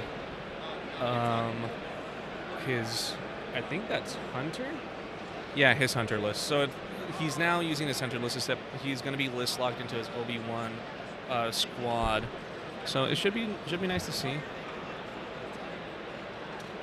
Really weird to have Obi-Wan be your last squad, and it's straight up just Obi-Wan in his box. It's Cody and the following clones. So really interesting to see. I wonder who he would. I'm assuming he'd play it with Hunter, but real cool stuff.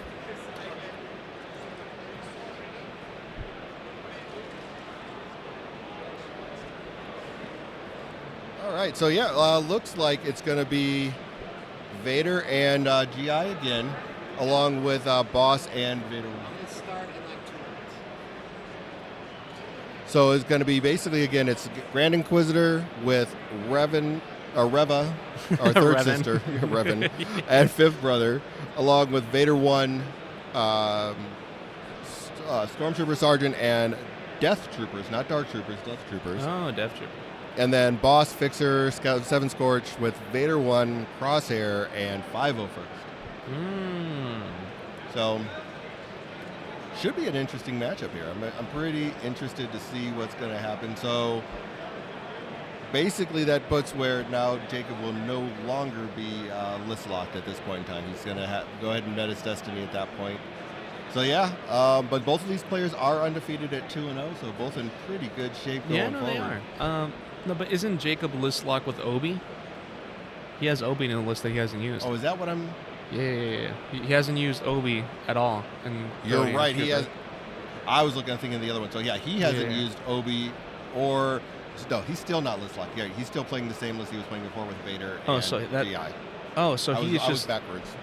no. So he is just gonna leave his clone sergeant Hunter and Obi-Wan for tomorrow or for Sunday. Maybe. Oh my goodness. Well, he's gonna have to play it by tomorrow, like by round 5, which is tomorrow. Oh, okay.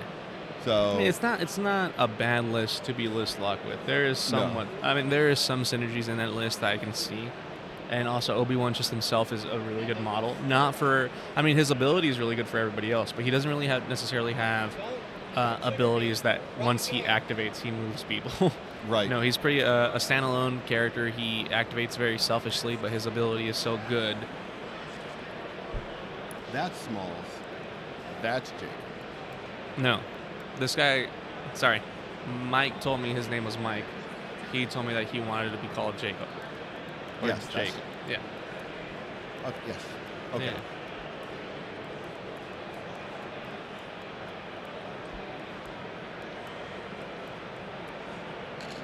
Hold on. This isn't making sense. Unless they gave me each other, unless. 'Cause look, Yeah, that is Jacob. That's Jacob. He is list locked for Obi-Wan. Yes. Mike is over here on this side playing Darth Vader, and oh no, he's playing a GI and his other list, Darth Vader, with the Death Troopers and Clone Sergeant, and he's playing GI, third sister, and fifth brother. 'Cause he's the one who's still not. He's still list locked. Oh, What are you confusion here? I don't know. Man. Okay. I'm too tired. Okay, let me. All right, so Jacob has, in his past rounds, he's 2-0 right now. This is on our right side is Jacob Crawford. He's played both GI and Darth Vader both times now. He is bringing them out again. So here's the problem that I'm running into. This list doesn't match what he's got on his board. If that's Jacob, he's got Sev, Scorch, and Boss. Oh. Are you sure that's Jacob? No, that's Jake. Yeah, no, that. What is? Unless we got the wrong guy, what's going on here? We're trying to make. We're trying to guess who they're trying to bring, and this could just be all a misunderstanding if he inputted his list incorrectly or inputted a list that was previous. That's Jacob?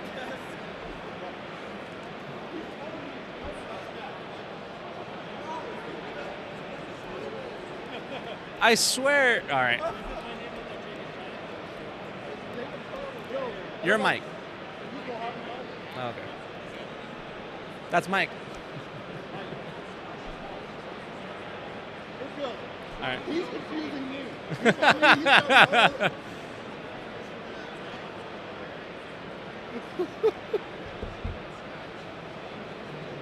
That's why I was confused because There's you were lying no, to me. no, there was some tomfoolery here. I swear when I went to go ask them their names, they just switched them in reverse, and then I just left, and I was like, all right, cool. Yeah, so, okay. So, Jacob on that side of the board, and Mike will be on this side of the board, not Matt. I'm not trusting you to give me names anymore. You trust yourself, as you just called him Matt. Yes. Oh, mercy. All right, and what was the list that they're having now? What is Mike bringing to the table? So, Mike is bringing Boss, Fixer, 7 Scorch, Vader 1, Crosshair, and 5 of First. And then Jacob has his Grand Inquisitor with Reva, 5th Brother, Vader 1, Stormtrooper Sergeant, and Death Troopers. Is that Cawthor there? No? I see a wild Cawthor that says Awesome yeah. Band T-shirt, bro. Oh, yeah, I am wearing the band t-shirt. Yes. Sheev. They do all look the same to Izzy, trying to throw me like... Whoa. These, all right, you guys can't see these two, but they do not look the same. You guys, they're like polar opposites. And, oh, no. All right, so let's go ahead and go board side since tabletop and see what's going on over here. Good old Izzy trying to sit there and throw me off. I don't have to sit here and throw you off. You do that yourself. Fair enough. All right. Yeah, it looks like a... Okay, regardless, Mike is still list locked, though, right? Oh, no, Jacob is. Jacob's list locked Yeah. for tomorrow. Yeah, okay. Well, there's still one more round today. Oh, fair. So we'll see. I mean, yeah, if he gets to 4-0 with the same list, it doesn't matter what he does after that type of a thing, you know. So, I mean, that's also part of it is just get to where you need to be. But yeah, exciting stuff here for the day. Is he already? Oh my gosh, we have already started and no one's even told me. Oh my goodness. Well, this is a strong move because his opening is a Shatterpoint card, Right. and it looks like he shattered Vader 1. Oh, no, it looks like he shattered Grand GI, Inquisitor. yeah. GI, advancing looks to be third sister, moving her up. Oh, no, fourth sister. No, third. Third. Reva. Yeah, I was right. Yeah, no, he advanced Reva, and looks like he is advancing and taking the side point. Right. And it looks like we are on odds. It does look like we're on odds. Yep. So, and then on Jacob's side, he's got the back on his side. Nice. Second activation coming from Mike. And it looks like that's Boss. Boss. Funny enough, now that AMG is releasing product that are in multiple languages, you want to know what Boss's name is in Spanish? Actually, it's not Boss. It's 7 Scorch said he's going to put them in reserve. And then he gets Vader. Vader! Dude, back-to-back Vader activations is hilarious because now that Vader's only has one option here and it looks like he's going to take it. Yeah, no. I mean, if there's something in the middle to hit it. Right. It just so happens to be another Vader, which I think is hilarious. But yeah, no, Boss is... That's not another Vader. It's Grand Inquisitor. Oh, no. Well, sorry. Lightsabers. You know, funny enough, that little terrain piece is blocking my view. I can Do you see see that. it? Yeah. Yep. No. Vader's going to attack Grand Inquisitor here, so it looks like they're looking at their defense stance. And this is important, especially when you're starting a game, to actually be on the stance you like defensively. Right. So I looked at Jacob right now, looking at his defenses. I think he's on the wrong side. So, but this should be interesting because he's using a force to change stances. Yeah. Yeah, because I'll probably do the same if Vader 1's coming at you. Exactly. I know. No, Boss's translation name from his English to Spanish cards is Jefe. See, Aubrey. And Aubrey, yeah, no. Aubrey got bit by the TO bug. Right. He refused to come back to commentary. Yeah. No, there is a Sleepy Todd going on. That is true. Very, very true. All right, here we go. All right, Here let's comes go. the attack roll by Vader. Attack, Vader 1. That is... Let's see. 1, 2, 3, 4. There's a lot of fails in there, unfortunately. 5 Really? fails? Yeah. At least defensively, though, we got list 2 blocks, 3 expertise, 2 fails now. Yep. Again, pretty mathematically where he wanted to be. So that turns into his expertise are going to turn into a crit, and a hit. Yeah. Well, when Vader swings. Yep. So basically, he's going to have a total of 3 crits and 1 hit. So like all those blocks, unless he's got some crit mitigation going on. Yeah. I mean, force well spent. If you are going to take an attack like that, then yeah, it would make sense for you to spend the force to switch your stances and boost up your dice. So crit to a fail, crit to a hit. And basically, looks after all said and done, just one down the tree. Yeah, that's I think that's the best thing you could wish for, Yeah. especially when Vader goes into. No, this was a perfect roll from Jacob, Yep. and a pretty below the curve roll for Vader. Yeah, that's not what you're wanting to see from your Vader attacks, unfortunately, for Mike. Fair enough. Yeah.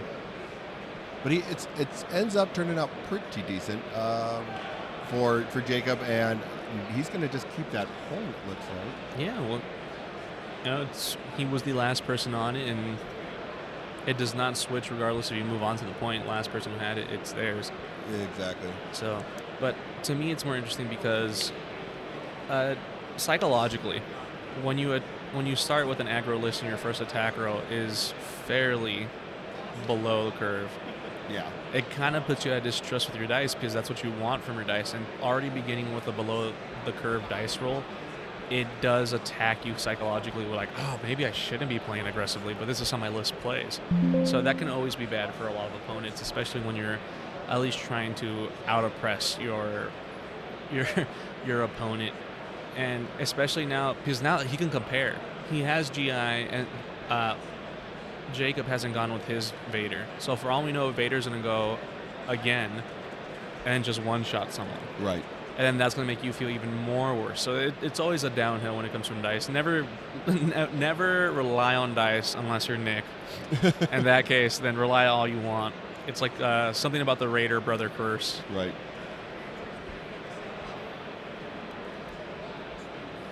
Yeah, so it looks like he pulled the Death Troopers. That's what I'm seeing right now. Yeah, it looks like the Death Troopers. Yeah, because it's like the tray that he's using is dark. Looks like a dark charcoal, but the card is also just black on black. So it's just like, who is getting played right now? Right. But it looks like the Death Troopers are moving up and securing that side upper point, which is fairly good. Yeah, they're going to take a move action, then hunker. There's nothing much you can do. Just sit down and call out to the Force to protect you. Yeah, especially against like boss. And Yes. like the Delta Force right now are just so strong. Yeah. Well, I like to say Jefe. That's his actual funny name. Fixer and Scorch did not get alternative names in Spanish. The only one that did was Boss. Because he's El Jefe. He's El Jefe, yeah. And when the Jefe wants to do something, the Jefe does it. All right, yeah, this is strange. I would be puzzled too. Mike debating, but it looks like he pulls for it and he gets 501st. 501st. Well, good for positioning this early in the game. It at least could put him in a very unique way where you could benefit from them in the long run, but you have to be very defensively conscious when moving them up so forward. So as of right now, he can either advance and look for an attack, or advance and just look for the placement and play objectively. Yeah, I mean, like a lot of times what you're trying to do here with is just move them up so that they can get those coordinated fires going and everything along those lines as well. So, I mean, it might just be doing that, but it looks like he starts with a defensive maneuver to give them... interesting. So goes with a defensive maneuver. I think he's within range 5. That's a range 4. Oh, range 4. Yeah. Really close. Oh, I think he's got there. I think he's there. I think he is there. The defensive maneuver, and he didn't go fully from his ladder either, from his ingress point, if you look at it from our angle. Yeah, he could have gone a little farther forward there. Absolutely. All right, so first attack going into Grand Inquisitor. Oh, man, here comes the first 501st attack.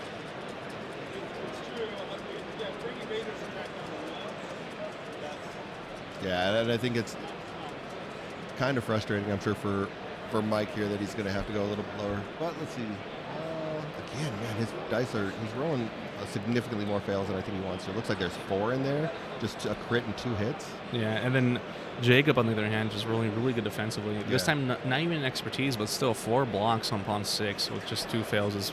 Yeah, I'd take it any day of the week. absolutely. So just the 1 block, or just the 1 going through again. Oh, so my then goodness. back to the second attack with the 501st. I'm Yep. sure going into them. So this is the second attack. See if Jacob can repeat his magic. Right? I'm sure Mike's just ready to there we go. There's only 1 fail there this time. 5 hits. Okay. Expertise is going to turn that. Probably, I think I hit with the 501st. Yeah, it's still a really good roll for Jacob right now. 2 fails, 1 expertise. He turned that expertise to a block, and I think a crit to a hit, right? Yeah. Yeah. Just got 2 down the tree. I mean, overall, that's survived basically 3 attacks at this point in time. And a Vader 1 attack. Yeah. Vader 1 That's- and 501st. That's rough, but I mean, Not the start that I'm sure Mike was hoping for at this no, point in time. especially on Never Tell Me the Odds, where your objectives are so widely spread out. Now, Right. now he's put he's putting out 2 units, theoretically 3 characters, onto 1 single point, and there is still so much to grab, and those Death Troopers have been untouched. Exactly. Yeah, he's basically. So now he still has his move action here, though, because it was just a defensive Yeah. maneuver. So he can probably get over onto another point.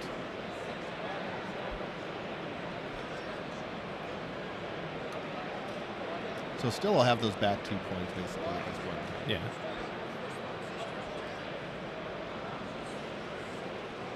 Yeah. So it looks like he wants to be within 2 of that of the point Other point to closest flip to it. us. Yeah, Yeah. to flip it, so he can score 3.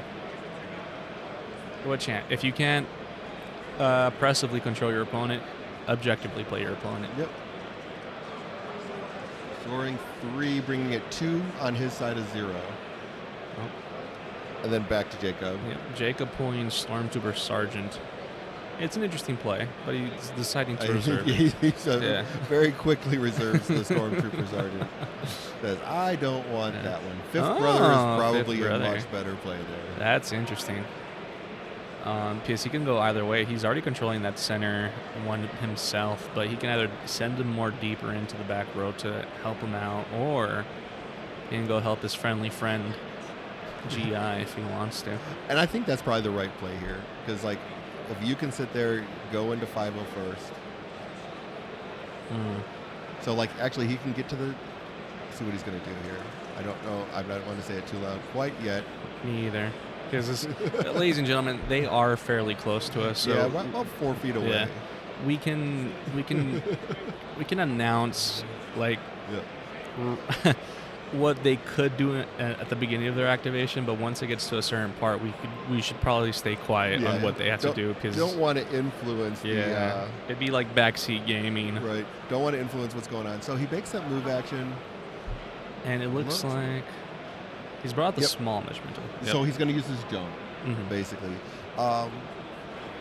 Could have used the ladder to climb up and then use the jump, gotten him into a little bit, like giving him a little bit more And positioning. give him an inch, or you could just play. I mean, keep in mind, Jacob's been really, really good, so I could Yeah. understand where he wants to be more aggressive. But if you wanted just a better play in general, or not a better play, but if you wanted a more defensive play, you could have just hunkered to get within 1, not having to attack, and played faster without having to roll dice. Yeah, I mean, I think with everybody still back, I don't think he's like too concerned about the. Fair enough. And dice are being rolled.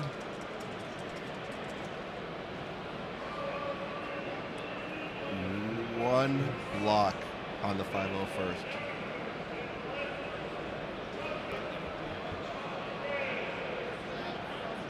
So, man, those gray dice are just not showing up very well. Yeah. They are not, no. Oh my goodness. So blocks 1. 5 down his tree, which is the full tree basically here. Man, Jacob is rolling hot. Yeah, his dice are really happy with him right now. So no matter what, that's 1. Well, it depends who you 7. attack. No matter what, it's 7 damage. Yeah, it's 7 damage regardless. But that takes out 501st. It right? should take out the 501st. But did he No, I go think they're into up to 5? 8 now. I think Oh, that is are they up to? they have been changed. But you can shove them twice, as well as unless he wants to just do the expose and strain. But I think they're kind of up to him which way he wants to go here. Yeah. Also depends on if he wants to use his actual ability. Yes. So, because unfortunately, unlike other games where they only target enemy characters, Fifth Brother's ability targets all characters because it's not specified. But he's using it because you can see right there he's just sent everybody off. He sent everybody off, unless he pushed GI into the scatter. You might have pushed him into some scatter. I can't tell from this angle, unfortunately.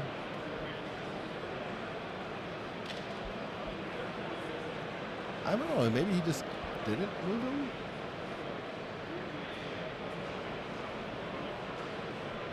Either way, he was going to break the tie with that one. Yeah. Regardless, the point is just from his presence being there. Yep. And it's a good move. Because now, even if, say, he does win the 5-0 first, he can leave Fifth Brother there, and GI can go do some other shenanigans somewhere else. The problem I have now is what's Third Sister going to do with her activation with Fifth Brother? Can move him to where he's within 2, still staying within 2 of the other point when she comes up, and take out the 5-0 first, get that wound finally. Looks like it is Boss. It is halfy. So Boss will be coming up here now. And now this is where all of the craziness is going to start going off because of all the different things that you can do with Boss. He's just... I think this is the first time we've had him on stream, too. This is the first time we had him on stream. Also, he's just taking the community by storm. I remember when his box dropped, everyone purchased it immediately. Yeah. So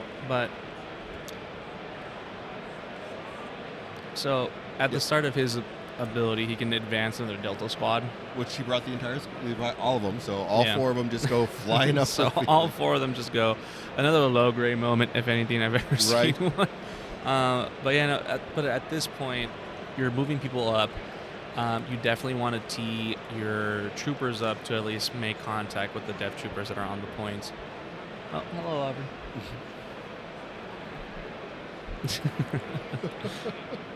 Aubrey saying hi again. Yep. Yeah, and refreshing 2-4s. Yeah, it's just a crazy stuff that he's got going on. Also, a lot of cool paint jobs I've seen on Boss. Yes. Not a lot of people stayed to his orange and white armor. I've seen some people go kind of crazy with them. Also kind of gory as well, as Boss is a super commando. Yes. Now, did he do a wound somewhere that we missed to refresh that 2-4s? I think. Or did he... I think he was thinking of doing the Delta Give Me an Explosive situation, and he decided not to. I think so. Because I did see him... Well, it looked like he refreshed 2-4s, but also he could have just unspent it. Yeah. I think that was the situation. He could have been out of 3. That's because he's measuring 3 now. Yeah.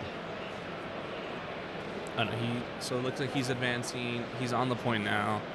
Looks like it's SmackDown time. Yeah, that's what looks it looks like now. It's just crazy how he can get all the way to the other side of the board so easily. It's insane the movement that he has. Yeah, but it's also a risky opportunity. He's placed himself in front of Vader 1. Yeah. Like it's a trade. If this works out in Mike's favor, it's a very well earned point, especially if you're taking an opponent's back point that early. Yeah, it's going to be interesting how this one plays out for sure. Yeah, so calculating dice now. Within 5 of... Yep. So he's going to have those fixer dice here, adding basically 2 dice for fixer. Yeah, for each Delta squad, right? Correct. There you go. So he's getting 2 extra dice from his regular pool, bringing it up to 9, I believe. He starts at 7. Looks like a little bit more than that. Oh no! Oh, I am way wrong. So here's where, and they pull those fails out. So he did have a lot of fails, and that's the. So it looks like just Just two expertise? I see two crits in the roll, 4 hits. So that'll turn into 3 crits and 5 hits, blocking the 2, so he still goes 6 down the tree. And right? a damage on the pole. Oh my goodness. When El Jefe comes around, he hits hard. yeah, he hits hard. El Jefe does not joke around.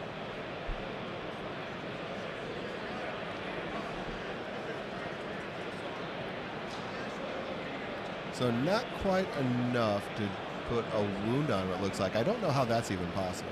Well, I think he stopped early. Okay. I don't know why. Why, but I have no clue. But I did not see Jacob reach for a wound counter. I Yeah. didn't see him give himself momentum. But he does flip the point. Oh, so that means He he's must wounded. have. He's putting way too much damage on the ground. Yeah, so he does wound him. Okay, fair enough. First wound of the game. Yep. Wasn't done by Vader. Wasn't done by the 501st. It was done by El Jefe. Not just that, but he also took that back point from Jacob as well. Only scoring 3 because Fifth Brother still has the one on this side. So Yes, but it's 3 unique points. yep. Yeah, because the center point is, unless he is within 1-2. No, he was just scoring 3. All right.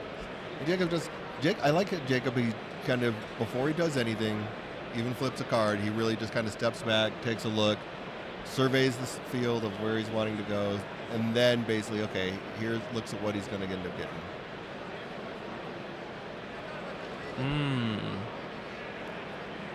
Interesting. So he pulled GI. He pulled Grand Inquisitor. It's on the opposite side of the board here. Yeah. You can do some interesting things with GI here, just because he can move himself. He can go get that final wound, I think, on the 501st. Mm-hmm. So it looks like he is, he's advancing Reva with the GI's ability, or his innate ability. And then he's going to move himself as well. or where would he want to go? Would he advance it? I think he's going to want to advance himself just to be in a better position to stay within melee. Well, he's staying outside of range 2 of Vader as he moves up. He is not going to be able to get quite into melee range of the 501st, it looks like. It looks like he's just out of range of the 501st there. But he does have a range attack, and he only needs to get 1 down his tree. So he could end up just doing an attack into the 501st here. Yeah. Having them go down, well, they activate. So you at least get a second activation from them, as long as you don't shatter them immediately. Correct. But I mean, the biggest thing here is that's an easy force refresh. Yeah. Because remember, he gets the momentum there. Looks like he's going to go into crosshair though. Oh. Moving straight into crosshair, leaving the 501st. Well, yeah. To be fair, if he advances to go into crosshair, I suppose he can probably do it. But the problem is, I think he's saving the 501st for Reva's activation. I can see that. Because if Fifth Brother is already there, Yeah, you can influence multiple points that way. and it's smart enough for Jacob to do that, it's better to pick and choose your battles, specifically for Grand Inquisitor's activation. Because I like this play. I like this play going for a fresh new character who hasn't activated yet. And I think on Grand Inquisitor's tree, he does have conditions I can give him. Yep. All right, rolling dice. 2 blocks and 1 expertise on the defensive side. That's not bad. I can see a crit, a few hits and expertise. Not that many failures on 3 crits, 4 crits. Oh my! 4 crits. Oh my goodness! Yeah, so he's got a crit, 1 crit to a success though. Okay. Blocking 3, looks like 3 down the tree because he's got 4 fails in there. No, 4 down the tree. That is a strike as well. So 3 crits and 1 strike going through. Not going to be enough to put down crosshair, but it does definitely put a little bit of a hurt on him for sure. So yeah, been a good first day of LVO as far as like tournaments going on. Yesterday they were open around noon or 2 o'clock to start having some open gaming and stuff like that. So It was fun. I got to play a couple games, help people prepare for this current tournament. Yep. So it was fun. And then just in general, people got here, they wanted to play games. We had set up early Wednesday, so we actually had tables for people to play on, and it was fun to see the amount of people that did come by, stop by and say hi, and play some games. right. But yeah, so it looks like some damage. Looks Puts like 8 damage on him. That's- Not quite enough to put him down. it's pretty good though, and we got Yep, 2 conditions going on him. Looks like the pin and the strain. Yeah. So overall, pretty good there with the amount of damage that he was able to put on him. So now he's got basically 2 targets there that are just about ready to go down on the other side of the board, which is pretty solid. It is pretty good, especially if you pay attention to his force. Out of the 7 that he has, he's already used 5. Right. So those 2 force refresh will come in handy, especially with trying to win this first struggle. So here's the thing with on Mike's side though. Now he has 7 Scorch again because they were in reserve, so he can bring 7 Scorch now out of reserve and utilize them. Just really start putting some damage into Jacob's side of the table. Well, yeah, and he did move up Reva to the the middle of the table. And what I'm looking at Mike doing correctly, it looks like he's Just gonna zoning in on her, gun her down. Well, because one that puts a force cost on her call to the hunt. Yeah, and it's rough. Call to the hunt is such a good free ability, especially for any type of Inquisitor player out there. Right. But having it cost the force is just rough. So it looks like Basically just moving everybody around. Oh, okay. Well, he's moving everybody around, but he's also not keeping them together. Correct. Looks like he's going to send someone off in a different direction to at least help out with how oppressive GI and Fifth Brother have been, which is not a bad idea. So brings him down, gets to the Ingress point, and is able to climb over. Probably going to be going into GI here soon. Fifth Brother. Okay. Looks like he's just within range of Reva, so he might be able to just put her down completely. Yeah. Well, it's always good to give yourselves options, even though he did commit to putting a character on the back point and someone going first or going to the far left. It's good to have, well, just in case this didn't go right, let me just bail back to my first option instead of just having 2 characters go into someone and just over-succeed. Right. So it's always good to at least spread out your options, but still have an access to go back to the first one. All right. So starting with the first attack with the melee into Reva. Yeah. And then going to see where he goes from there. Looks like, again, a significant amount of fails. I think I see 4 fails in there. 3, 4 strike. A fairly good defensive roll, at least expertise-wise. We have 3 expertise, 1 block, and 2 fails.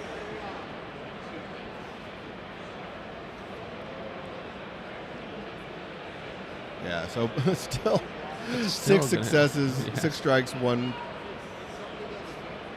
crit. The crit goes to a fail.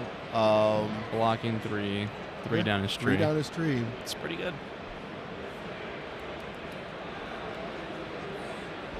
So overall, I mean, with the amount of dice that he was rolling, that's pretty good. But there is a couple of shoves that are going to happen there.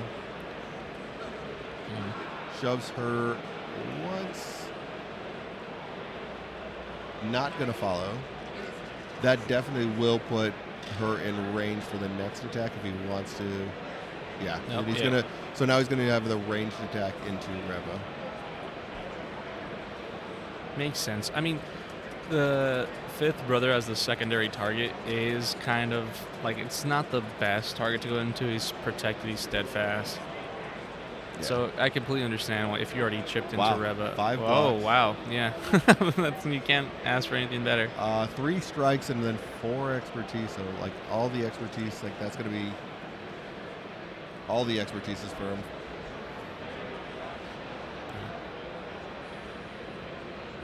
Yeah, I have yet to see someone pull 5 expertise on Mando and Right. get the 5 damage down his tree. I have not yet to see that. I haven't pulled it off, and I played him so much.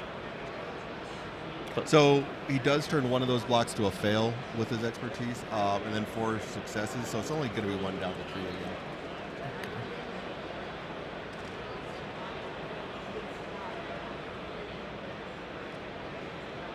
Yeah, so I don't think it's enough to put her down. Not enough, but then they do also have.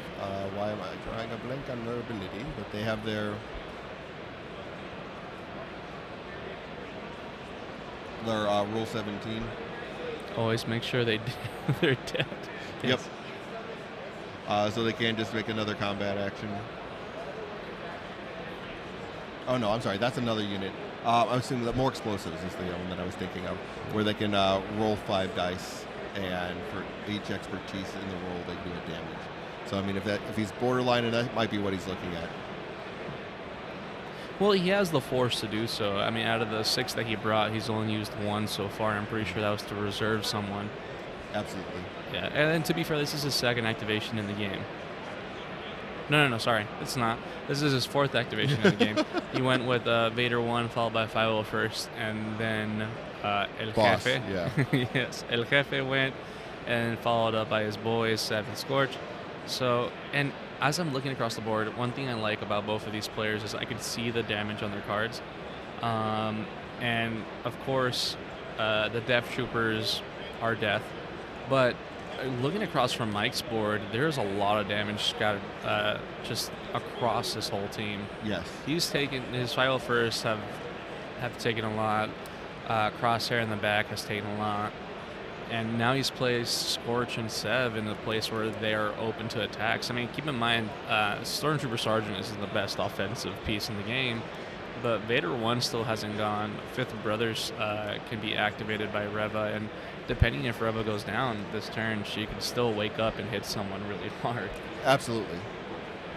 So back to and on cue, Jacob pulls Darth Vader. Oh, Darth Vader. Which is a fantastic pull for him. It's definitely, I think, what he was looking for as far as what it all comes down to. Definitely wanted to have something, because he can just come up and hopefully, for Jacob anyway, hopefully just go up there and punch El Jefe right in the face. Yes. El Jefe is basically the best option. It's a climb, and he has his 2nd action would be his swing. But El Jefe has decent defense. He does. So, I mean, keep in mind, Jacob's no Mike. So let's see exactly what Jacob rolls. I mean, we've now seen him roll a really good offensive roll and a straight up just 5 blocks on his 5 that he rolled. So it's now to see what exactly Jacob's Vader is made out of, and see if El Jefe can take the punch. So he is going to sit there and take the punch himself in the face to roll a couple more dice. Oh, well, yeah, suffering that damage to him with the extra dice is just, I think itself was a great ability.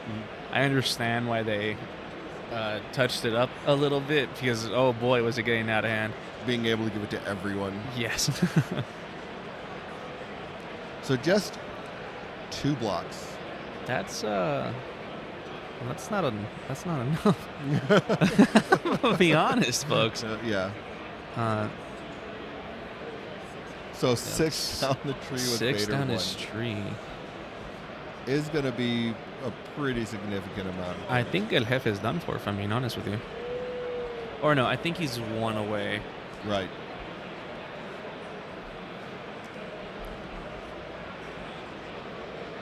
Yeah, no. If anything I've noticed, especially coming from Jacob, is that he likes to study. He's holding his card up to his hand, and he's going down each tree, and he's thinking Yeah. about doing every possibility what he could probably do.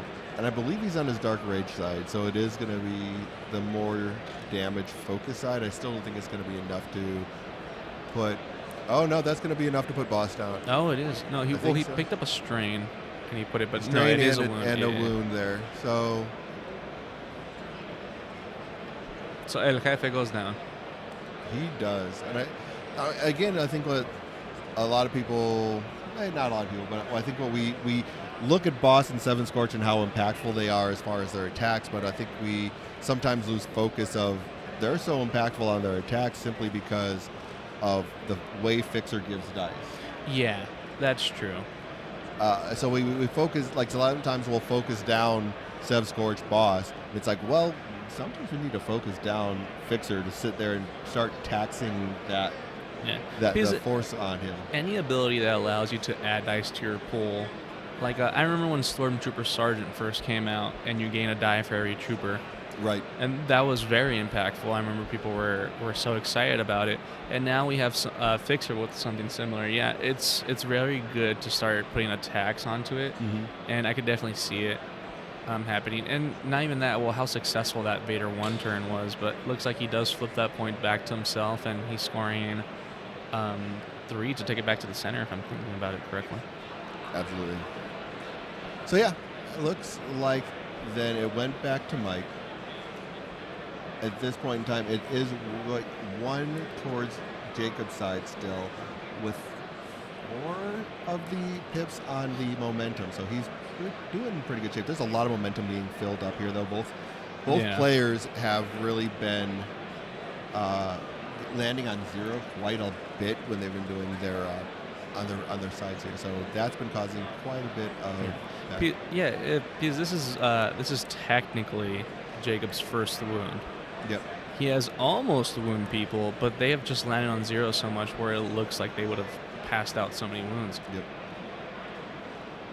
Now, that being said, we're looking at Fixer coming up. And he does move Fixer. I don't know if he can even get Fixer in range 2. Looks like he's just out. I think Jacob might have said, no, you're in. So just within...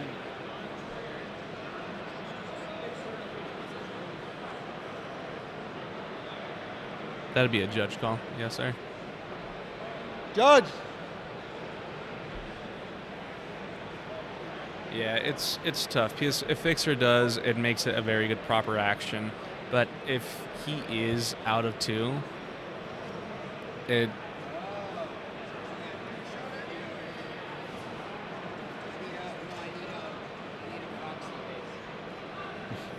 So Aubrey at this point in time is looking to just wanting to sit there and get a proper measurement. So we got the judge coming over. he's been infected with the judge bug.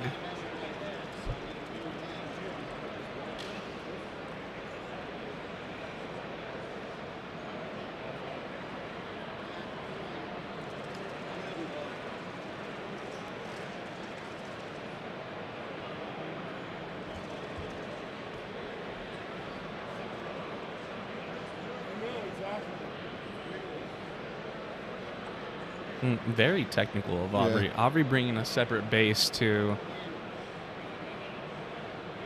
measure exactly. Yeah.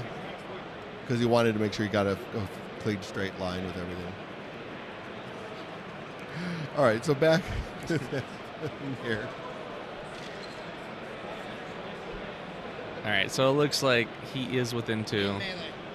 He's in melee. All Okay. right. And that was basically what they were looking at to see if he was in melee of Vader or not.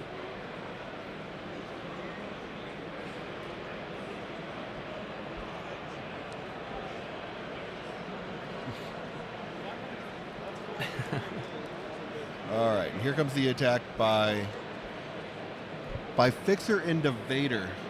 It's interesting, but if someone strikes your Jefe, you have to strike back. That's your Jefe. And that's your Jefe, and you have to hit back no matter who it is, even if it is Vader. Okay. But I mean, keep in mind, Vader is so close to the back edge, he can easily be shoved off. You could. And That is so many dice. Oh my god. There's a lot of fails in there though too. Holy oh, Force Ghost. And 4 fails by Oh, Jacob. His dice have turned on him. Yeah. The dice have definitely turned. So he's. That's the thing with Fixer. Like he just allows for so many more dice. It's just so crazy. Yeah. And then especially if you bring his whole squad, it's crazy. And what's 8 even strikes. Oh my That is a full tree because he can turn one of those, the one and only block that poor Yes. Jacob had. Oh, to a fail. So yes, full tree. Well, if you think about it, Jacob rolled all 5 blocks, and now he's rolled all fails. Right. So he's hitting all the markers. I mean, it is Fixer. Best case scenario, what are we looking at here? 6 damage, I believe. 7, I think. Yeah, 7 damage is like the most you could do with a shove and expose and a reposition if it goes on the top end. I don't know why, if he would want to go on the bottom thing. I think just for all those extra heals, I don't think he really needs them at this point in time. No, I mean, well, maybe if he wants to take a heal off and heal condition that that Hefe would have. But then you're only doing 4 damage. Yeah, and no, but it looks like he's going to the top because I see them bringing out a tool Yeah. to measure the shove. Well, you can and- shove on the bottom too. Oh, he can't. Oh, yes, it's his first square. Looks like he's gonna stay up on. Ooh. Then the reposition onto the point. Doesn't move Vader off, I believe. Yes. No, Vader's base did not make it clearly off. But that was enough to put Vader down. Yes, well, when you hurt yourself to roll more dice, Yeah. it does lower your HP. And Fixer rolling that many dice is bound to hit something. If not, your dice just hate you, and there's nothing else that you could say. Like, there's nothing much you can do. But looks like finally he's going with Clone Trooper Sergeant. Wondering what he is going to do. He's in the You mean back line. Stormtrooper Sergeant. Yeah. Oh yeah, sorry. Stormtrooper Sergeant. He's in the back line already, and I mean, pardon me if I'm wrong, but I don't think you can take on Fixer. You got to start putting damage into Fixer, unfortunately, and start to try and soften him up a little bit.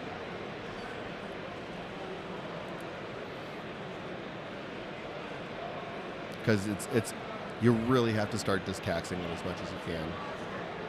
Yes, but looks like he's advancing a support. Yeah, move Fifth Brother up to kind of basically maybe get some into engagement with a couple of people. I worry about that one simply because now you put him in a position to where one shove gets him completely off the point. Yeah, and He does have Steadfast, of course, but he does, but Steadfast isn't protected from 2 shoves. One Right. will get through it, and now that one could make the difference, especially since Mike hasn't used his Shatterpoint either. no. Yeah, at this point in time, I believe it's just Reva. Yeah, no, Jacob's down to his Reva character card. That's it for him. But Mike is down to Crosshairs and his Shatterpoint. Yep. Both pretty decent activations. Oh yeah, well of course. I think the most activation that I'm probably more worried about is Crosshairs. Having that strain in the pin on him is kind of tough just in itself. Yes. Does hurt him a little bit for sure. Yes. And then he's also engaged with GI as well. So I think probably the activation where Mike doesn't want right now. He needs something else to happen. But as of right now, we have Stormtrooper Sergeant. It looks like he's throwing dice into. Well, I didn't make a clear line to it, but someone that has 5 dice. Defense dice. I think it's Fixer. Looks like he's going into Fixer. Yes. Is it Fixer? That's quite a lot of fails, though. 3 blocks. Like that's the thing. His expertise is good. So like those 2 expertise turned into 2 blocks. Basically just 1 down the tree. It's Stormtrooper Sergeant. You weren't going to get much out of him. No, he's clearly there just for his. His 3 points. Yeah, his 3 points, and I mean his buff helps out too. He brought Death Troopers with him. He did. So he gets an extra die from counting Stormtrooper Sergeant, I suppose. But it's really hard to build around that ability, especially with the amount of Stormtroopers that we have in this game. Yeah. All right, and now we go back to. Go back to Mike. And there's his Shatterpoint card. There's a Shatterpoint. This is interesting. Because I mean he could easily flip a couple of points here depending who he goes with, but it all depends. There's a lot of wounds on his side. Does he want to flip a character this early in Struggle 1 and leave them to be wounded and probably leave for Struggle 2? Potentially. I mean, so we're getting to a point just because each side has the 4 momentum on each side. You know, so there's.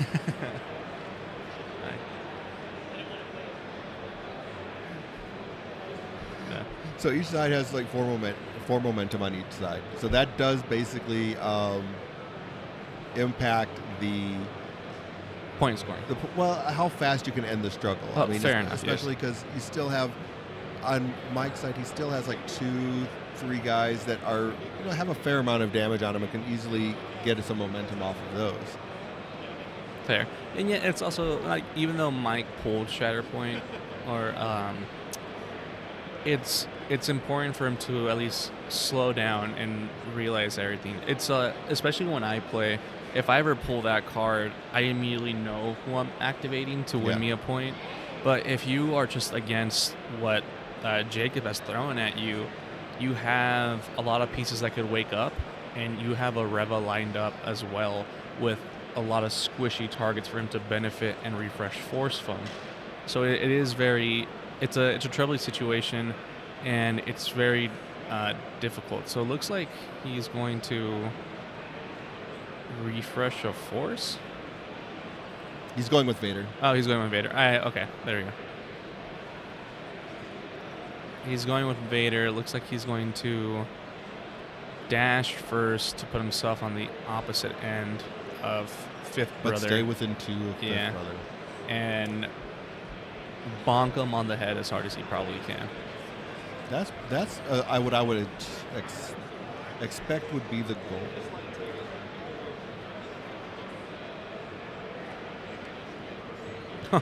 My mom messaged me right now saying, "Oh, hi, you look so beautiful on stream." Hola, ma. That's so cute and adorable. Thank you. So no, I'm glad Mom is watching. Yeah. Like, so she knows that we're still taking care of you. Oh yeah, no.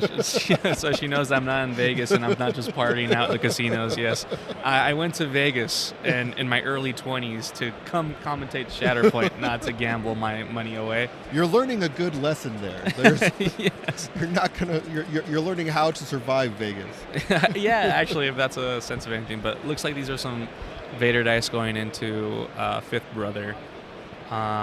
Fifth Brother's 3 fails. Is not happy. That's not only 2 blocks. 1 expertise though.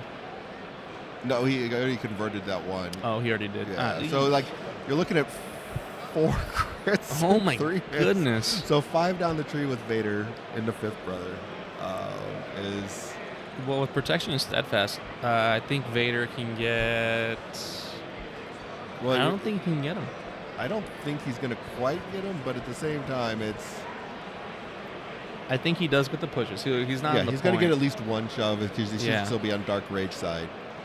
So it's still going to 2 shoves on 3. So he's going to be able to get 1 down, 1 shove off, and that'll push him off the point. That's the danger that we talked about with Fifth Brother. If you advance him too much and you put him where even if that second shove did happen, it leaves him off the point, and that just kind of steadfast is a really good tag to have, or just an ability that someone can give, but it doesn't mean anything when someone gets 3 shoves down their tree. Right. Yeah. So GI's down now, and that did put Fifth Brother down. So now he was able to basically flip 2 points and bring that way back on his side for Mike.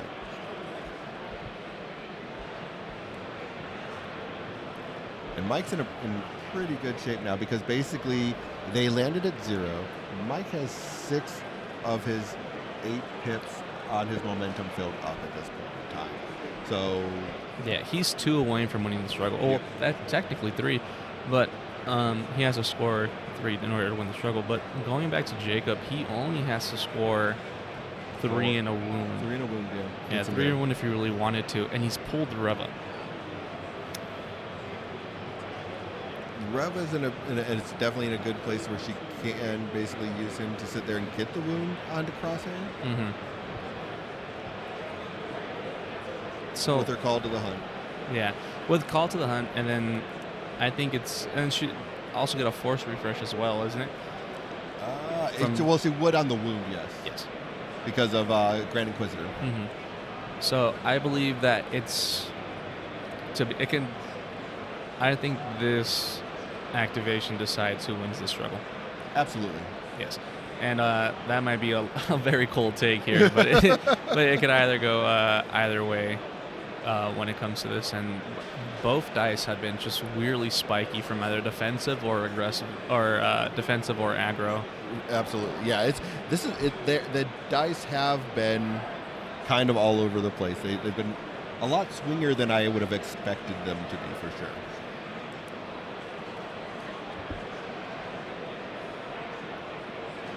A lot. So yeah, it's interesting now being in Vegas now in October instead of in January for LVO. It is very different. I mean, I guess it's a little bit cooler. I Yes. suppose. Yeah. There we go. That's not the best defensive roll there. Again, 3, just 2 blocks. Not really what I think he was hoping to see. No, and I think that gets the wound, if I'm being honest with you. That is going to be enough to put Crosshair down.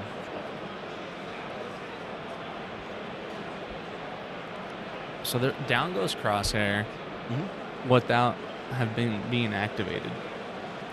Yeah, the one thing that's going to kind of hurt here more than anything is that all of the units that are over Jacob that are on the point are wounded. So you can't flip that point back, I don't believe. Well, now with the... No. You can't really, but I think he has to focus on the center point Yeah. more than anything. Because, yeah, you're right. They are all wounded. You got the wound off from it. He's forgotten to refresh a force. Yeah, I mean, in mistriggers, they definitely can happen. Yeah. It is the last activation of the order Fair. deck, though, Yeah, so fair. like it's not going to hurt It probably him. won't change anything. It's, Yeah. it's not going to hurt him too much.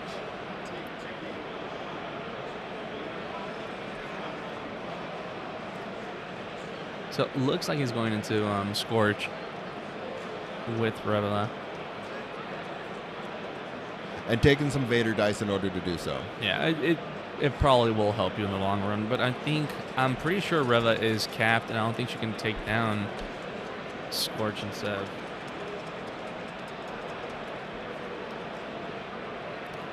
That's a lot of dice. Oh, that is a lot of dice.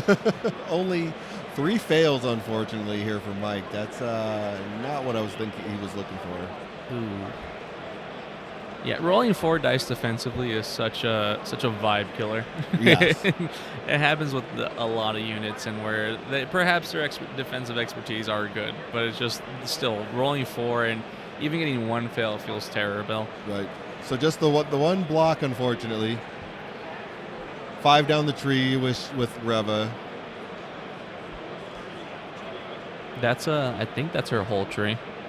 Just about. They already have 2 damage on them.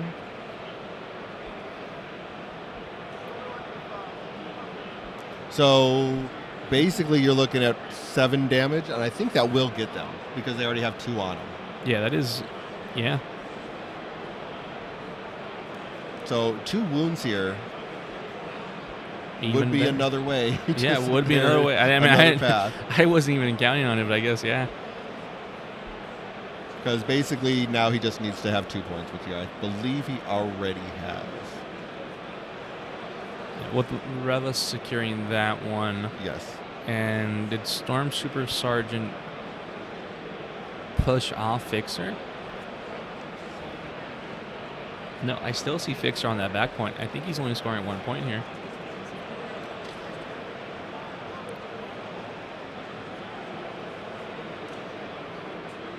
Nope, he's scoring 2. Yep. Scores 2. And we are going to go on to struggle 3 with Mike getting the selection on this one. Yeah, and What a bloody first struggle. yeah, oh my goodness, yes. And then I feel like with the self-inflicting damage that you do yourself with Vader 1, and Mike strategically targeting those characters, it makes it easier for him to wound them. So, but if I'm counting wounds, I think it's about 6 in total. Yeah. Yeah, oh my goodness. It's been a very bloody first struggle. With nothing but more violence to come with Yeah, the next 2 struggles. I wouldn't be surprised if we see some models remove off the board. We should. I don't see why we wouldn't see multiple models be coming off, especially because, well, I mean, we're about an hour into the round at this point in time, just finishing struggle 1. So there should be some people coming off. I mean, What, we have Crosshair who's just about to activate for the first time and already has a wound on it. Yeesh. You know, so Yeah. if he wants to focus down Crosshair, he can. Oh no, I think Mike heard that comment. Yeah. He was not happy about it. I mean, It is what it is. It is what it is for sure. It's whatever the Force declares is what the Force wants. Qui-Gon said that at some point, I think. I don't know. So yeah, no, Mike's on. I think he's still in pretty good shape though. You got Crosshair waking up coming up.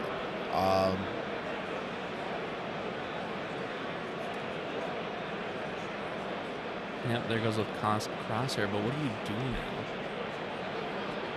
Because as of right now, you are technically still... Oh, well, no. Well, everyone's wounded. He has free movement wherever he wants to go. Yes. So he has that at least, but... Can take off probably The strain or the pin, which one would you want? He's taking off the pin. That's it's a choice. Yeah. Because who's he going to hit on that side if he removes the strain? It just stays there. Well, and he's going to immediately just allow himself to take the strain damage. Yeah, you have to at that point. You need to be able to advance and place yourself in a better position, especially for this new struggle. Yeah. Because, I mean, on that left side of the field, there are no characters to target. Everyone else has just been wounded already, and they haven't woken up. It's just insane the amount of just carnage that has been all over this table so far. I'm looking forward to see where he's going to go with this one. He's got quite a few options. I mean, especially because he is able to sit there and can he get to the? It's hard to see if he can get within range 1 of that Ingress point. Yeah, it is. I think maybe unintentional, but base blocking other units from ingress points is probably one of the favorite things I like to do. And if I do it, it's totally intentional. If I don't, I by accident. But it's just because at that point, either Crosshair has to advance and then stay on the on the actual ground floor, or he can hit the ingress point, be at a higher elevation, and still be able to hit people. Yeah, absolutely. Dude, I absolutely loved that Captain Obvious take there. If I did it on purpose, it was intentional. Yeah. If I did it on purpose, it was intentional. Yeah. But if I messed it up, then it was by accident. Exactly. Exactly. Hot takes all day from Izzy. Hot takes. Folks, don't be afraid to use my takes as well. It's okay. All right, so Crosshair's moving up kind of around the center of the board there and getting ready to take a look at if he can. I think he's looking at if he can get a head on Reva or not.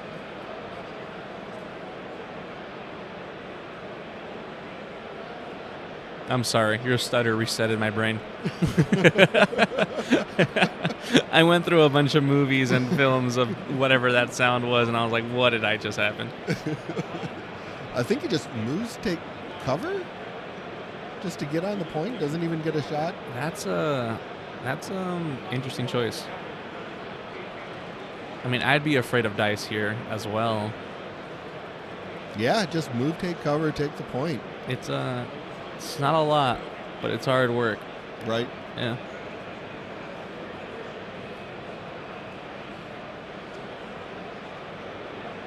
And I don't see them moving the struggle tracker yet. I don't either. But they're probably he's spending 2 force on Hunter, then he's spending 2 force again.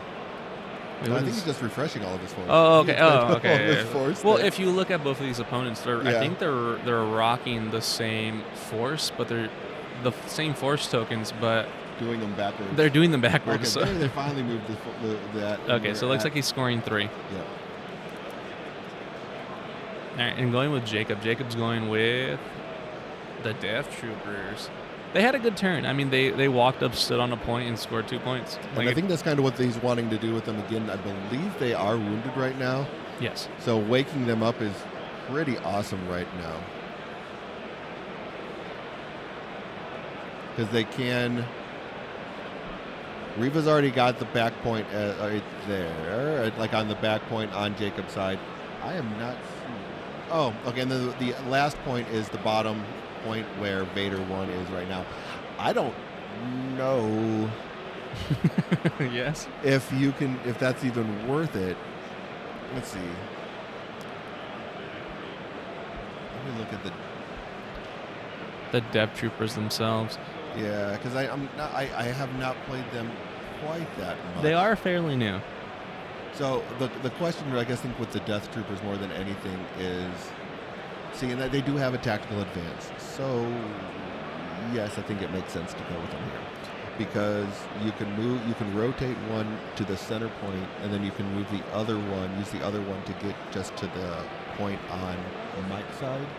Mhm. So you can basically keep securing the one point where Reva already is. So you're just doubling that one up, and then you're moving forward to sit there and flip the other point, because there's no one on elevation of the point on Mike's side, which will allow him to basically get that. So let's see.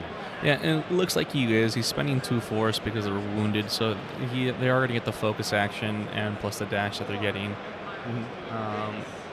It does help to resupport that, but what I like and dislike about supporting units that have 2 units is that it just basically means you're going to get attack from anywhere. Yeah. And if Shatterpoint comes for Mike, that's a good juicy target for Crosshair. Yes. So I like that. If you would have told me a turret character, my mind would immediately go to Crosshair, Exactly. because he would just stand still and hit someone if he could. Yeah. I mean, and he's in the perfect position to do so now. Yeah, but no, it makes really good sense coming up, going to higher elevation, not attacking at all, and just trying to secure that point, scoring himself 3. And I think we're back at 0 and both players gain momentum.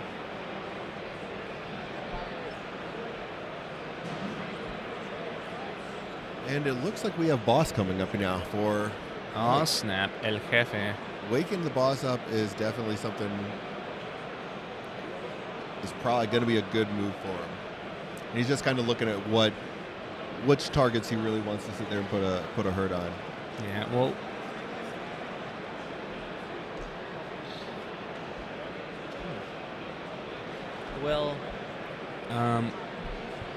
first what he has to do is decide who he wants to advance.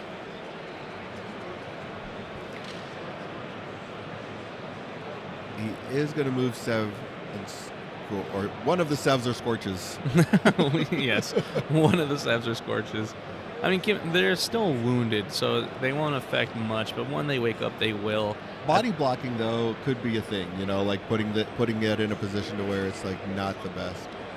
Yeah, I mean, especially for that center-ish back point, there are 2 characters on there. El Jefe can come up and hit the Death Troopers themselves, and now that point that's closest to Mike is now up for grabs for anyone to come get. Yep. So he did straight off the bat just use the Delta give me an explosive situation. That's why he paid the 3 force. Oh, okay. So, To basically wound a unit, and then he was able to immediately refresh 2 force. So net 1 force to wound somebody. yep. You know, is not too bad. It's net, wild. Net negative 1 force. It's wild. You know, it's like.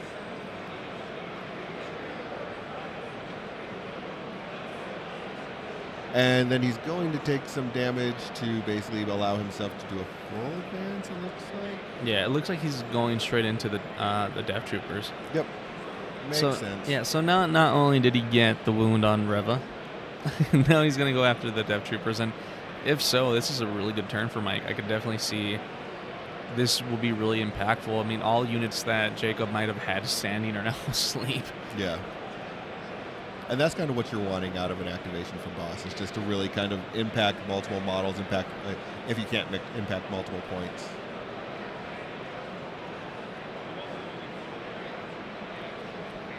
So he is within range of Fixer and 7 Scorch to sit there and add some additional dice from Fixer.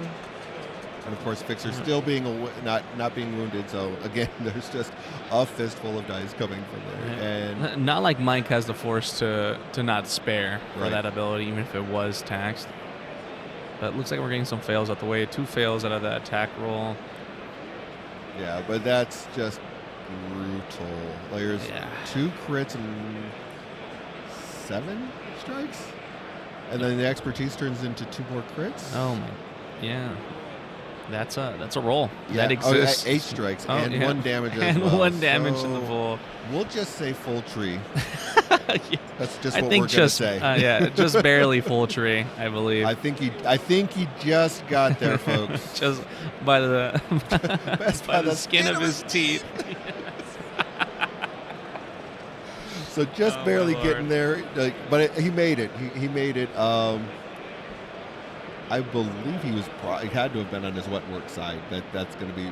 So if he's living on his wet work side, Well, the wound's coming regardless. that's 9 damage on wet work side probably. Yeah. 8-9 damage. So yeah, definitely putting the Death Troopers down for a second time. So no. they'll be leaving.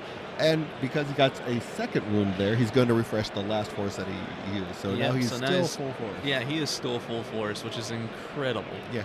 Spent 3, net gains 4, so net still no then. Scoring all 4 points. Scoring all 4 points. Yeah, that's something. What a good turn. Mike looks at me and just like thumbs up, buddy. Yeah. Double thumbs up. All right. Ooh, pulling Stormtrooper Sergeant here. Yeah, for Stormtrooper Sergeant, No one's touched them. It is he's there, type of thing. But yeah, I mean, you got. If you asked me a character that I felt like should have been touched, it probably would have been Stormtrooper Sergeant. He's a 3. I mean, I can see him maybe wanting, but at the same time, I think when they were doing the updates, they were really looking at Empire was in such a good spot. Did they really want to make him better? Fair. Okay. By that logic, yes, I suppose. But like, as we look at it now, mostly everyone's in a good spot now. Yeah. Now it's kind of like, oh man, we did kind of abandon this 3 by itself right now. A little bit.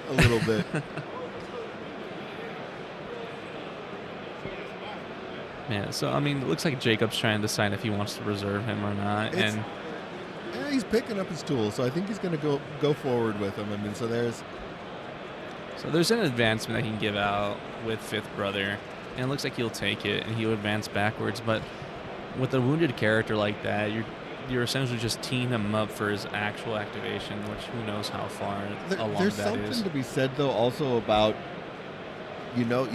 Mike's in a good position this struggle. You might be looking at a struggle 3. Hello. Hello there. So because Mike's looking at it like we're looking at a struggle 3, you might just be looking at, okay, let's get this activation of Stormtrooper Sergeant out of the way. That's fair. Okay. And then that he's no longer in your deck and no longer moving forward with that as well. So I mean, there might be a little bit of that kind of thoughts going on, because in all honesty, Mike is one away from winning the struggle. The struggle tracker has him one away from the And setting up Fifth Brother too for a better positioning play for struggle 3 is probably a good play. And at least now it just comes to muscle memory. Right. Do you know statistically how well the next objective will set up be, or where the next objective will be? I know there's some players out there that do remember statistically where the hot zones are. Yeah, where the hot zones are at, and go for it. Right, that's exactly. That's way too much info for myself to learn. Yeah, I don't keep track of it too much myself. So just a Yeah. little, just a little tiny pew-pews here. Yeah, some tiny pew-pews. But 3, now 1 block, 2 expertise there coming from Mike's side. Yeah, Jacob with 1 fail in his roll.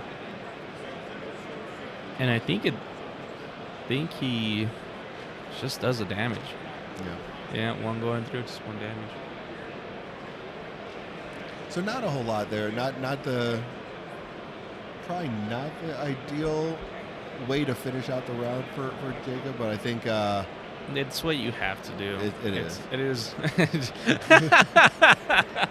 Oh man, the Jacob. the dice kind of cooled off a little bit for him, and of course 5-0 first are waking up now. Looks like. That's a pretty good target for someone to go into later on, depending on their side. And it's kind of a nice little, not wasting an activation with the 5-0 first. Thanks, Rudy. So like that's one of the things I think with the 5-0 first is like finishing out the struggle win with a support unit, not having to pull somebody else out of your order deck, like one of your primaries or something along those lines. It's definitely a thing that I would be looking forward to. It's like, okay, let me use my 5-0 first. They're just sitting back, being wounded anyway. Wake them back up, put them onto a spot where maybe they might be contesting a point later on, and really put it back on Jacob to really kind of make a decision there. Yeah. My Hispanic mother, who understands some English, just sent me a message saying, I don't understand what you guys are saying, but it sounds interesting. Next time you guys go, I'm coming.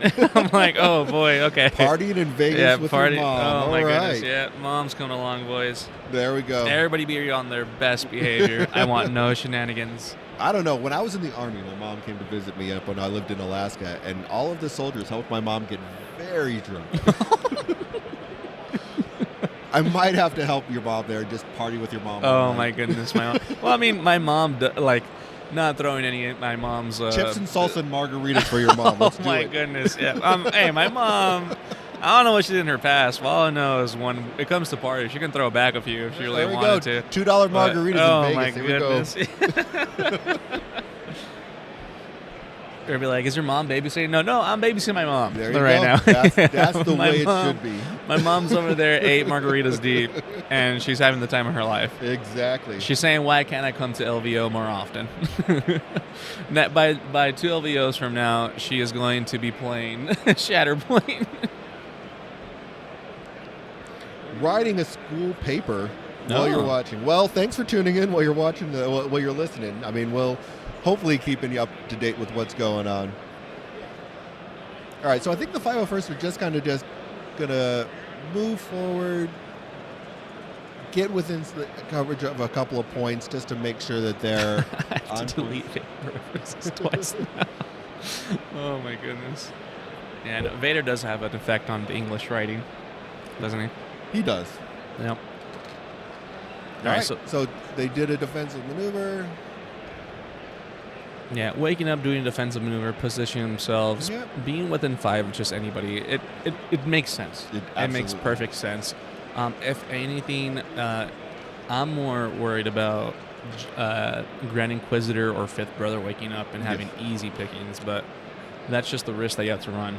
Yeah, I mean, it's like you kind of put yourself in the best position you can for the third struggle. I mean, they both are in just an amazing spot here. They are. Like I say this like, okay, they're perfect spots, but like they're in the position where, great, I wounded everyone already. What am I gonna do? So it is an interesting spot, but yeah, no, Mike playing a very defensive move, scoring points, and winning the struggle. So they're on the third struggle now. and Mike just ending his activation by putting the 5-0 first, hunkering them, putting them in position. It now goes to Jacob, and Jacob still hasn't pulled anyone. Right now, they're just moving objectives right now. So it looks like they're moving objective. Ooh, interesting. It's very, very interesting here.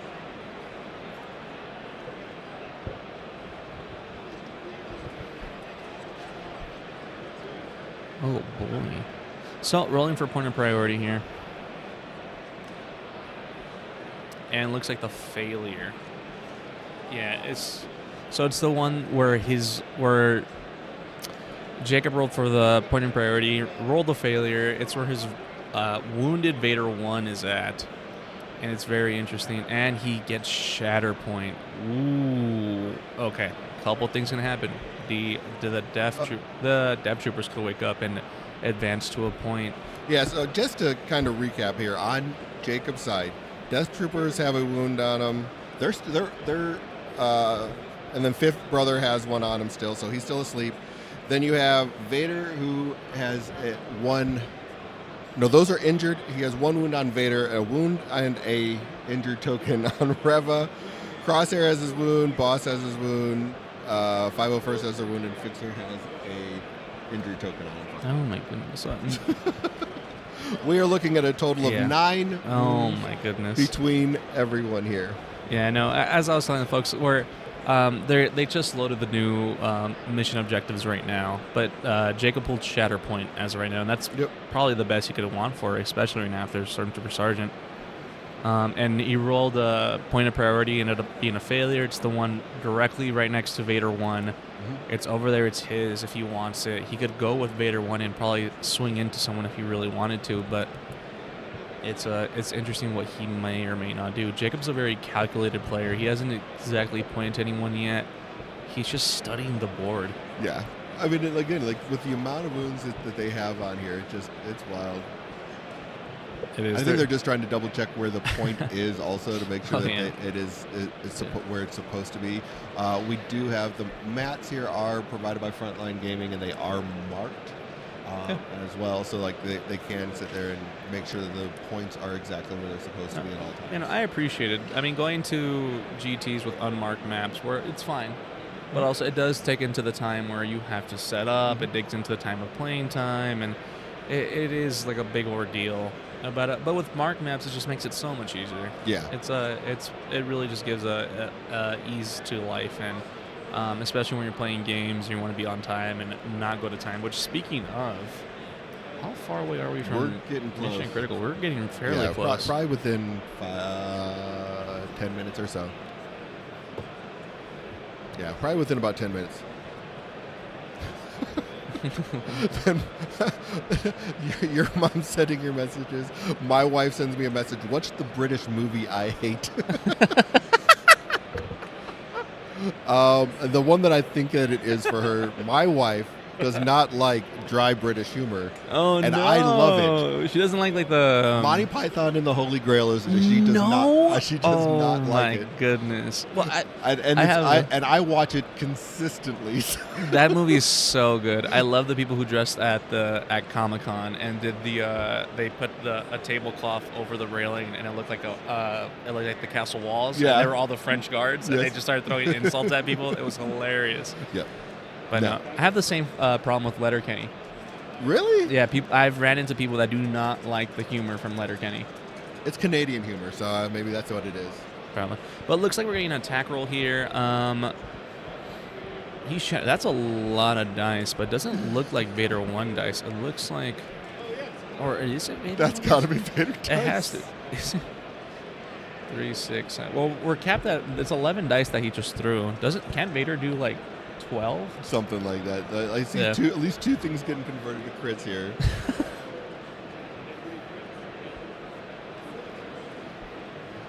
What a roll. Oh my goodness.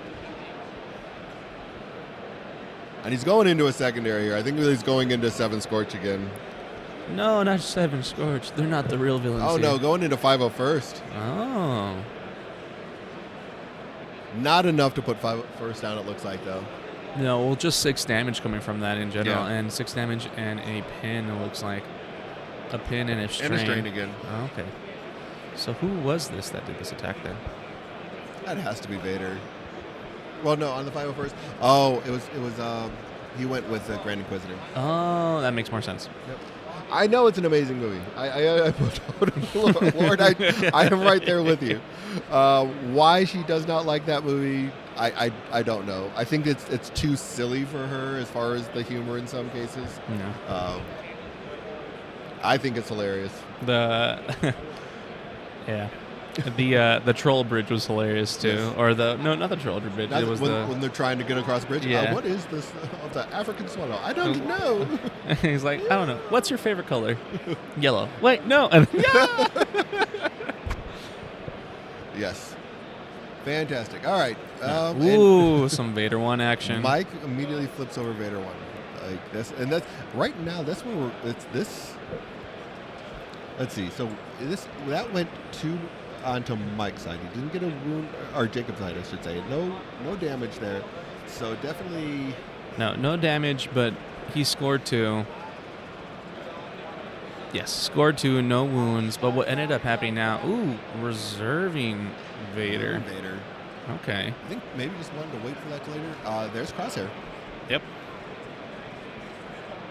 Which is nice for Mike here because that means he's getting an activation and not removing That's him true. from the board Yeah. because he already had that wound on him. No, I mean, there's that Ingress ladder they can climb up on. There's the other point he can go to. There are various targets that are up in the air right now for Crosshair. If anything, Mike is now just looking at line of sights for all his targets right now. Yeah, for that one plink damage that he can do. And at this point, there's just so many wounds on the board where you could suffer from your own success fairly quickly. Because if you daze the wrong person at the wrong time, like it could probably end. It could probably be his own downfall. It could be, very much so.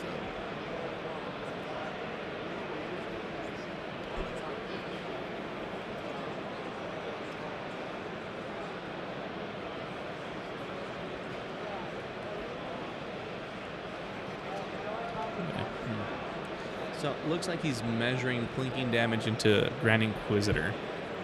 That might be a judge call. Well, the judges are right here next to us. So. That's right. I also haven't heard any calls recently. I mean, to be fair, this is the last game of the day.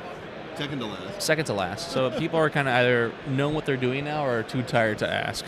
That's essentially what's going on. That is very true. Like I've run in. Yeah, it's a judge call. Grand Inquisitor may or may not be within 5 of Crosshair. No, it's not within 5. It's a matter of if he has line of sight to do the one plink damage. Fair. And it's pretty hard to see because of the terrain that's obstructing it. Yeah, there's a piece of terrain that like.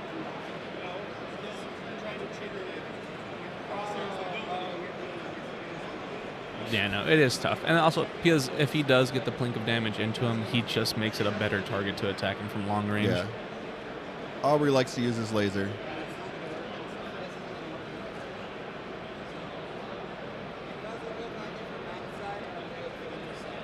Yeah, so look, I mean, Aubrey at least is doing his due diligence of checking from both sides. He can't just take one side and say, look, there you go. Aubrey is now confusion. Yeah. See, when Aubrey looks from one side of his face, it looks better than from the other side of his face. So I think what it is he needs to get his eyes checked. Oh, because okay, yeah. He sees differently from one side. It's the it's that when he closes his left eye, his right eye can't see it. But then when he goes to the other side and closes his right eye, he can barely see it. So yeah, that's a tough call, actually. Well, the nice thing is, I mean, this is one of the.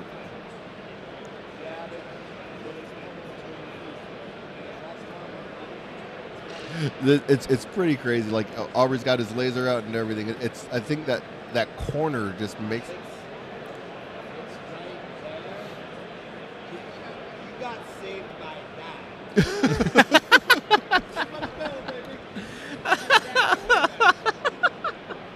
Better lucky than good sometimes, I guess, is what it comes down to. That's true. But I do like how I call that being accidentally tactical when you Yes, put sir. yourself into position and Yes, save sir. yourself.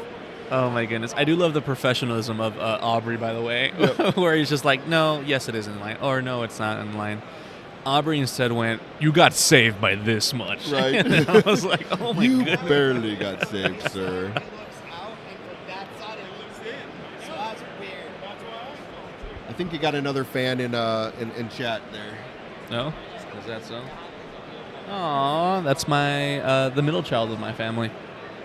I don't know if they appreciate being called a middle child. Oh, well, sadly, it is true. But no, that's my second oldest sister. Oh, Well, hello, family. second oldest sister. All right, so I am not sure where that blink damage ended up going. Well, it looks like it's going to someone else. That is without a doubt where it went. Somewhere else. Well, because all right, all right, hold on. Before you start attacking me, neither Jacob has picked up damage to put on any of his characters, which at this point I've memorized because of where they all are. Yes. So I think at this point they're so disgusting. So there you go. Jacob is now picking up dice. Okay. Well, there you go. Well, just not do what I was saying. But yeah, it looks like Crosshair is going into what he was measuring from Stormtrooper Sergeant, I believe. I mean, that's a pretty juicy target. It is. I mean, he's up there. Might as well take it. Absolutely. I mean, if you were to bully somebody, it would be the 3. Yes. And looks like he's adding some dice for Fixer too. Because, Yeah, might as well. Yeah. Throw them in. That's a lot of dice. Oh my goodness. Oh, that's a lot of expertise. Thank the Holy Force Spirit that he Is was not not exposed. But But it's unfortunately- Stormtrooper Sergeant. And it's only 2. It's only 2.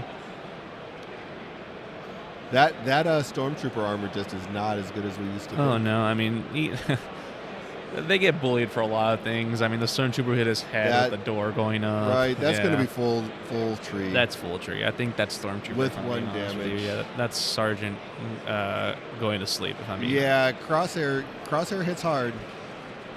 Yeah, he's a glass cannon if I ever seen some. But Yeah, I mean, but like I said, getting that activation now from there. oh, a high five by High the gentleman. five. Yeah, no, you can't complain about it. Right. Yeah.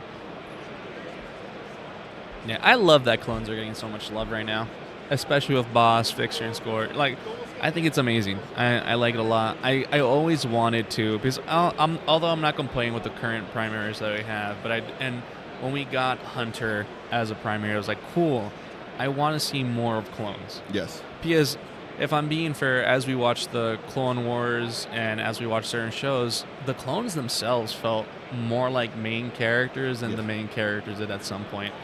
And I think that's amazing. I mean, the first episode that comes to mind was when Captain Rex and I believe it was Commander Cody? Probably. But the one where General Krell makes them yes. attack each other. Yeah. That was such a good episode. And if anything, that itself makes me want to believe that's a primary Rex. Right. That needs to be somewhere along the line. Absolutely. Yeah. All right, so moving it back, like as you can see, basically put it on one side onto Mike's side. Oh, that's the one extra momentum from the wound there. Yeah. Aubrey.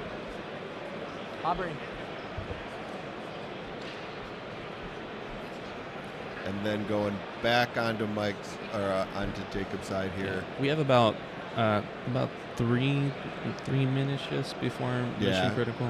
Yes. I figured we were getting pretty darn close.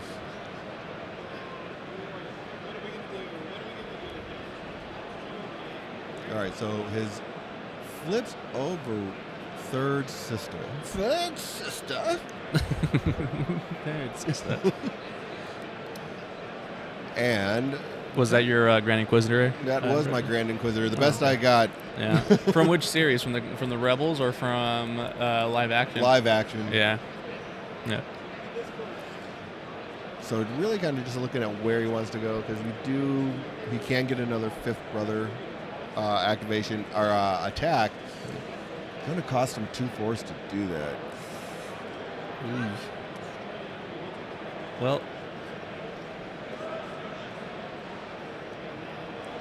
oh man, now I'm trying to think of the Grand Inquisitor's quote when it's revealed that he didn't die from Right. Reva's attack. It was like hatred does wonders to the force or something. Yeah, like that. something along those Yeah, lines. I don't know. That was gonna be my attempt at his accent or his my impression of him, but I can't think of it.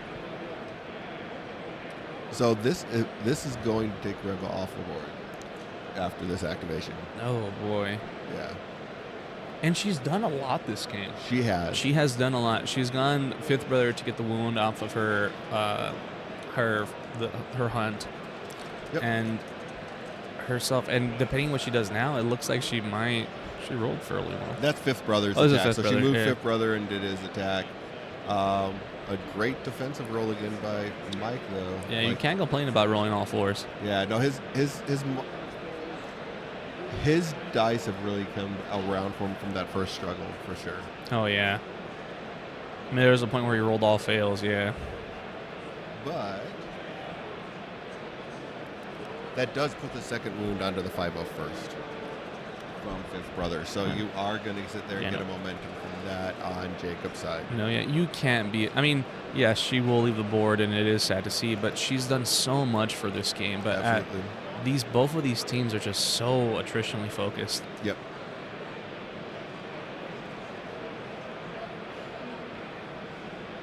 Now it's up to Jacob where he wants to put that last third sister attack into.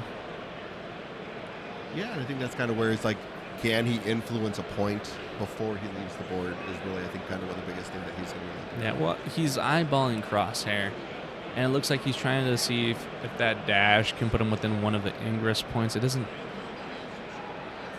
A little outside of it, it looks like. Based off It of might where be he's going. outside, but Well, he didn't. He went away from it. It looks like too. He didn't go quite to that egress.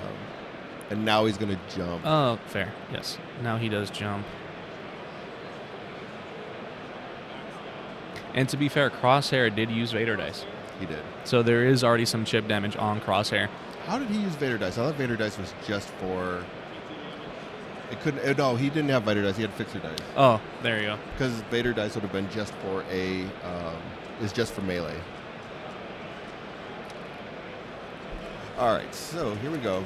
Here comes Reva's attack into. Oh boy. This is her farewell attack. Yeah, so basically Reva moved up onto the top right next to Crosshair on the center of the board there. Yes, met him in the And now also looking for the coordinated fire or the coordinated fire. enfeeble expose. Oh yes. First time used. Yeah.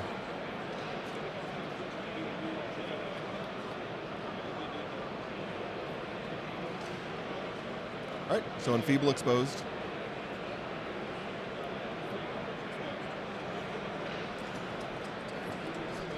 Oh boy, if now's the time to roll blocks, it's now. Yeah. That's One expertise gets turned off, so 3 blocks. that's fairly good. Yep. And then use Vader dice now when you got him. Doesn't matter as of right now for the damage you might have, but that's looks like a couple of crits that he got, crit and a hit.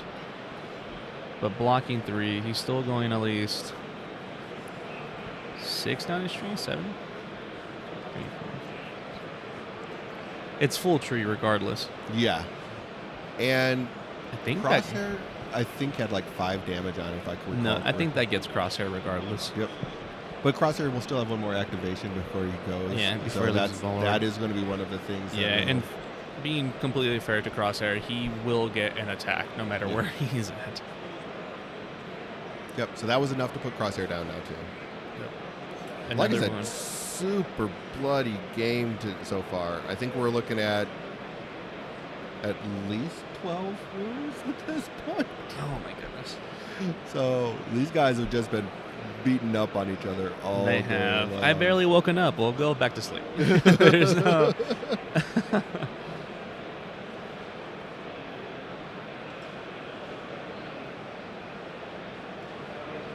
Yeah. Again, it says, "Have fun, my brother."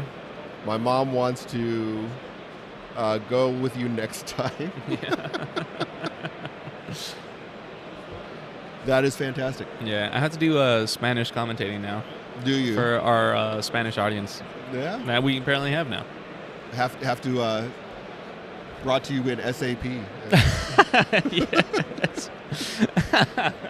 Momentous Struggle, the famous podcast where they do it both in Spanish and in English. Yes, for their large audience at Mexico or here in the United States. So yeah, the reroll didn't do much on there. No, and then going back to Now going back to Vader. Yeah, going back to Vader. Refreshing the Force.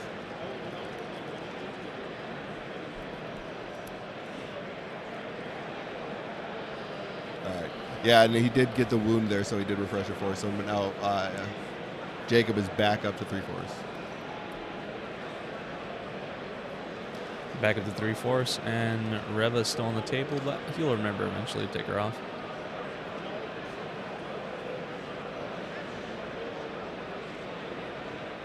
So Vader. Well, there's only one tower to go into. I believe so. It is going to be Grand Inquisitor. Take some more damage from Vader. Yeah, boost up his dice, and he has enough force power to use his ability too. Yep. Up to Jacob if he wants to do it. This is probably the best target that Jacob would want Vader to go into.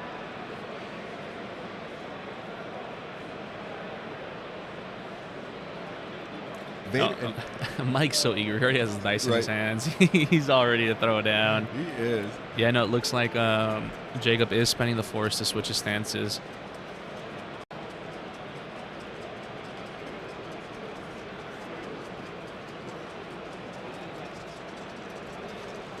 Oh, mission critical now.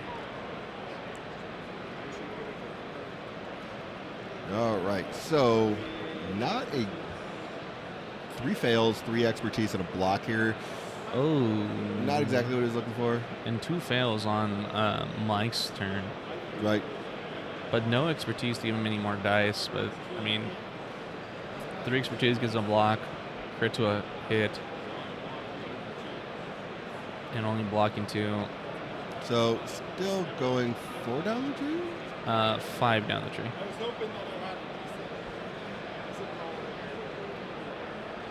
5 down the tree, and I think that gets Grand Inquisitor. That should. Grand Inquisitor hasn't gone down yet, and he's been taking chip damage here and there. So I think this will finally put him down. No.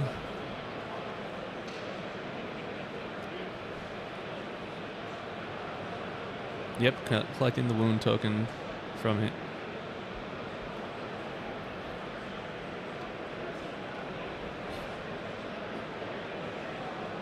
Y con eso Vader empuja. I don't know how to say Grand Inquisitor. El Grande? Yes, El Grande. El Grande. It wouldn't be El Grande, but it'd be El Gran Inquisitor. Lo empuja una vez. Se mueve donde está el punto. I'm just going to say El Grande. El Grande. No. El Grande Inquisitor. Yeah. So basically, yeah, he basically gets another wound there. Then Jacob responds with Grand Inquisitor. Right off the turning top? back. Yeah, right off the top. Yeah. Rolling for priority. He's getting expertise. Jacob did not like that. And they are in mission critical, so this should be coming to a pretty fast end now. Yeah. It's been a good game. It's It has. been a fun game. It's sad that it has to end, but all good things have to end. Yeah, Yeah. absolutely. I am looking forward to our 4th round, and because that's really going to put us into a position to kind of see how we Oh, with the 3 O's? with the 3 O's oh who my we goodness, are. yes.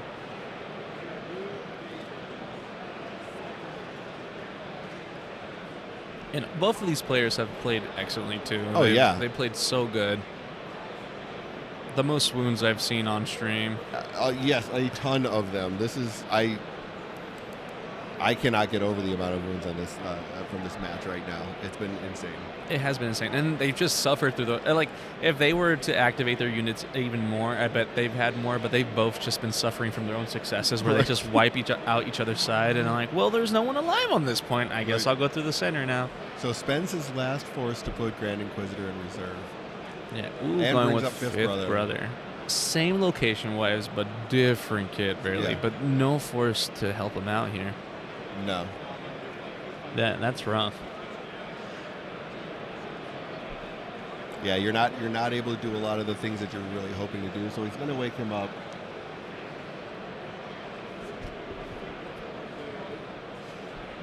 Sarah Crew just dropped off his stuff. Yeah, he started out the day 0-2. Yeah, Wasn't the run that he was hoping for. And here's the thing: I heard their opponents' reactions knowing that they got paired into Sarah Cruel, and they were terrified. Yeah, I mean, Sarah Crew's got a reputation. I mean, he is a very good player, but it's like, I think that's one of those things when you get paired into someone that is known throughout the community of being a good player. Part of you steps up your game a little bit too. Yeah, you know, it does. makes you lock in a little bit more. Yeah. So he's getting some of the best play. Yeah, no, he's getting the best play, and he's honestly, it's inspiring. Yes. Because it makes you want to up your game to trying to beat Sarah Cruel, or at least make Sarah Cruel sweat. Right. And if you lose, but you manage to make him sweat, that just makes you feel like it could have been a die roll, or it could have been an order activation. It could have been something that could have made you win the game. Absolutely. And it's that drive that players have to better themselves for their opponents that makes this game, or at least the competitive scene of this game, so unique. Yep. And it's really, I feel like, really good for the meta. I think so. I 100% agree. Great for the meta. Yes. But yeah, have you had a chance to kind of walk around and see everything else that's going on too throughout the convention center so far? Oh, I have. I mean, this is a new space. I think the biggest drawback it has is that it's one giant room. Yeah. So it is fairly loud. But no, the actual, I say market, but where all the booths are at, there are a lot of The good vendor stuff. hall? Yeah, the vendor hall is really good, stacked this year. But back to the game, it looks like we have a defense role, and Fifth Brother's going into somebody. I'm assuming it's the 501st. It's got to be the 501st. Yeah, only rolling 4 and pretty good die roll, if I'm being honest with you. I mean, it still hits, but really good defensive roll for Mike. Yeah, I mean, two hits, 2 crit, or 2 expertise.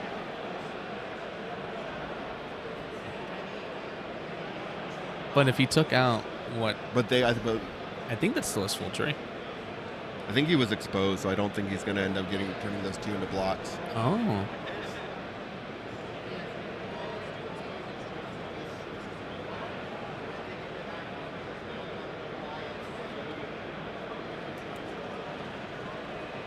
And Lace again, kind of just looking at where he wants to go. Flips. Okay, so yeah, it does do the damage, flips the point. It does end up getting the wound on the 501st, it looks like. Yes. Yeah, it does get the... Does get the wound, and then gets 1 for mission critical. So he at least gains 2 momentums.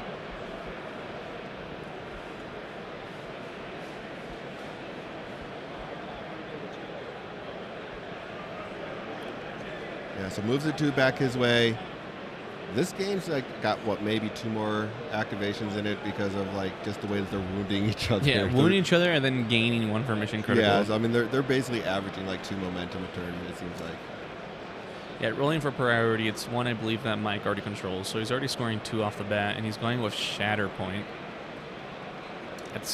I mean, when you need it, probably now the most. Yeah, this is What's a way where you can score all 4 points and get a wound?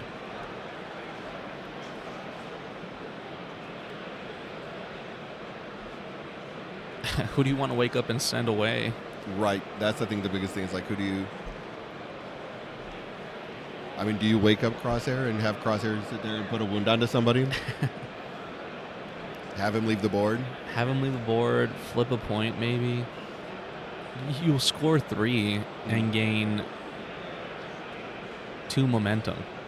I think that's a good trade, but right. This is the last activation. It's between these last 4 activations, 2 from Jacob and 2 from Mike. Right.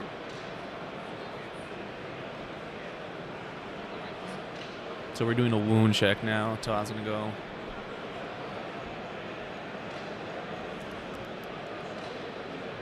No, but this game has been really good.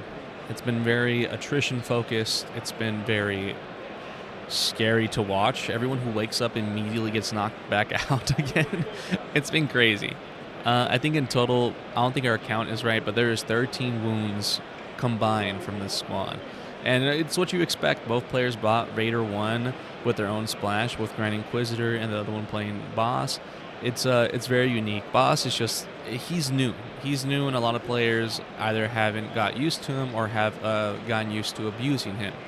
The amount of mobility and the dice you can get from Fixer is just so amazing, and also can use very oppressively.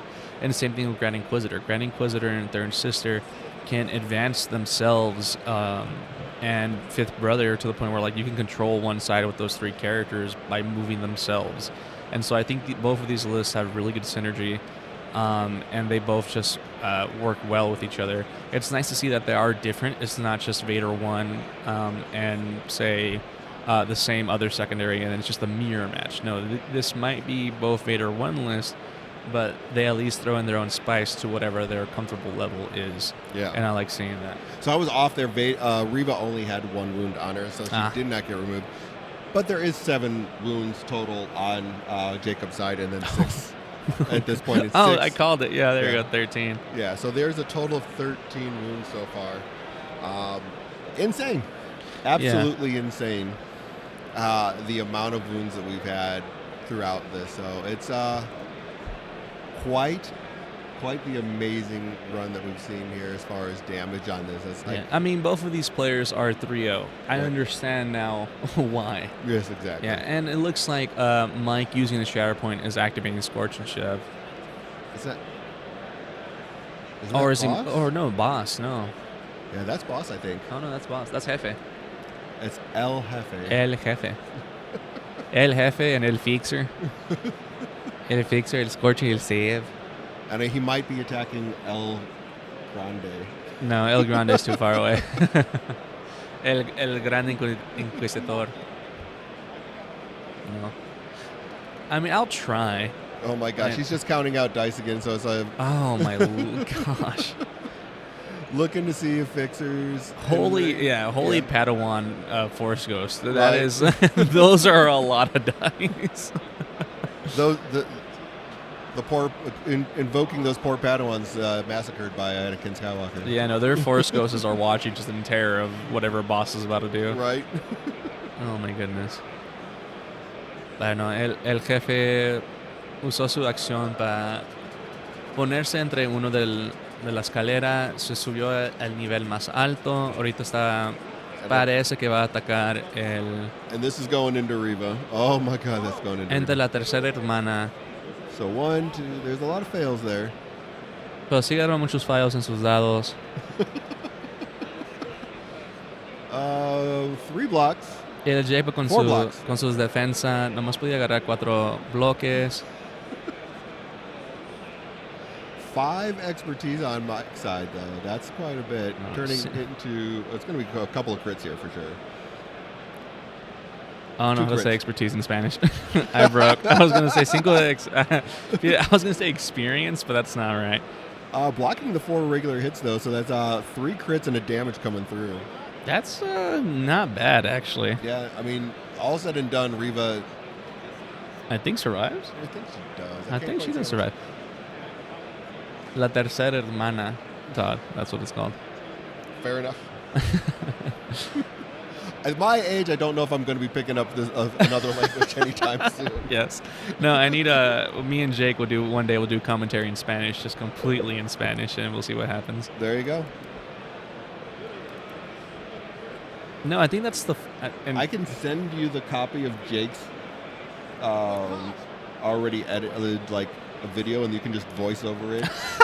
Yeah, I'll voice over it. In I'll use Spanish? different tones to represent different characters There for you you go. and Jake. Yeah.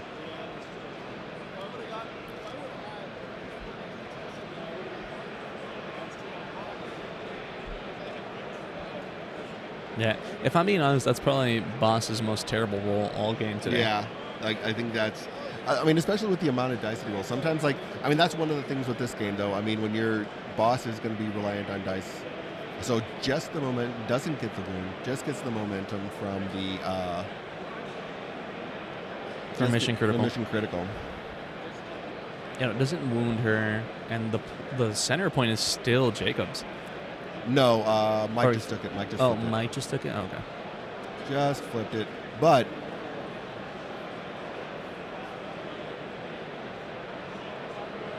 I think he's counting the points now because I don't see him moving the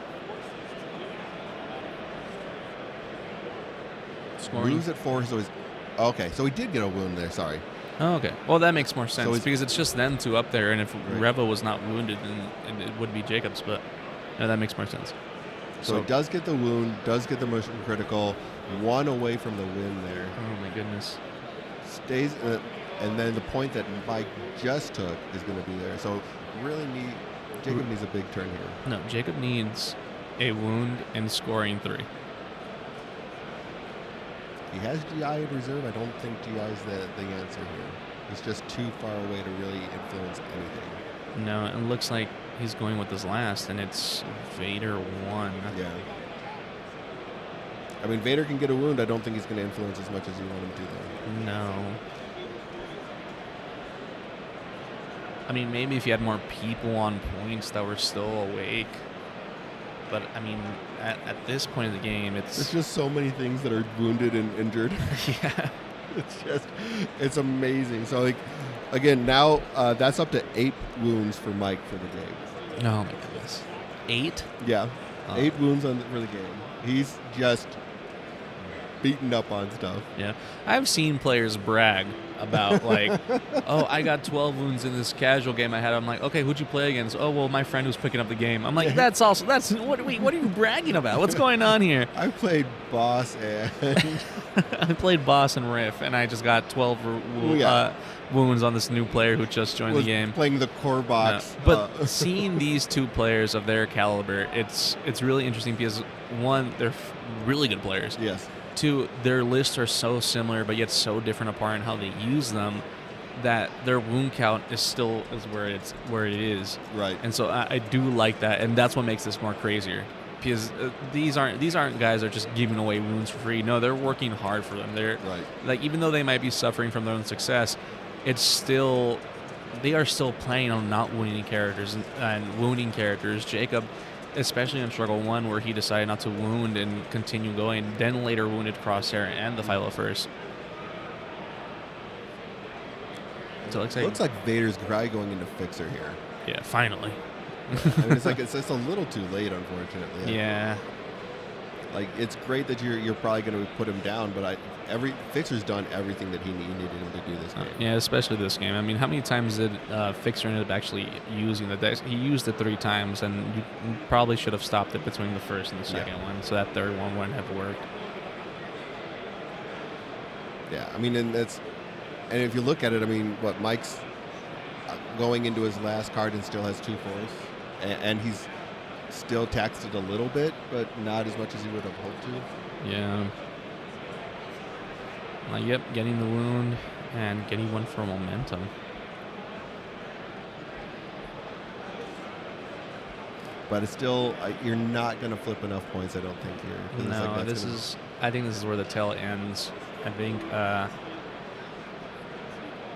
knowing that you had Vader 1 as your last activation, and then knowing that you have Grand Inquisitor on the other side with Reva that's wounded and Fifth Brother that's not even awake, it was kind of tough to decide from the two. But so, Mike just wins here. yeah. Does he go for, like, at this point in time, it's like, oh, you can go for a wound for the end of it type of a thing. He can go for a wound, so it looks like, and it's Shevin Scorch. So, I mean, he can go for the wound.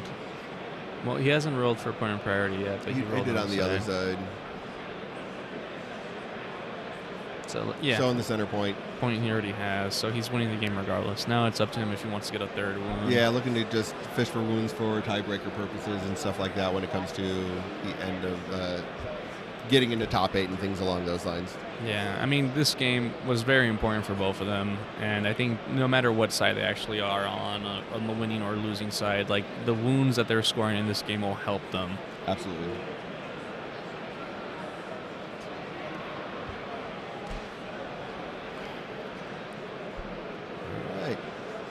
So I think it's like just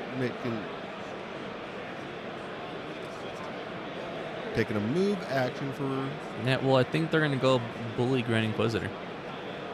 makes sense. Absolutely makes sense of where you're going to go with that. Yeah.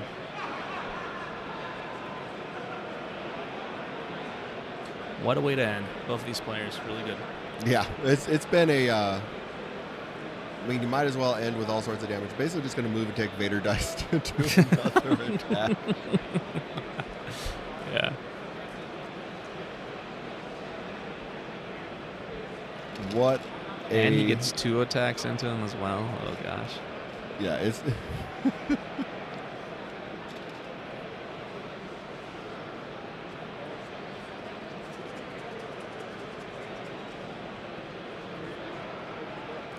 See if Mike looks down to take the dice out from the his defensive dice out. Yeah. But yeah, it's been just a crazy match here. Yeah. I can't get over the amount of damage that's been done over this game. No, I mean, if we could, I think we could probably calculate it. It'd be in the 200s, I believe. Of damage, yeah. Yeah. 3 blocks. 3 blocks. 2 crits. No, just 1 crit. 1 crit. Looks like 3 down the tree. 3 down the tree. Not terrible, but this next attack probably has to be a little bit higher than that. Yeah, absolutely. He definitely needs to sit there if he wants to get that one last wound. Like, not that he needs it. Yeah. No, he needs it, okay? the wounds that are being inflicted, he needs it for tiebreakers, and he needs it for strength of schedule. Yeah, I mean, potentially. Right.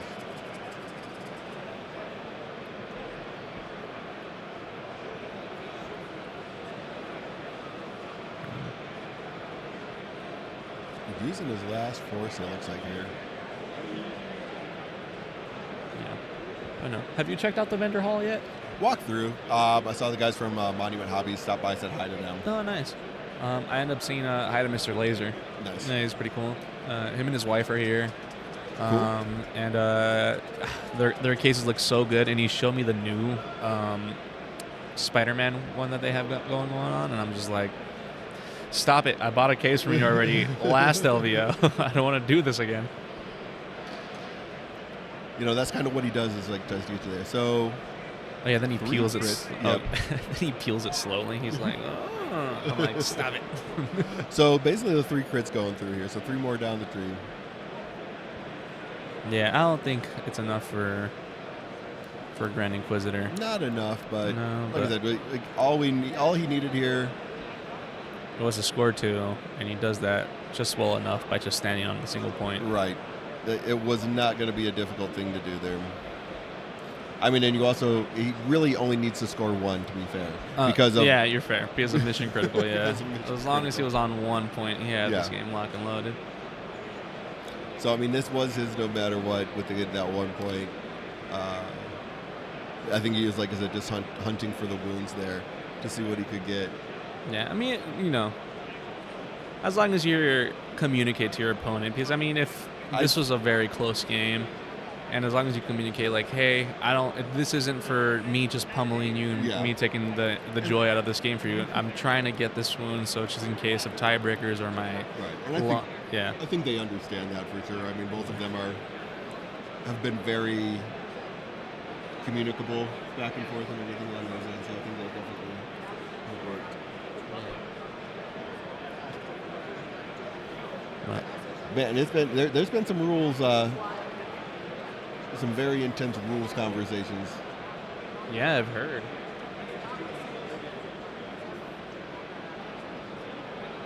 I mean, I'm glad I've gotten most of my rule calls right. I don't know what Aubrey's doing over here, but there's some shouting. I think it's Aubrey just talking. He gets very, very into it. The TO bug has bitten him fairly well today. He was a Magic judge, so I think he enjoys that. He is a blue player. All right, so doesn't quite get the wound, it looks like. No. And I think that's gonna I'm just waiting for them to Yeah, shake hands here, shake boys. hands and call it a game.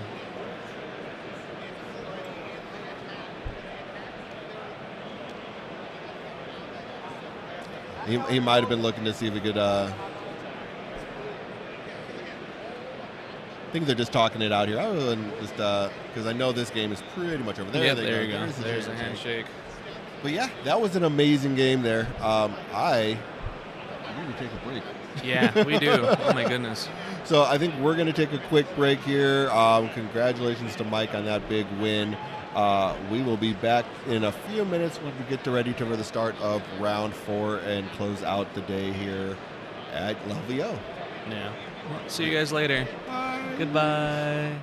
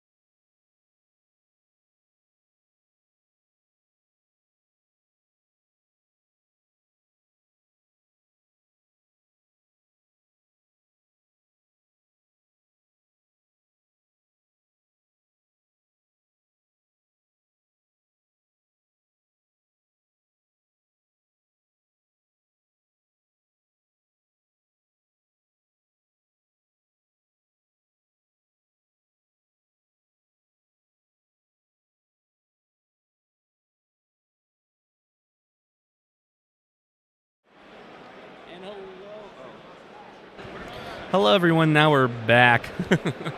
Hold on. So for mission cards, could you guys just put them? Like you don't have to show them all the time, but if you could, when you guys flip to the second struggle, show it to the dice tray, and then take it out. But other than that, does not matter. Yeah. No, just some last minute things. We have the final round of today. Just round 4, but round 5 is tomorrow. It should be fairly fun. As of right now, we have 2 people who are 4-0, ladies and gentlemen. And fun thing is, I just got to see their list. Very similar. Both of these guys are running Obi and Mace. Now, this combo in itself is crazy.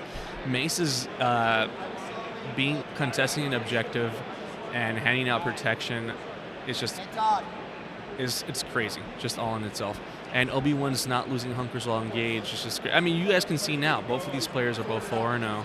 And as we watch around for Chris and Kevin, both lists so similar yet so different. Same thing. They're both running Obi-Wan. But let's go down Chris's roster now. Chris brought Obi-Wan, Padawan Ahsoka, and Rebel Commandos. Really good. After that, he brought Mace, Rex, and the 501st. Now, his opponent today would be Kevin, both being 4-0 again. He brought Obi, Rex, the 212th, Mace, Padawan, Ahsoka, and Arf. So the lists are very similar. It's nice to see that I have different spices. But it should be a very interesting map, and if not, a very objectively controlled game today. Both of these lists are very much into defensive mode, and it's just between 2 immovable objects, which one folds under pressure. And it should be fun. At least fun to watch here. And now going to the 4th round, everyone's kind of feeling it. Both of these players have played so well to get to where they are today for this map. And it's been a long day. It's been a long day for everyone. It's been a long day for the players themselves. But I'm excited. I'm excited for tomorrow. We have a couple of finalists today, and the people are just hyping themselves up. Right now, it definitely is the grind. I've seen some folks drop. It's a mental tax, and it happens with any type of large-scale event like this. Because now, we're looking at, this is no longer, well, it's still sunny Las Vegas right now, only 6:17.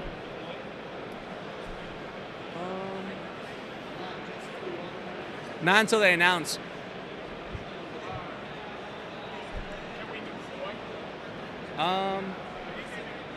You guys can deploy. Yeah. You guys can deploy. But yeah. Let's cut to the overhead. Actually. Overhead 2. 1,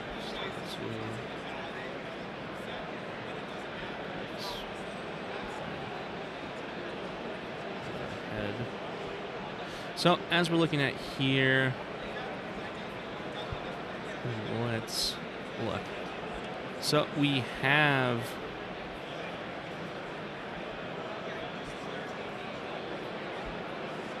So what we end up having here is that we have Kevin deploying his, what looks to be his Mace on the top right, and it looks like Chris is countering with his own Obi-Wan. And these lists are so similar, I wonder what effects they're going to have into each other. Padawan Ahsoka and Rex being deployed against Mace, and his Ahsoka and Arf. So, at the end of the day, it's just a different clone. That's the difference between both dice.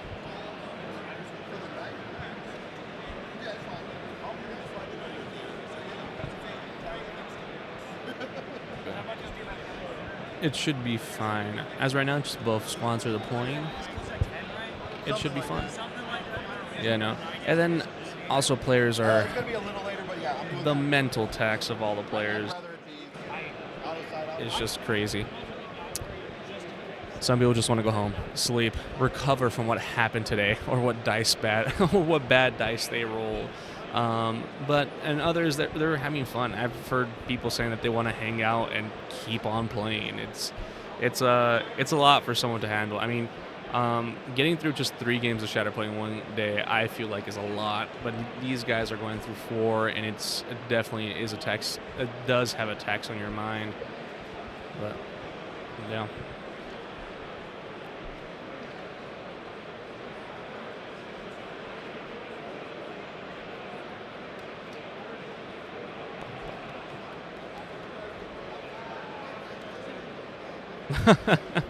Yes, Robert. I'm glad to see Nick is still in the top 8 after last round. I heard him talking about it. It seemed like it was a lot of just luck of the order deck. It could be really good. It could be really bad. But no, I'm glad he's still in top 8 as well. No, I mean, I'm always rooting for the local team, especially people who come up from Arizona. It pains me to see Arizonans going into each other. That's what I don't like. Especially since they travel so far to get here, and they're like first, second, or third round opponent. It happens to be paired, and it's so unlikely, but it happens.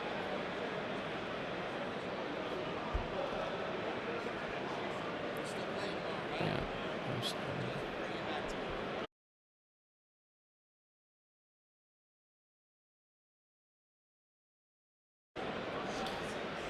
All right, and round is up, and it looks like they are playing shifting priorities. I mean, I'm a fan. The resurgence of shifting in itself is just so crazy.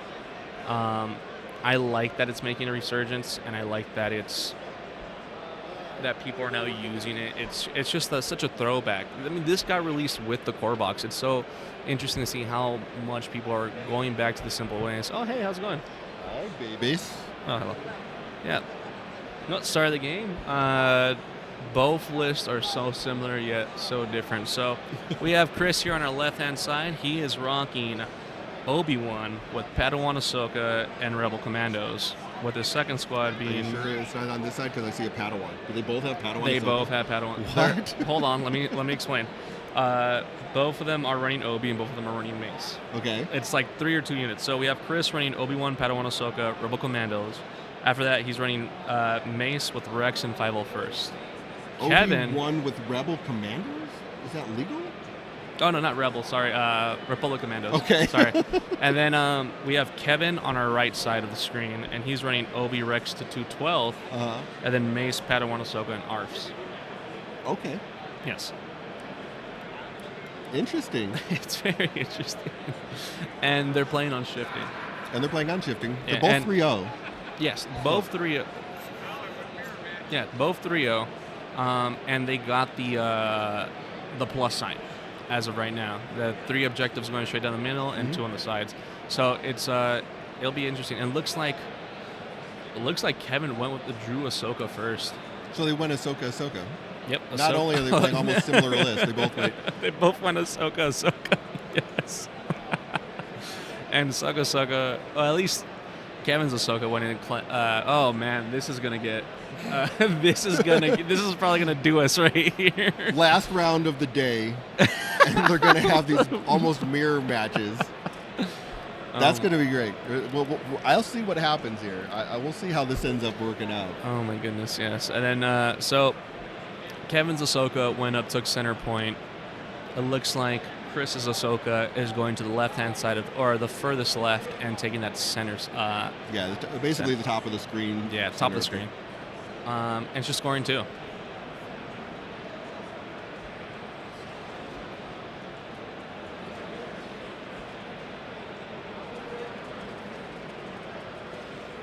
that where you want it? Oh, well, I was just showing you how crooked it was. We'll fix it.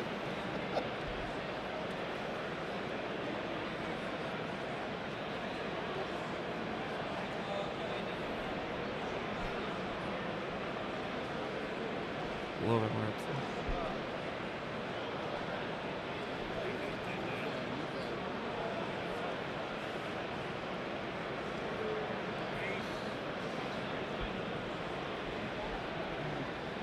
Yeah, so Kevin scoring 2 right off the bat with at least 5 active objectives on, and looks like Kevin pulled Rex. Okay, so Rex moving himself. And then Hunker. Oh, Rex moving. He was just checking to make sure he was within 1, which he is. Yeah, he is.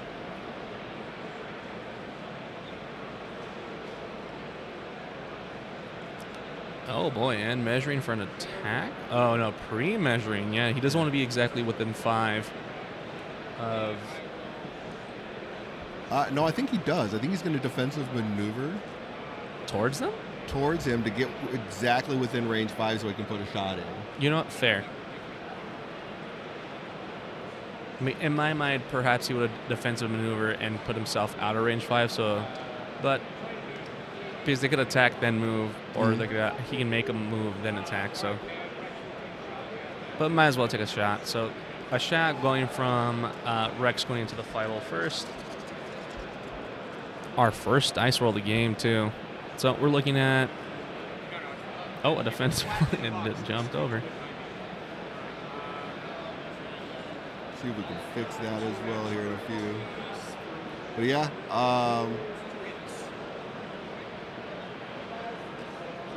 basically just getting 2 blocks there. Yeah. Well, if now is the time to attack. Right. If anything, before either maces get on the point, and before either characters gain hunkers, now is the time to attack. So basically just going to put 4 damage into them. Just basically putting 4 damage into them. Sorry, okay, so Izzy finally got this figured out. Yeah, so putting 4 damage into him.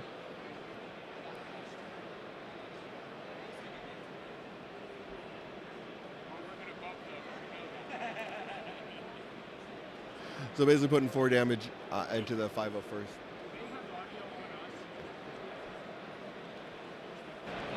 All right, I'm back.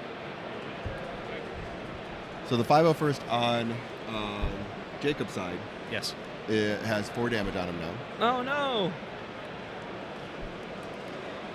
And a pull of Mace Oh boy. by Jacob. First Ahsoka, Padawan, now Mace. And I mean, Mace, it's nice to get Mace early. That way you can move him up, basically get that bubble going as quickly as possible. Yeah, no, shame that his ARPs had to take, not his ARPs, his 5-0 first had to take 4 damage to it but no, now is the time to do it, and I think... oh, wait, no, that would have been... That has to be the Commandos that took that damage. No? No, it's, it should be Yeah, it is 5-0 the first. This is 5-0 first. Yeah. Who is he measuring to move? It looks like he's measuring a short on The Rebel okay, Commandos. so he's moving the Commandos up the so they have Republic that Commandos. scale. And then he's going to go ahead and move himself forward. Okay. Yep. Oh, man. I mean, don't think he has enough to get engaged with Ahsoka, though, which is going to no. be... He can get to... He would be able to get all the way forward to get onto the... Range 2 of the center objective, right? But Yeah. Ahsoka's still up there. Maybe so, but correct me if I'm wrong. It only matters that he's contesting the objective, correct? Correct. Yeah, so the bubble still goes off even if it is not his point. Was it? Did they change that? Because I'm still remembering his old way. Let me double check.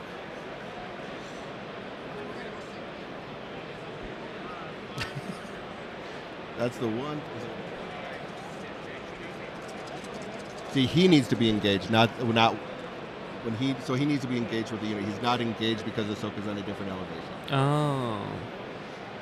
So yes, he's contesting an objective, but he's not engaged. No, okay.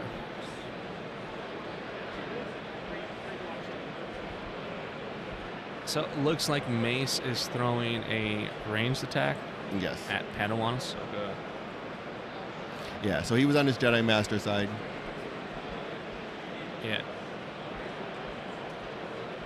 Hello. Looks like just one down the tree, though. Yeah, I mean, she hunkered. She has elevation on him. It was tough for 6 dice to do anything against that.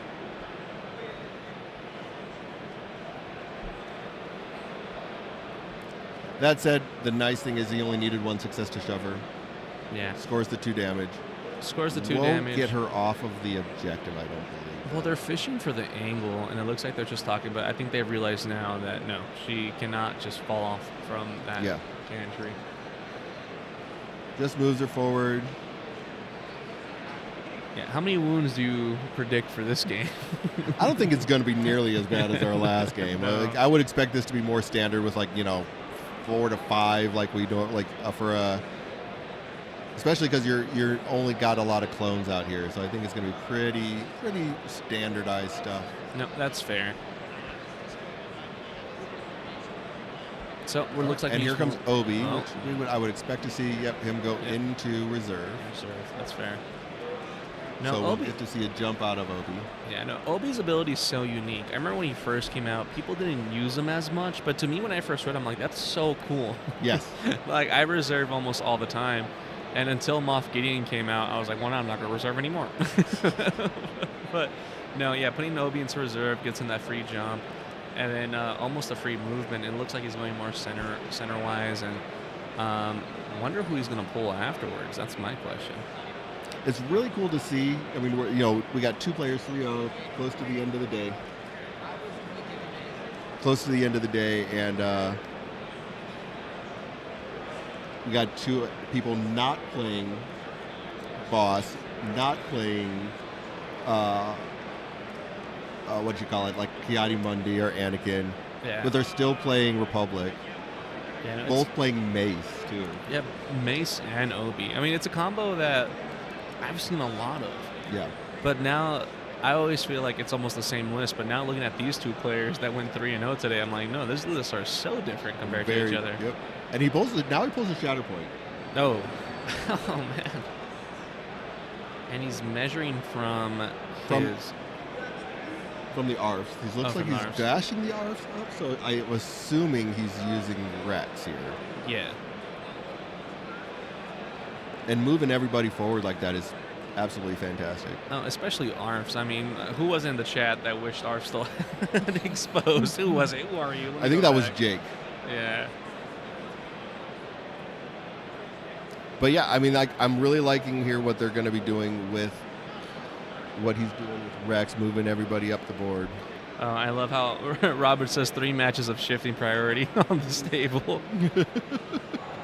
There have been a lot. It's insane how many of those we've ended up getting. Yeah, no. Yeah, Quincy, they are loving shifting right now. It's back to the basics, but it just works so well what they're trying to do.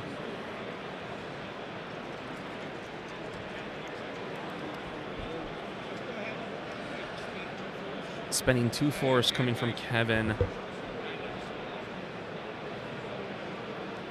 Oh no, he went with Mace, didn't he? It looks like it. Yeah, he did, and getting Mace up there nice and engaged. So now his Mace bubble is active. And we're throwing some dice out there, and that's a fairly good roll. 3 crits, 1 reroll coming from. Oh, that is 2 fails I see in the roll so far. 3 fails, looks like. Oy. 2 crit though, 4 hits. Turns into another crit though there. Nice, Okay, and then geez. 5 blocking total. So I'm thinking the The 3 crits crits get will go through. through. Yeah, but on Mace, that's actually pretty good. When Yes, swinging it it too. is.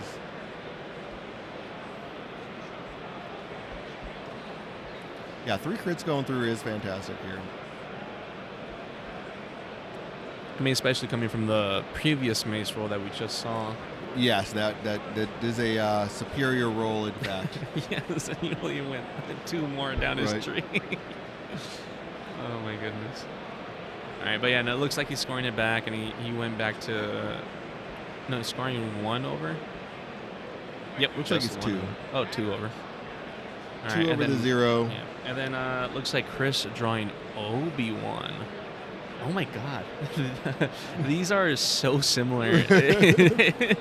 And what he's going to do is reserve it and then draw Shatterpoint. Oh man. Well, only one thing he can do now. Where is he gonna jump? He's already on high elevation, so that jump kind of just puts him. Oh, okay. So he's gonna be engaged. Oh no, he's just following up on his own Ahsoka. You know, just getting some more people on that on the top point. Yeah, I think probably just out of range. No, maybe just in range too. They're measuring, but that's what I'm looking at. And he's And pulling commandos. he's pulling commandos.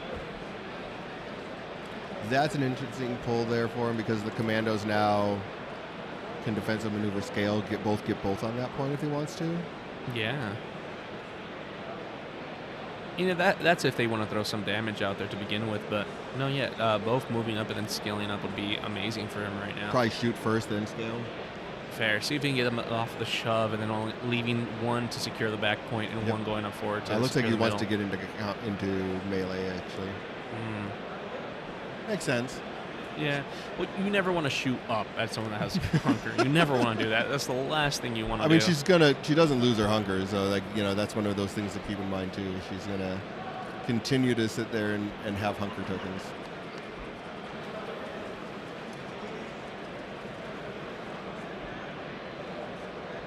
But looking overall at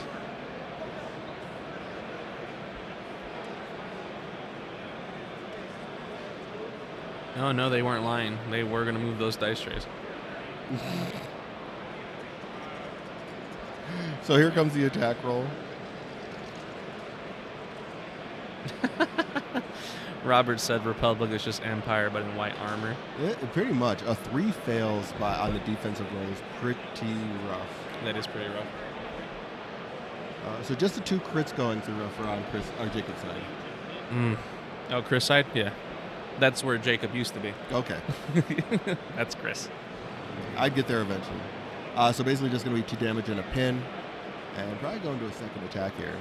Well, it helps out with both characters at least giving, or at least some characters being able to dash. Like it is dashing in this list is fairly annoying. The last thing I need is to be, well, I'm going to remove 2 hunkers and a heal and then dash afterwards. Yeah, so it looks like she's removing her damage and then dashing on to the point.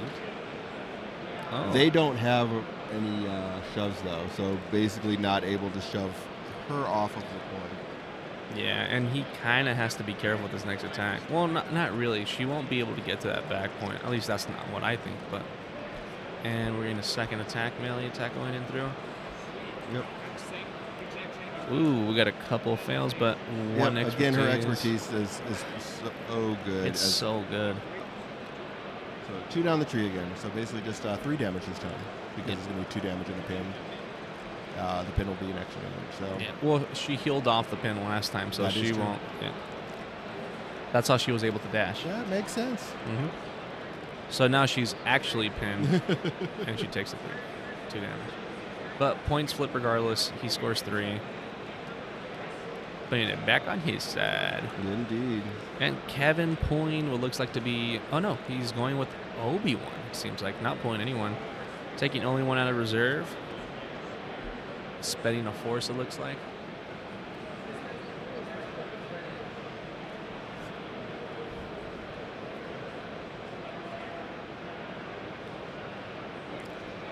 Looks like he's thinking about jumping up there, doing some damage.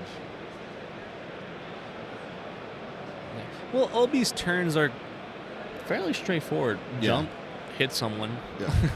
Hello there.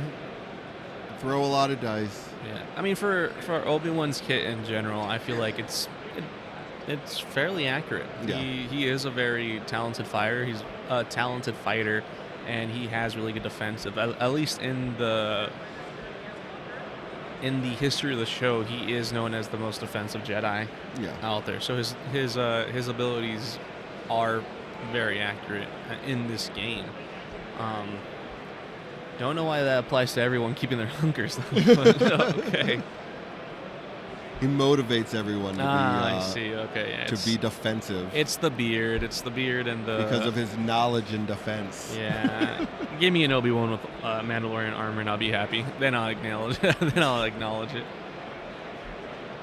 All right. And it looks like he was just looking for a coordinated fire there. Yeah. Well, when you move up ARFs with Captain Rex, then yeah, you probably can get it. Right. But I'll be throwing into... 4 expertise. Not really what he was probably looking for on that defensive roll. And that's 3 crits, organic crits, 4 fails, though. No, just 2 are crits, but 4 expertise, it looks like. Oh, okay. Turns into 2 crits and 2 strikes. So he's going to have, it looks like 4 crits? Yeah, that's 4 crits. No, 5. I think that's an expertise.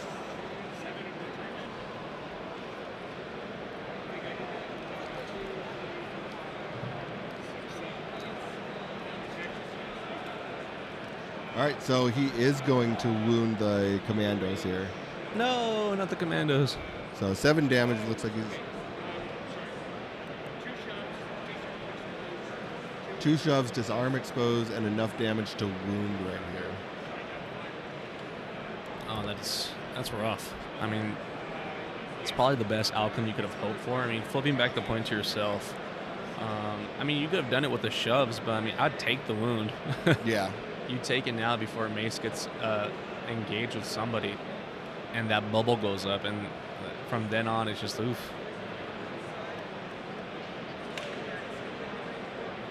And he's like, get out of there.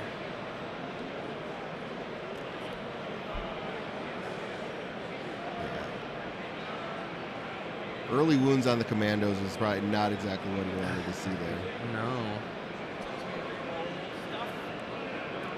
I don't know what we're doing for dinner, Bob. I am still trying to recover from my lack of good night's sleep. So I'm kind of just letting people let me know where I'm going and what I'm doing tonight.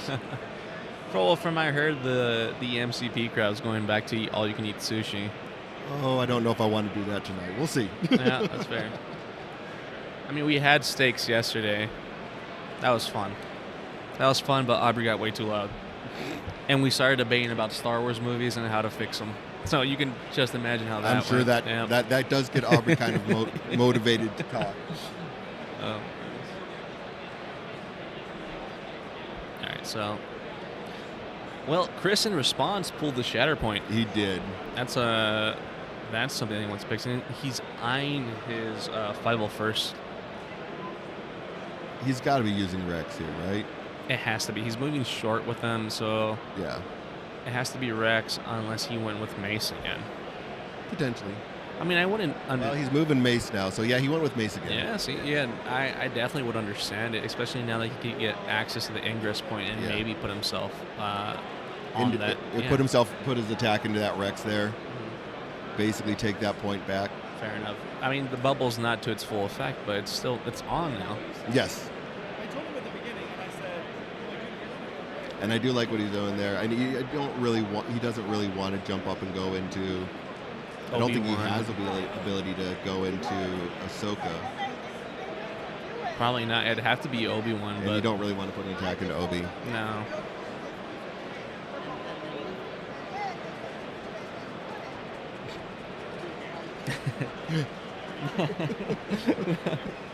So Talia, Yeah, the lovely Talia can be heard Yes. across.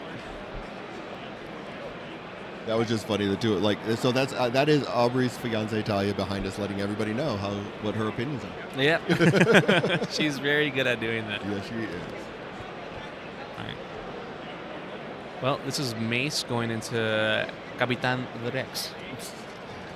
You're not gonna keep those. straight. No, they are throwing those dice hard. I went to go fix and adjust them, but no, they are just throwing them with force. They are very motivated to sit there and throw their dice in this game. But no. Well, Captain Rex actually rolling fairly decent, looking Yeah, like 4 blocks. Looks like what 2-3 crits? 3 through. And that's still 3 through. So again, I mean that's going to be enough to. I don't know if he wants to really push him off the point. Is the problem here? You know, No, because you want to be engaged. you're gonna. I mean, do you? Or do you? I think you do. I think you want the point. You're just turning off his. I would take the point over turning off the bubble any day. You know. Yeah, same here. I mean, his bubble, it's very good. But Yes. at this point in the game, do you need his bubble to be on? Or do you need to be scoring points? You need to be scoring points. Yeah. Is ultimately what needs to happen. He needs to be scoring points. He needs to be denying points for Jacob. Yeah, because even within the range where Mace is at, it's not affecting the whole board. No. The perfect spot for Mace is that center objective there. Then I understand it. But if you are going for one of the sides, go up for the point. It makes more sense. And we do have Mace. I mean, neither one of them have Mace in ideal locations. I mean, That's true. Like, Jacob's Mace is on the top end of the board, so No, Chris does have. Well, Chris's Mace activation did make more sense. I mean, he upped 501st, and Kevin's going to respond by pulling his ARFs.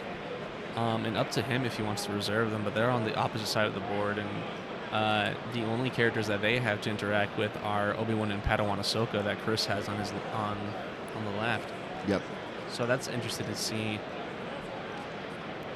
Could end up softening up some characters, though. I mean, that's just to maybe try and secure some extra points.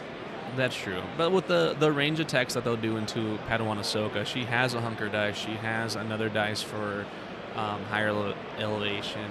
So it's a little bit tricky to justify some of the dice that he'll be throwing.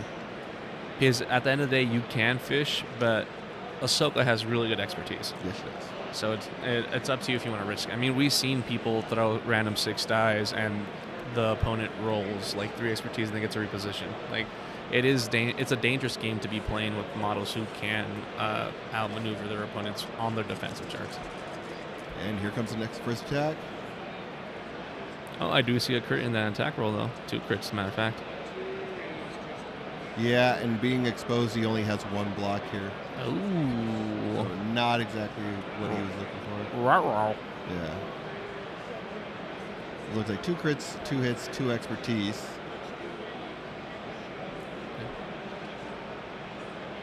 Pin, shove, disarm, 3 damage. Oy. Just condition stacking like crazy right now. Oh no, poor Ahsoka. Yeah, not the best for our friendly Ahsoka here.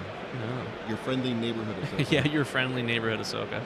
I don't think that's the right terminology. Yeah, Marvel might have 3 Black Panthers, but does your game have 3 Ahsokas? Mine does. So apparently, Bob's saying that Aubrey looked like he was in trouble.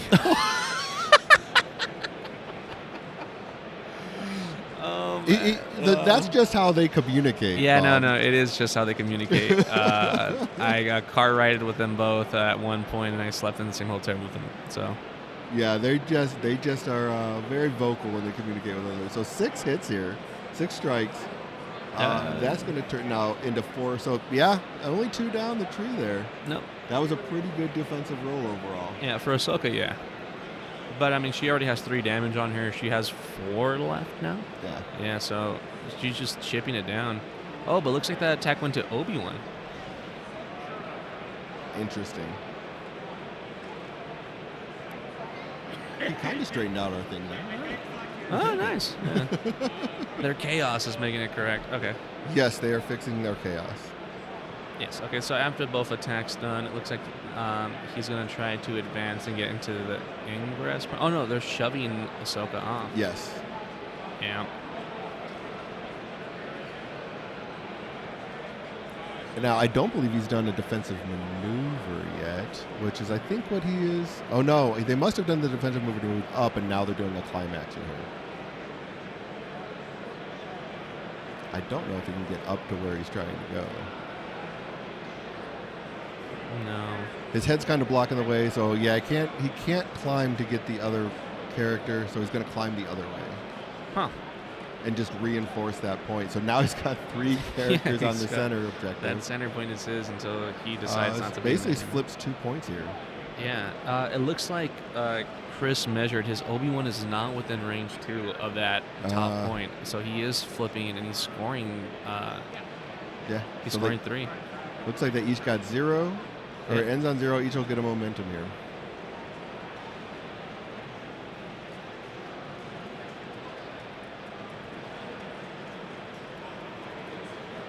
So definitely an interesting idea here. Uh-oh. Someone's getting sleepies. Not me. Might be the time for Obi-Wan to sit there and come up and smack a little bit of ARF. I don't know. What do you think? Well, if he does, it gets him onto the point, and then he's scoring 3 again. So, yeah. I mean, it does put him back on his side of the board on the scoreboard. But, I mean, turning the ARFs off before they actually get to give out, they're, I was going to say exposed. That's not anymore. I was going to say exposed. No, but turning ARFs on this early into Struggle 1, I think is fine. Yeah. I think that's really good. Well, he decided not to do that, though. He's going to go with the 5-0 first. Well, it's not a bad choice either. I mean, long-range characters, and then he can also just position themselves well as... I think the biggest problem is that all those characters on top have hunkers, and they're they're at the highest they can be, Right. and the only way you're not going to get that extra defense die is if you're on the same par of elevation as they are. So it's going to be tough. It's going to be tough to justify using those attacks that the 501st can actually produce. Absolutely. So he's going to start with a defensive maneuver here. Fair enough. Getting within 1 of that ingress point, put him within 2 of that back point at its current elevation is really good. Might as well, because you don't want a sneaky activation where he takes his own point and scoring 4. It's rough, and without even interacting with that mace point that Chris has. So he defensive maneuvered over that scatter. So now it's up to him. What does he want to do? He has He has both of his actions still. No reason to focus shoot really.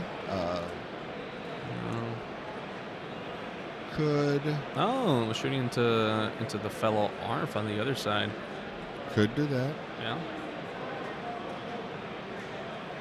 Some clone-on-clone violence. There's a lot of that going on. You were talking about the General Corel arc. Yeah. Could you imagine having General Corel in this game? Well, I know, not this past Adepticon, but 2 Adepticons ago, I was talking with, I had on an interview, we were talking with Will Shipp, and he had mentioned Corel as like one of those that'd be a fun one to design. I would love to see it. Yeah, I mean, I don't know if that's something that would ever happen, but I would love to see that. Yeah, and then design point. Like I wonder. I think I was talking to a few of the people who had interviews lined up with them, and they were talking about points about that. But just like because Wilczek does a lot of interviews. He does, and he's a little loose lip Sally. I wouldn't say that. Well, I won't say majorly, but I would say that he says exactly what he wants to say. Fair. I think he's calculated. I think he says exactly what he wants. So 3 attacks or 3 blocks, 1 expertise turns into another block. Looks like 4 crits here.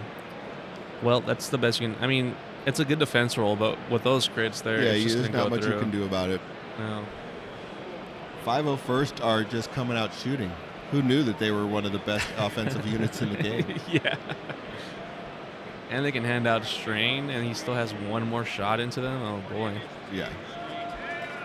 That's wild.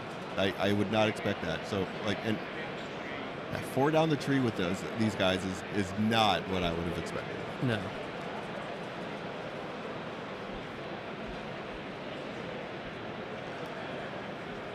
So he has his shove tool out, so I think he went above. So he's going to heal at least 1 of the damage he has on himself. So just 3 damage in a pin with the shove is pretty fantastic. Could have gone the other. I mean, where would he reposition to though? Yeah. Oh no, he did get the reposition. He did go down. Yeah. So he went on his bottom tree. So he's doing 4 damage of strain, a pin, and a reposition. He repositioned his 501st across to help contest that point. So the other 501st, is just going back into him as well. Makes sense. Yep. See if you can swing that point back to yourself. I think that's probably the best option. All he has to do is get 3 successes down his tree, and he's doing 4 damage, and that should take care of the ERs. So basically, now you have 3 bodies over there. 1. Well, only 1 on a point. Only so 1 far. on a point so far. That was the problem. So dice coming in. Ooh, that's 2 fails. Yeah, but still 4 blocks. I'm seeing some crits though on this side. Yeah, again, he's throwing crits right now. All he needs is 3, and I think he has them. Yeah, he has 3 crits. Yeah, no, that's another 4 damage. I think that gets him.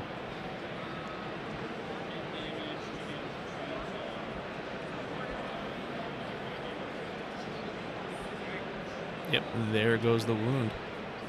That is impressive. Yeah, no, I mean, the Fire Force may not be the most aggro and damage wipes like the Coverts are, but just stacking up on that strain, they can do an easy 7 damage if they really want to. They can. You don't see it as frequently as I think a lot of people would like to, especially as like iconic as the 501st star. Yeah. But definitely can put that damage out, and just showing it here into these R's. Yeah. Well, it's just like I remember when the Fire First were not what they are now. Yes. And how people were upset about it. Yes. So it's understandable. I mean, the Fire First are just fan favorites of them all. I know when I was a kid, or at least in my childhood, people would argue about the 212 and the 501st, who was better, and it was basically if your favorite color was yellow or if your favorite color was blue. That was the logistics of that argument. But good night, Bob. Oh, good night, Bob. Buenas noches. All right. So we're about 45 minutes into the round here. Definitely slowly pulling this way here. Looking pretty solid. Let's see, but then it looks like here comes Mace now. Yeah. So Mace coming from Jacob over here. From Kevin. I'm not going to get it right. Yeah, no, that's Senor Kevin. That is a Senor de Chris. Yes. Just going to write this down. It's helped me. Writing it down has helped me. Oh, well, don't look at that. Look at this. Don't look at my above notes. Look at my current notes. Have you been looking at my notes? I've been looking at the wrong notes. Oh, my goodness. No, they can't. So with Mace going, he's going to start moving. So like Mace moves up. Engage with the ARF. So now his bubble is up. Engaged with the... He's moving Obi down and back and over. Holy moly, there's a lot of Jedis over there. Oh my goodness. Surrounded by clones too. You would think that this is Order 66. Right? Yeah. Just a lot of Jedi all over the place. Yeah, I love seeing just lightsabers in general, like in miniature games. I'm kind of upset that in grand scale army games that are about Star Wars, there isn't just a full lightsaber list that you could say that was just like, because I've talked about it, I've asked, and then has anyone proxied like a full, I don't know, list of just like pure lightsaber wielders, and then everyone got into an argument about, well, what are they going to do for the range attacks? And then one guy went, they throw rocks with the Force, just labeled it as that. And then they're like, oh, when you so yeah. I think it'd be funny, but I don't know if it would actually be translate very well. All right, so basically looking at a Mace attack here. Yeah, Mace going into, I mean, the Fire I think Force, he's going in the command. The commandos are commanders down. This is probably going to 501st, but with the Okay. amount of defense die, I think it might be Obi. For expertise with Mace is going to be quite a few crits. Only one fail in there. Three crits. So it's going to be a total of 4 crits and 3 strikes. All his strikes are going away. He's going 4 down the tree, though. That's still a very good attack. Yeah, especially coming from Mace. And at that point, I think it's just a question if you can shove that person off the point. Because even though with Mace and Obi-Wan there, I think he still gets it. We've already established that Chris's Obi-Wan is not within range 2, and the only thing there is that 501st. So depending on who went into it, it looks like Mace went into the 501st, and it looks like he wounded them. So he gets momentum for the wound, and it looks like he captures that point just from outbodying it. Yeah, I don't believe he was on his Jedi Master side. I think he was on his Form 5 or Form 7 pod side. Yeah. So you have to go pretty far down to get your shove there. Yeah, but he's also just made it harder. Even though he has Obi-Wan in reserve, it's good enough that he kind of predicted it and backed up Mace. Because now there's just Obi-Wan and Mace on that top point, and Obi-Wan is there, and Chris has them reserved, but there's not much you can do with 2 force wielders there that now have protection. Nope. And he keeps on bringing it back to 0, which keeps giving both of them momentum. Yeah, and when you're not pulling it onto your side, though, so sometimes that kind of hurts. yeah. But Chris's response is going with Rex. So he pulled up Rex, and it looks like he's moving. He is moving the flywheel first. I believe so. Yes. And then basically moving himself. So he was able to move himself and then basically defensive maneuver. And you can probably just climb here and then put a nice little attack into Ahsoka. Yeah, well, with the ARFs down, it does make it really nice because I think all he needs is 1 shove, and that point's his. Yep. So it is really nice to see. And Kevin as well as, because I think Kevin's having a really good time, at least dice-wise. He thinks he's really good, but he did leave Padawan Ahsoka just way too close to the edge to be shoved, and I think Captain Rex gets a shove on his second box. I want to say that's correct. So I think it's a good maneuver from Chris, and I think all he has to do is hope for the die, and hopefully get 2 crits, and hopefully Ahsoka doesn't get a reposition. Actually, no, he has a shove on 1. Oh, so he has a shove on 1. So all he needs is exactly 1. And when Kevin rolls 3 fails, 5 dice. Oh, It's not going to be very good. no.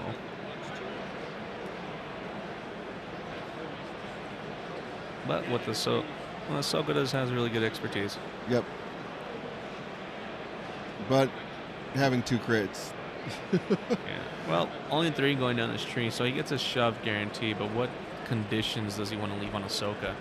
I'm pretty sure she has no more hunkers. She used them all up to get to that point. She did, yeah. So she removed all of her hunkers. So like that's she's going to be stuck regardless. Yeah. So at this now would be a good time to put a pin on her if he's able to. They can't on that side. So I mean, if he goes bottom to shove, it's just 2 heals after that. Fair. But he does still flip the point back. Angel, charge my phone. Mi cargador está en la bolsa. Mi bolsa negra. All right. And now the last activation for Kevin is going to be the 212. Yeah. 212 not the most potent. No, but they have a coordinated fire damage, right? Or coordinated I fire. think it's coordinated fire pin. Is it pin? Let's take a look. Because they got touched too, if I'm correct. No? Or Everybody, all of them did, just especially for their damage or their total health. It is a coordinated fire pin. Their tree stayed the same because they still had just the 4 steps down their tree. I mean, you can defensive, like a lot of times what you just do with them is defensive maneuver, focus, attack, because they have sharpshooter 1. Then you're rolling 8 dice. Yeah, it is pretty good. I mean, you're capped out on 6 damage if you do it well, but if you coordinate, I feel 212 is a good model, specifically going into like a list that have Obi-Wan, just to put that pin on there without guaranteeing it on your tree. Yeah. Because the worst feeling is that your opponent does have hunkers, you put the pin on them, they remove the hunkers, they heal, and then they dash. Like that is the opposite of what I want to happen. So I think the 212 is a good tech piece for other Obi-Wan lists. Yeah. But they're just not as popular. No, they are not. They're not quite as popular, but they're good. I mean, they can do.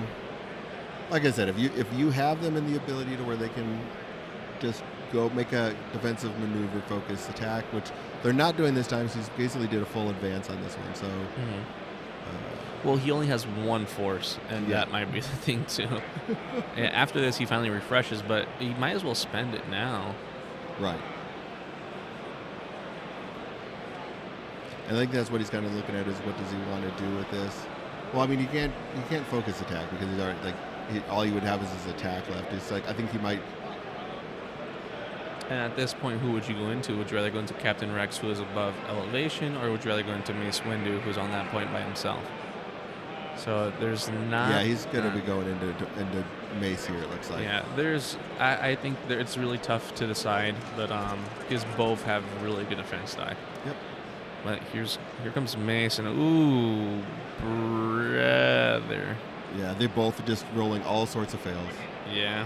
Oh man. Actually, nothing. It's a hit to crit. Nothing. I Yeah. have 2 hits. Yeah. That Well, was, Second time for Mace. the first attack did nothing. yeah. Second attack though looks more promising. 2 crits in the row. Yep. Your expertise is a crit. A crit, and I think you're going to mitigate a block. So 2 crits, blocking 3 crits in there? 2 damage, 10 shows. 2 2 damage. damage, 10 shows.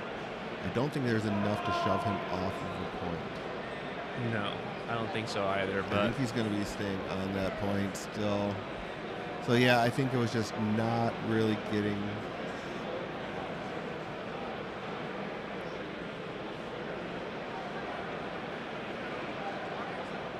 Yeah, I didn't have the angles to get him off the point. That first attack, just not only having all of those fails and not doing anything was. well, and the one expertise that Mace did have turned his 1 crit into a regular hit and then Yeah. blocked it all, and I was like, oh no. Yeah.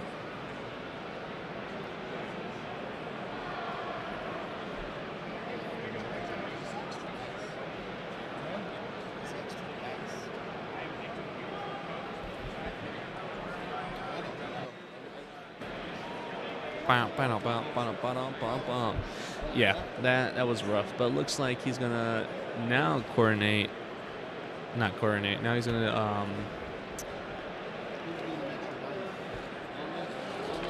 Now he's advancing with the 212, and he's gonna outbody Mace to take back the point. Now scoring 4. No, great move from Kevin. Even those attack rolls weren't as good. But no, now Kevin is just 2 away from winning it. But he scored and he went back to 0, and they both gained momentum. And now they're both just 2 away from winning or 3 away, depending on what they're going for. But Chris is going, and he has to use Obi-Wan. Obi-Wan is at the furthest point, and it's tough. Like, what can you do? And so it looks like he's jumping with Obi-Wan. And he's Oh, okay. So he's jumping with Obi-Wan. He's advancing to the furthest back point where it looks like Kevin left unattended. So that's got to be a free point for Obi.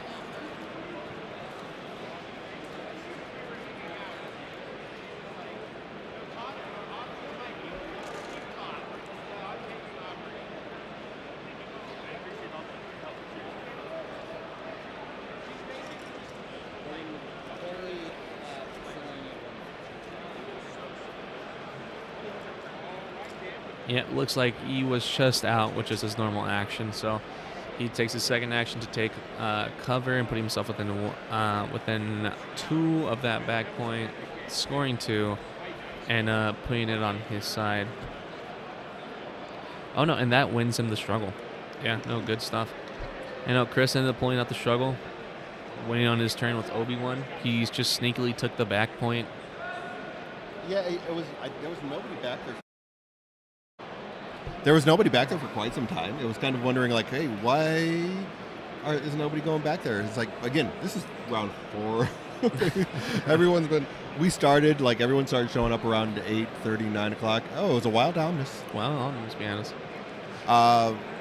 So that, I think, had a big impact on it as well. It was just like, we're at the end of the day. Yeah. These guys have been playing for 7 hours now. Oh my goodness, have they? Oh my. 7 hours of playtime, basically, between all of this, so it's the end of the day. I mean, I think everyone's probably ready to kind of get through the night, get their rounds over, relax, especially the guys here that are going to be, like, fighting for top 8, especially the ones that, like, don't get the win here. They're going to be at 3-1. Yeah. Want to get a good night's sleep, prepare for their next matchups. So it's going to be interesting to see kind of where everybody goes from here. Yeah, it definitely is. And then now they're just laying out the new objectives, and it looks like it's going to be Kind of that V shape where it's like 2 on the back side, one on the bottom, one on the top of the map of Kevin's side, and then Chris has the middle objective on his side. Yes.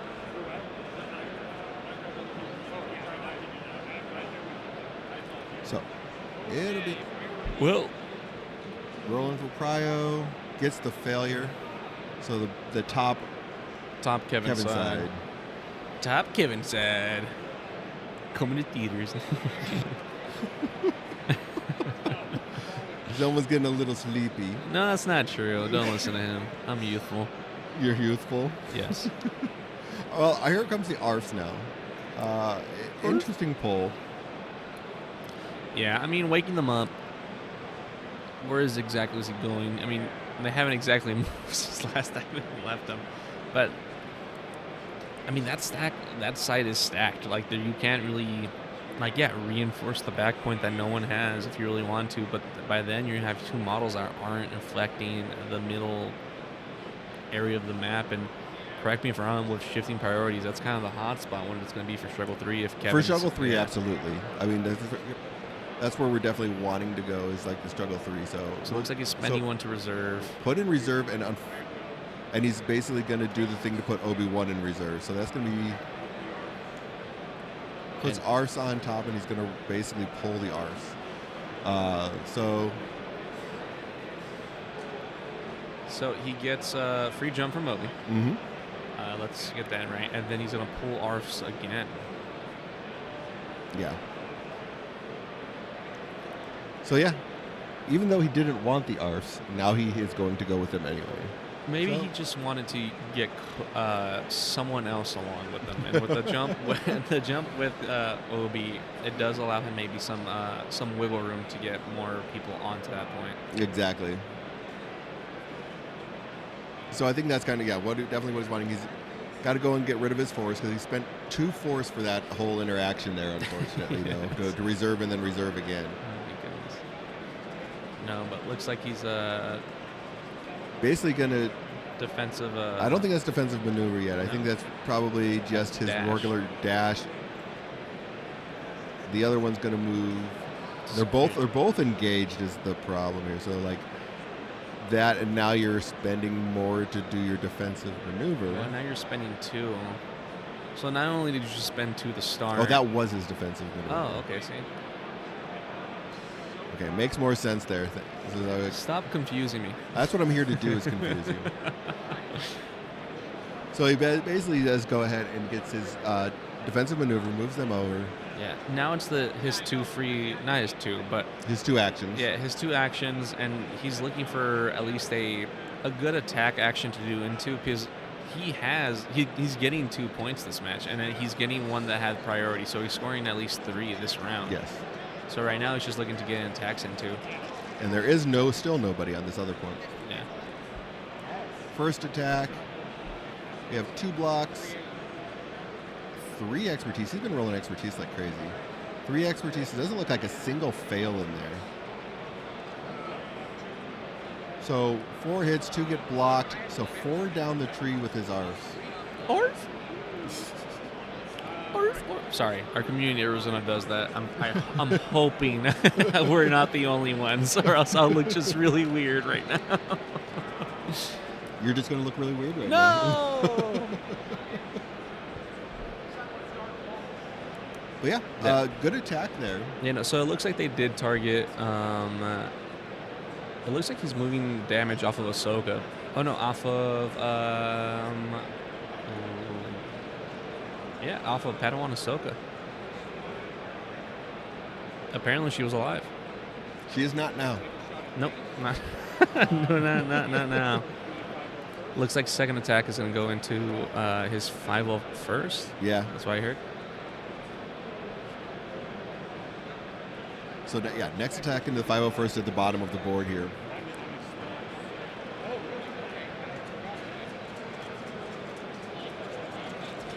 They do have a hugger.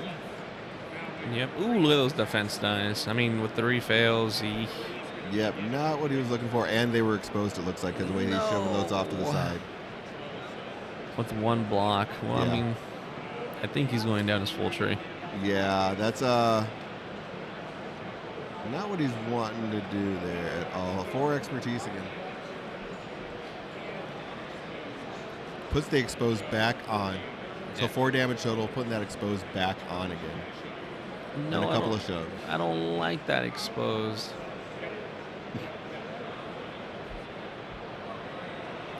Yeah, that expose, but like just keep on exposing him is really going to be just kind of brutal.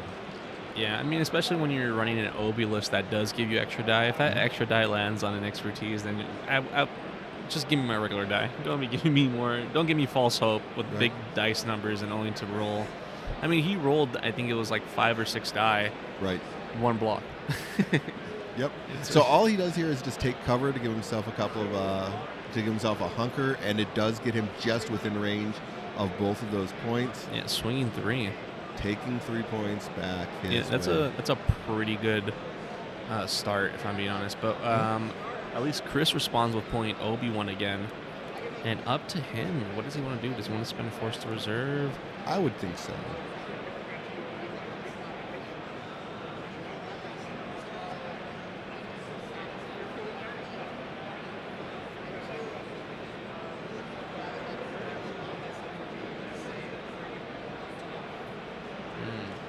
So is Obi-Wan is jumping toward to where the ARF just went. Yep.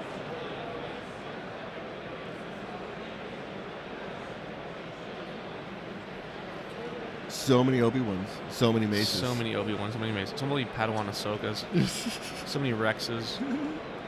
And he pulls the Shatterpoint after putting Obi into reserve.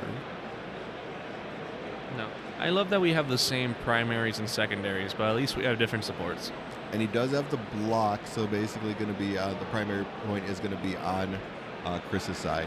Yeah, but I mean, he has Shatterpoint, so he can select whoever he wants. But at this point, who would you want to go with? You have an uncontested point on the bottom of the board. You have a contested point that's loosely guarded by a ARF. I hate to say this, but if he really wants to sit there and challenge some points, do you Shatterpoint the 501st? Move the 501st down to the point that's not being contested. Move the other one over onto the point there.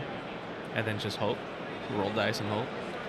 I don't think that's the ideal Activation. play, but it's Yeah. something that you would think about because then you can sit there and at least try and influence 2 points. Yeah, I mean, you have to make parity. Like, you can't fall back 3 points. If you only end up scoring 1, I think it puts Kevin at a real good place to take Struggle 2. Yeah. But no, what you say is true. Yeah, getting ARFs, at least activating 2 models to defensive maneuver, move, use their attack action, try to get that ARF off that middle point, Yeah. and then claim the one that no one's on. Like, I think that's probably the best action. That is your 3-point swing, and I think he's kind of in the same boat as me, where it's like, oh no, he's going to go with Oh no, he's going with Mace. Mace. I mean, Mace, he gets to advance people.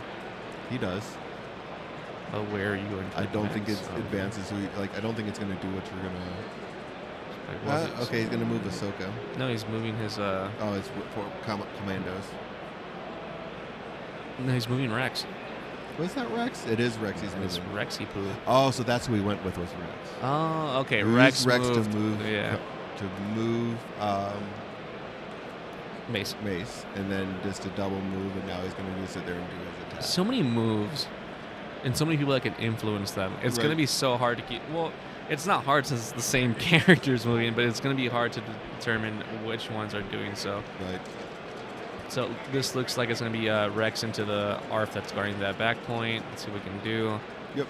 I mean, that's fairly good. 2 fails, 2 expertise, 1 block. Looks like 3 expertise. Yeah. Yeah, no, Chris is rolling. It looks like 5 hits. Yeah. 5 hits, 1 expertise gives you a crit and 2 crits. 2 crits. So 2 crits, 2 hits. Only So the the crits 2 crits are going going to go through. But I think that's what you need. If you have the first shove. He can get his 2 shoves. Yeah. So, you didn't get the wound, but you at least got the point. It's not going to be enough to bring it all the way back on his side, No, unfortunately. he's probably only been scoring Scoring the 2 points. 2.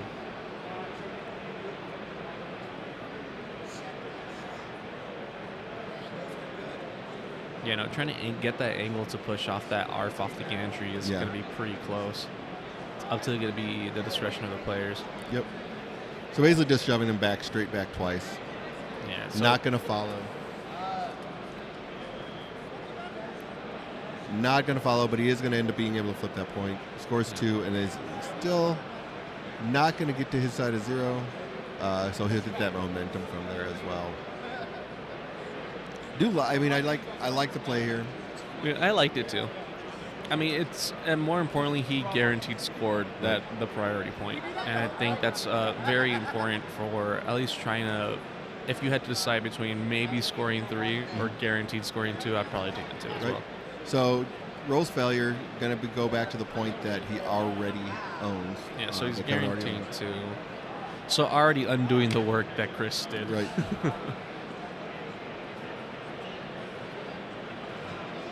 I mean, is this the time to go with Obi? It's pretty early in the match. Because he does have both players do currently still have Obi in reserve, so it's an interesting decision to make here on which one you want to go with. I mean, it's part of his kit is benefit from Yep. putting him in reserve, but looks like Yeah, it definitely looks like he's going with him. yeah, Kevin does want to use Obi, and he's taking him off reserve. So let's see, or is he? No, he's decided he's not to. No. Decisions. Yep. Oh. Okay, so oh, he has all right, decided. there you Now go. we got Shatterpoint. Makes it easy. So now You called if he wants it. to, You called it struggle 1 too. We're like, he reserved Obi. What he's gonna get next? Probably Shatterpoint. So yeah, going with. I mean, and now he can still go. Well, it looks like he was looking at what he can do with Mace. Well, yeah. Well, Mace is so close to the point where Rex is at. Right. And I mean, if he wants to stay engaged, he probably could. It could really help him at least win this second struggle. But if anything, I think he's kind of looking at how he can get that point that's uncontested right now. Yeah, I don't think you can. You don't have enough room to sit there and get the 2/12 to dash on to that point. They're just going to be a little short, unfortunately. I mean, it must have crossed his mind because they're the closest ones, but they're. I mean, but it's. I don't see that there's a need to do that when you're only going to be able to influence 1 point anyway.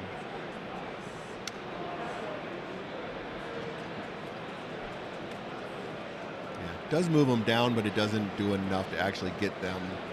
Well, maybe that does get them on the point. I think that does. Yeah. Yeah, does it? that does, yeah. So he could flip all 3 here, scoring 4.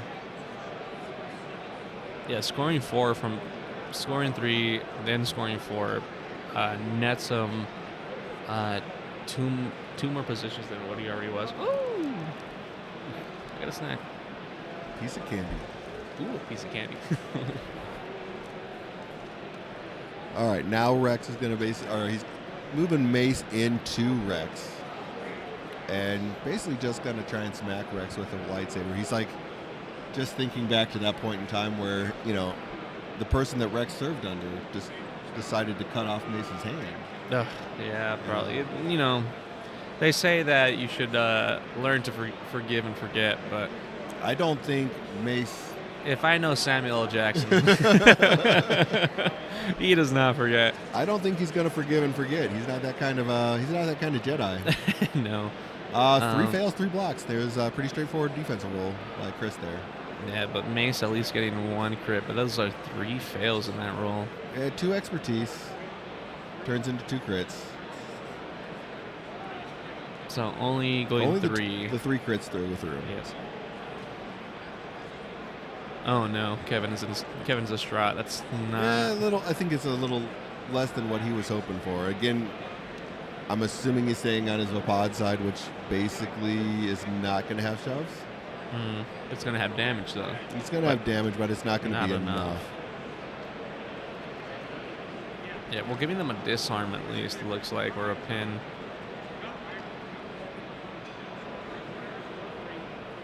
So scores 3 still. I mean, doesn't get that 4th point that I think he was really hoping for. but does move that quite a bit towards him. Only 2 away now. So going to expertise, and that's back towards Chris, I believe. It is indeed. And Chris is going with Padawan Ahsoka. Leaves his Obi-Wan in reserve as well. Well, she has to wake up now.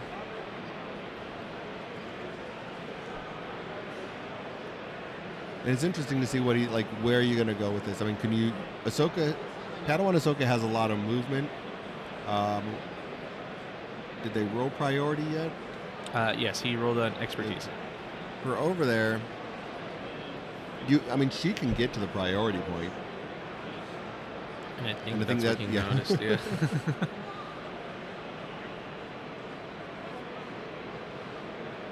But first she's going to move her Jedi Master. Fair. He's engaged now, gives a bubble. Boop.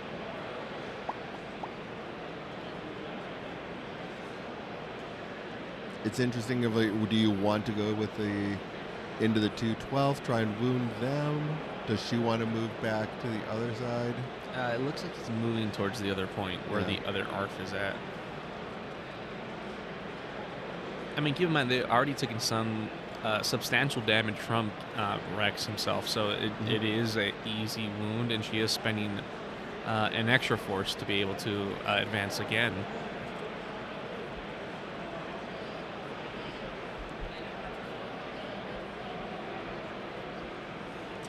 Been some very interesting games. I mean, what we've seen from all of the players so far today. I'm pretty excited about these.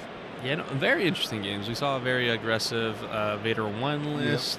We've seen Teddy Bears get played with Nick Raider and Spectres as well. I think we got a good cover. If anything, this is probably our first match where we kind of have an exact mirror match. Yep.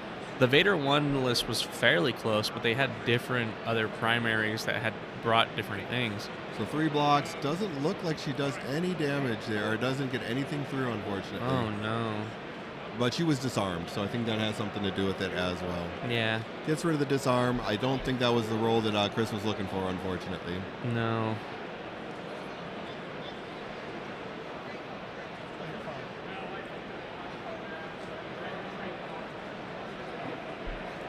Yeah, no, this is already going towards Kevin. Kevin's already deciding where to go with, or at least he has a small measurement tool in his hand. It looks like he's probably going to be just cashing in those hunkers that he has. Fair. Heal up a little bit, get himself a little more secure on the point. Yeah, and you might as well cash in now. Padawan Ahsoka didn't do anything. Exactly. So the threat is gone. She is a Padawan. She's not exactly the Jedi Knight that she was. Right. Or that she ever will be. Dun, dun, dun, dun. She's no Jedi. She is no Jedi. So basically now what Kevin's looking at, he's not going to go with him. All right, so he goes with the 212 here. He currently has 2 points. If he flips, he's basically saying literally any other unit. Yes, because he ended up pulling the 212. Yeah, the 212. Oh no. Well, I mean, he can outbody the mace that's on his back point. It's not that terrible of a decision. Well, basically, he didn't ever flip that point, so because he already had one of the 212 there. So the problem being is now what you're looking at is, can he wound somebody? Well, he's measuring. I mean, all right. In theory, getting 4 down from your success tree is not that hard. No. And they're maxing out on 6. 6 twice is 12. Who do you? I think there's a lot of units who fall to 12 damage, but the point is that it's just not guaranteed. And what's even worse is that if you get 3 down your tree, it's still just the 2 damage you get and 2 conditions. Right. It's the 4th box that has the 4 damage on it, and that's kind of what you want to hit. So they're going to start with a defensive maneuver.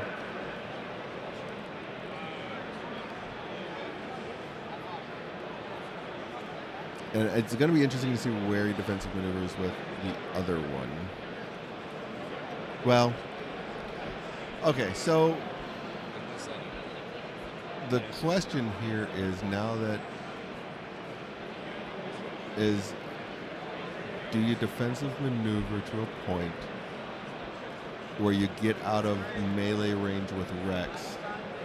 Because he can't, which I think is what he did. Now he doesn't have anyone on the point, is the unfortunate piece of this. So now, I think you start with the one on top, and you shoot into Mace. 2 gets you the shove, and you can put 2 onto the point. Yeah, starts with a 1 on top down into Mace, because he's going to focus shoot, which gives you the sharpshooter. So now he's rolling 8 dice into Mace, I think is what he's doing here. And Mace is now no longer engaged, so he doesn't have protection and steadfast. Oh, and we have a rogue dice. They threw one at us. No, they found it. Okay. All right, so yeah, rolling the 8 dice. I mean, that's a pretty good attack roll. Right. Looking at 2 crits, 4 hits, and 2 fails. Oh, no, Oh, those are 2 expertise. 5 crits.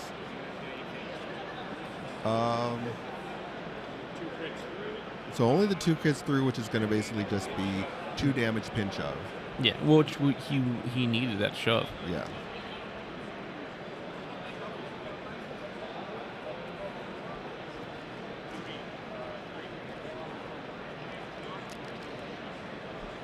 And he's not going to shove him. And now he's going to do a second shot into him. He's rolling a lot of dice, and even though he only had 2 crits go through, it's 2 damage.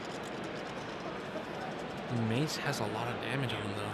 He does. And I think he's just going for the...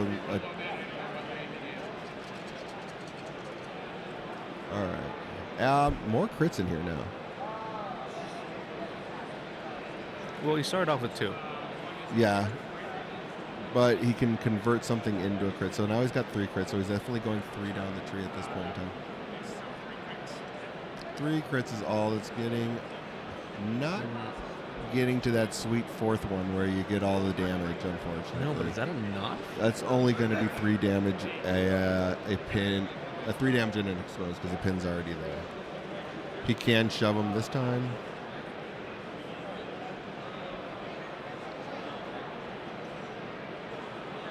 So he will shove him back, and then he's going to follow with this next shove to basically just make sure He does he's get the back wound. in. Was that enough for the wound? That was enough for the wound. Okay. Gets the wound, gets the point. This is going to be enough to just score out exactly. Woo! Kevin came back.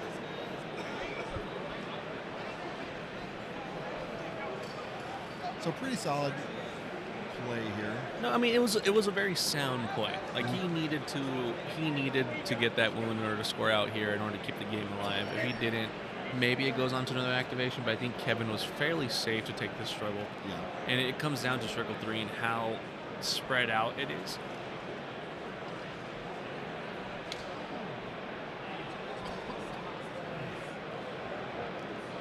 Water break.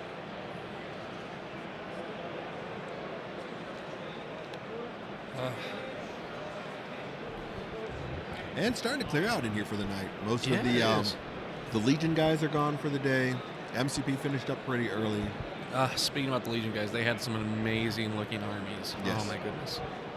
They had some good looking models. The Aqua Droids are new, and I saw someone have, well, they're new in Shatterpoint as they are in Legion, and someone had ARFs on their, as decorations for their bases, as if they were fighting the Aqua Droids. And the size comparison of both of those models is hilarious, but it looks so cool. All right, so they're just getting the points lit up of where they're going to put them. Yeah, so it looks like it's going to be the... Straight down the middle? Like the center objectives. No, it looks like Arrow. Is that what it is? It looks like the... I don't think that they turned everything off yet. Oh, okay. We're on shifting, so I think it's the 3, like, down the, not like, I think it was either the down the middle one way or the other. Is it not the greater sign? think so. I don't know. I can also. There's nothing on the top. There's nothing on the bottom. I think it's just the 3 points in the middle. Yeah, it's just the 3 points in the middle. Oh, okay.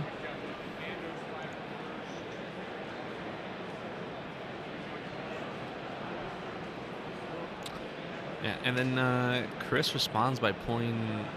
He hasn't pulled anything yet. He No, does he use has Azoka. not. He's still looking, I think debating whether I think he wants to go with Obi or not. Okay, so he now he goes- pulls the Commandos. And Commandos wake up. Point of priority. And it's going to be the back point on Kevin's side. Yes. So he already does not have that. I don't think anyone's on that right now. No. Kevin does have that. Oh, he does. Yeah, because that was his Captain Rex that pushed off the ARFs, but actually now I think no one has that. Yeah, I don't think anyone's on it Yeah, right no, now. you're correct. So really just might go. So now he's waking the Commandos up. Getting them ready to go. Yeah. He's going to defensive maneuver with them. So it is going to cost 2 force at this point in time to do a defensive maneuver. Yeah, that's a lot of force cost for just a defensive maneuver, but hey, he probably knows what he's doing better than most. So the clone commando that's on top is going to get close to the back point. I believe Yep. that puts him within 2 regardless. Yeah, might want to move down to the lower. He should be within 2. Yeah, I think that's like what they just confirmed. It looks like he was within 2. But does he want to give the position of the high ground up? Not quite sure. I mean, it's contesting on the objective itself might be the way to go, though. At the actual level of the objective might be the more beneficial way to go. Fair. I mean, Mace is wounded, so he's not up yet.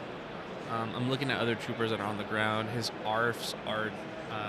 his ARFs are up, so theoretically those ARFs can probably come take it as well. Yes.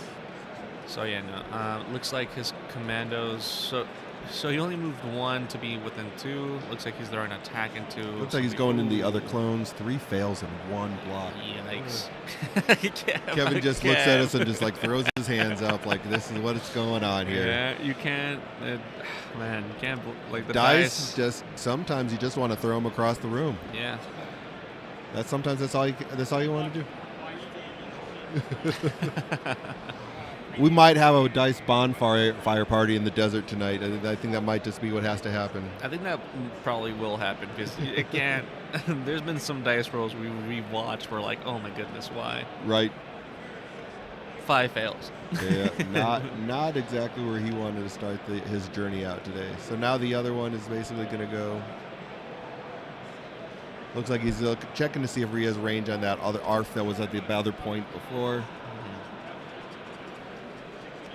All right, so another 4 dice going. Another 4 defensive dice, and they're. All right, that's a 6 little bit better. attacking that. Okay. 1 block, 3 expertise. So sometimes these things change for you.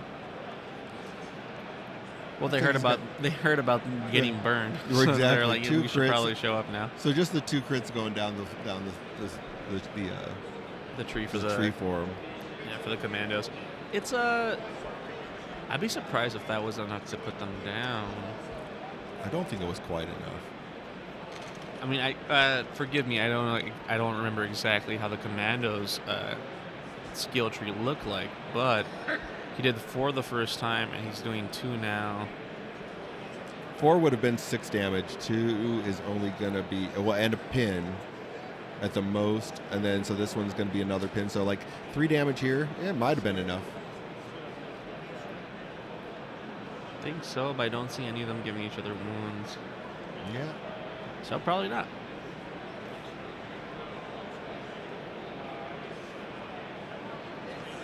But regardless, looks like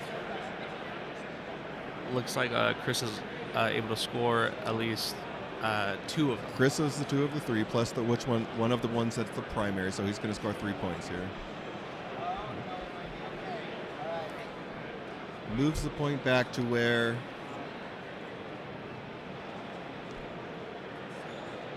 and he is going to pull Obi out of the reserve. So yeah, and then just check with Aubrey. They have a few more minutes till mission critical, which I feel like is on time. Like this game, I feel has been going at a really good pace, especially for what both lists are intended to do. Exactly. It's going to be pretty tight here still. I mean, like they've both been playing very well, very tight positioning games. Mm-hmm. So with Obi, I'm sure he says hello there, moves over, and he's going to go and punch a couple of commandos in the face. I mean, it worked the first time. It definitely Why did. wouldn't it work the second one? Yeah, I think the more interesting aspect of this game is that even though the lists are similar, both of them, I don't think they use Mace to its full potential. No, I think just the way the draws came, they really had Mace on the outskirts and not kind of where they wanted him positionally. No, and then it's funny to see that because it's both of them. You know, Yes. none of them got the center. They sent both their Padawan Ahsokas out. And it's just, to me, it's more interesting to see that even though they have the same build, but because, my. I guess the dice were feeling bad for Kevin, so they decided to give Chris a little bit of the same. That's just going to be a full tree with Obi. Yep. Hey, if it worked the first time, right? Why not the second Oh time? my goodness, that was. Yeah, that's a full tree. Really. Yeah, no, but yeah, Not what Chris wanted to see. no, there at not what all. Chris. No, Chris just shook his head. It's rough, and there goes that. Yeah, surprisingly, for a game that's about both primaries being Obi and Mace, there's been some significant amount of wounds. Yes. What's supposed to be known as a defensive list. Yeah, defensive mobile list. Right.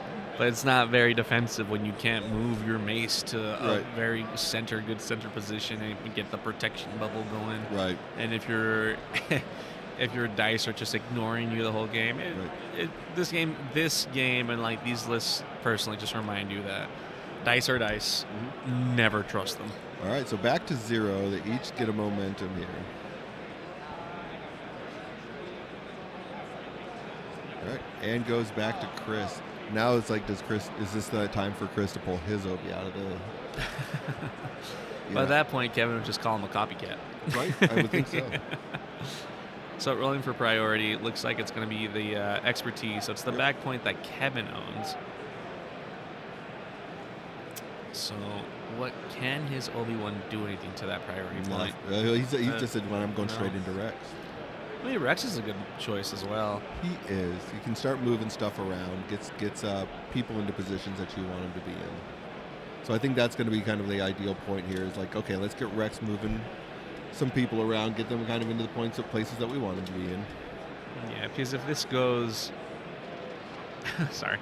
If this continues with his dice, or at least his defense dice being depleted, you have to count on your ability to move your models and counterplay your opponent so that you don't have to rely on your dice anymore. Because it's brutal rolling what Chris has been rolling.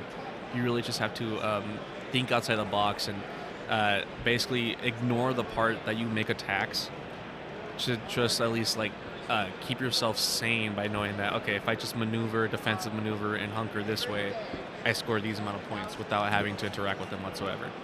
So the start here, he decides to move Obi, just go ahead and dash him, dash a Mace. So trying to just kind of maybe reposition him to into a place where he wants him positioned.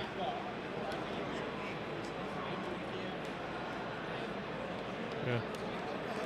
And now I think he's just going to figure out where he wants to go with Rex, so how he wants to sit there and play this. And I think he's looking at trying to find the best way to take that point back. It's really hard, especially since he knows even if he does damage the ARFs, or if he's able to get Mace off that point, but he looks like he's throwing dice at somebody. It has to be the ARFs with only 4 dice. So they're getting 3 blocks here. 3 blocks, 3 fails in the roll.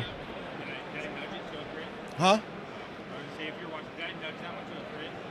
Yes.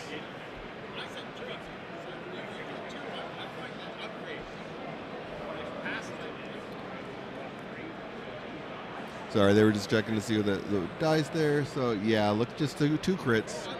You're 2 crits down, but you get the shove.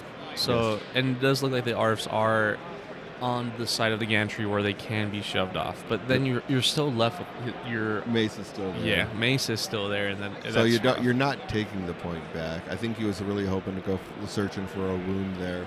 I don't know if he really had much of a good activation to do there with Rex. He's more setting him up for the future. Yeah.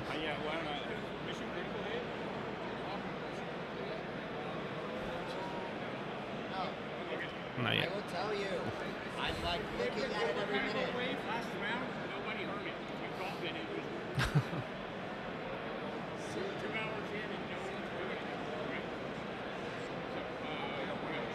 Aubrey, just yell it louder.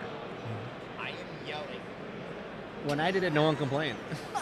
I'm getting it as a PA system at this rate. Last 30 So Aubrey just spending money to avoid frustration is what basically like he said there. I'm just going to Yes, buy a PA technically. system. And I mean, no.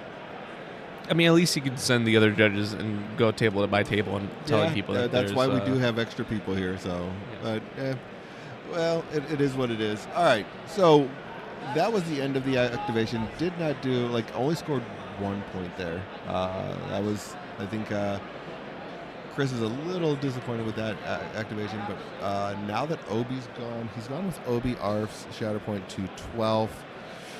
Rex, Mace, Ahsoka still left. Yeah.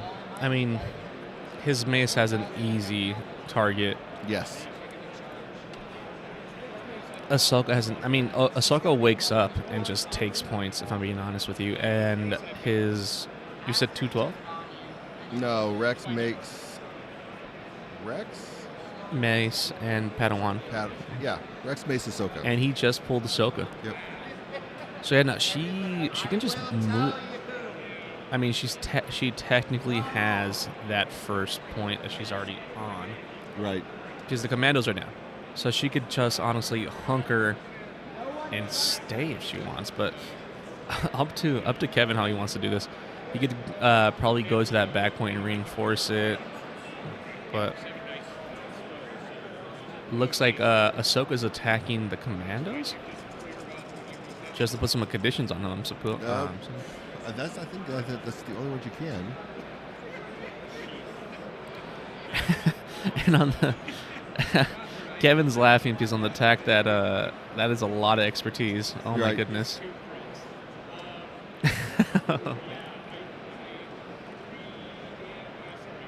Well, at least she wasn't disarmed. 2 damage, shove, damage, shove. Yep.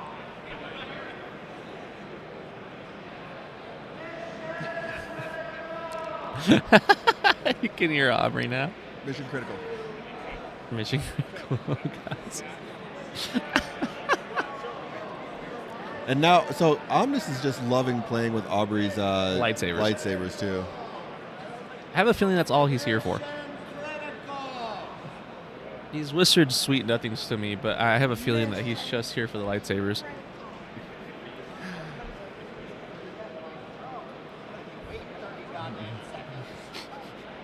He needs to go. I think Aubrey's past his nap time. Perhaps. Oh no. Wild Omnis. Oh no. He's dangerous. He's wearing the red blades.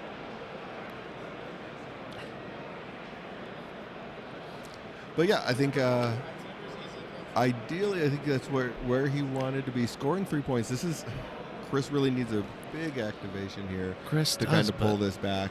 I don't think he has the order deck on his side. He has one more card, and I believe that's... No, he still has. So he has Obi in reserve. He has Obi in reserve. He has Mace. And He just has... Who is his other... And his 501st. No, 501st already went. No? Oh, 501st just Yeah. went. Or that's what we just pulled his 501st. Yeah. No, that's what he... So, 50... Just pulling 501st, I think that was probably what he was not looking for. Well... All right, so 501st is going to just do an attack.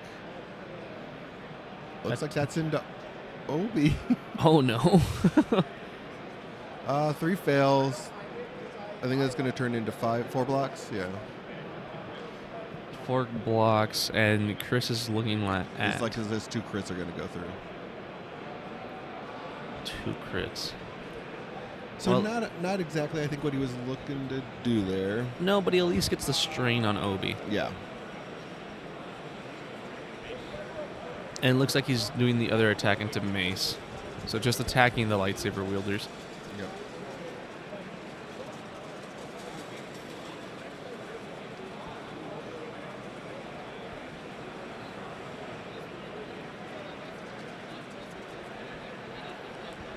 All right. And I did do the coordinated fire damage on that one, it looks like. Yes, but So 1 crit goes to a strike, and he's blocking 3? oh no, I don't think this attack does anything. Yeah, no crits there, unfortunately. We'll move them on to the point.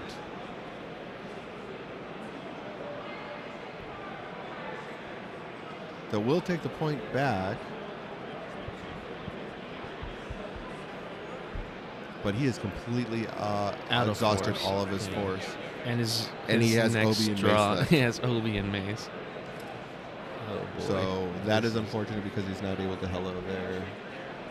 Yeah, it's bad news, but I think that activation kind of sealed them.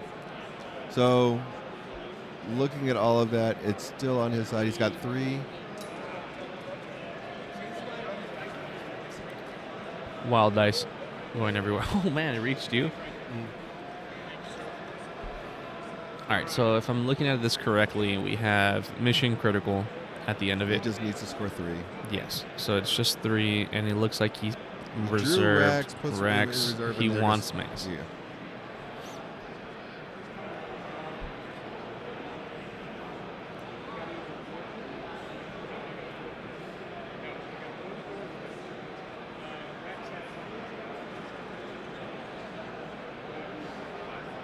Rex has 5 left, so that's why he's like looking at who's the best target to take down.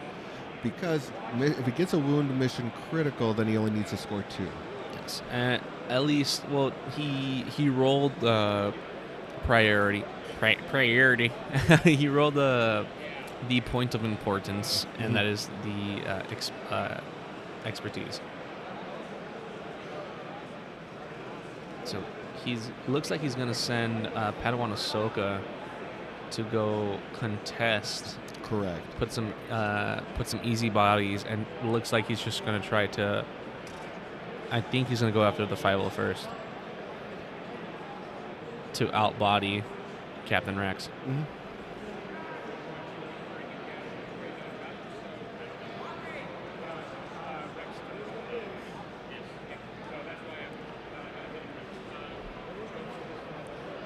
Yeah, going Yeah. into the 501st here. Yeah, it makes sense. And the 501st, I think, is going to be like ideally, like if he gets this wound here, It's game. it's game. So I think it's just a focus attack, do an 8 dice attack. Yeah, throw in 8 dice, 4 dice for the ARFs. Well, 5 technically for the hunger that they have. Oh, no, just 4. Ooh, 2 fails and only 2 expertise, which I think only gives them 1. 1 block. Yeah, oh. Yep. There was a game. That's the handshake. That's Yeah, that was it. He needed that wound, and he basically was unable to get that wound, and that wins the game. What a amazing match. for that it played. So in my mind, watching these both lists be introduced to me, I immediately thought this was going to be a game where no one died, where no one got wounded. This was purely upon who can shove off who and who can outposition who. But looking at this, it shows that for Mace players that it really needs to be a center objective that Mace has to be on. You can't just send Mace out to your sides, and you can't criticize these opponents because they both did that. Right. Mace just had activations where they just weren't centralized, and the bubble didn't pop off. And then Obi did his Obi-Wan things, and people benefit from it. But even with both attacks, like the 2 attacks or the 2 crits that did go through, it was fairly worth it. It was. I think that overall, I mean, they both played well. I think Order Deck and Dice, like the dice really did turn on Chris at the end there. Yeah. Like it's Oh like my when goodness. when he needed his dice to come through, they just did not. It was a good match though. Good It match. was.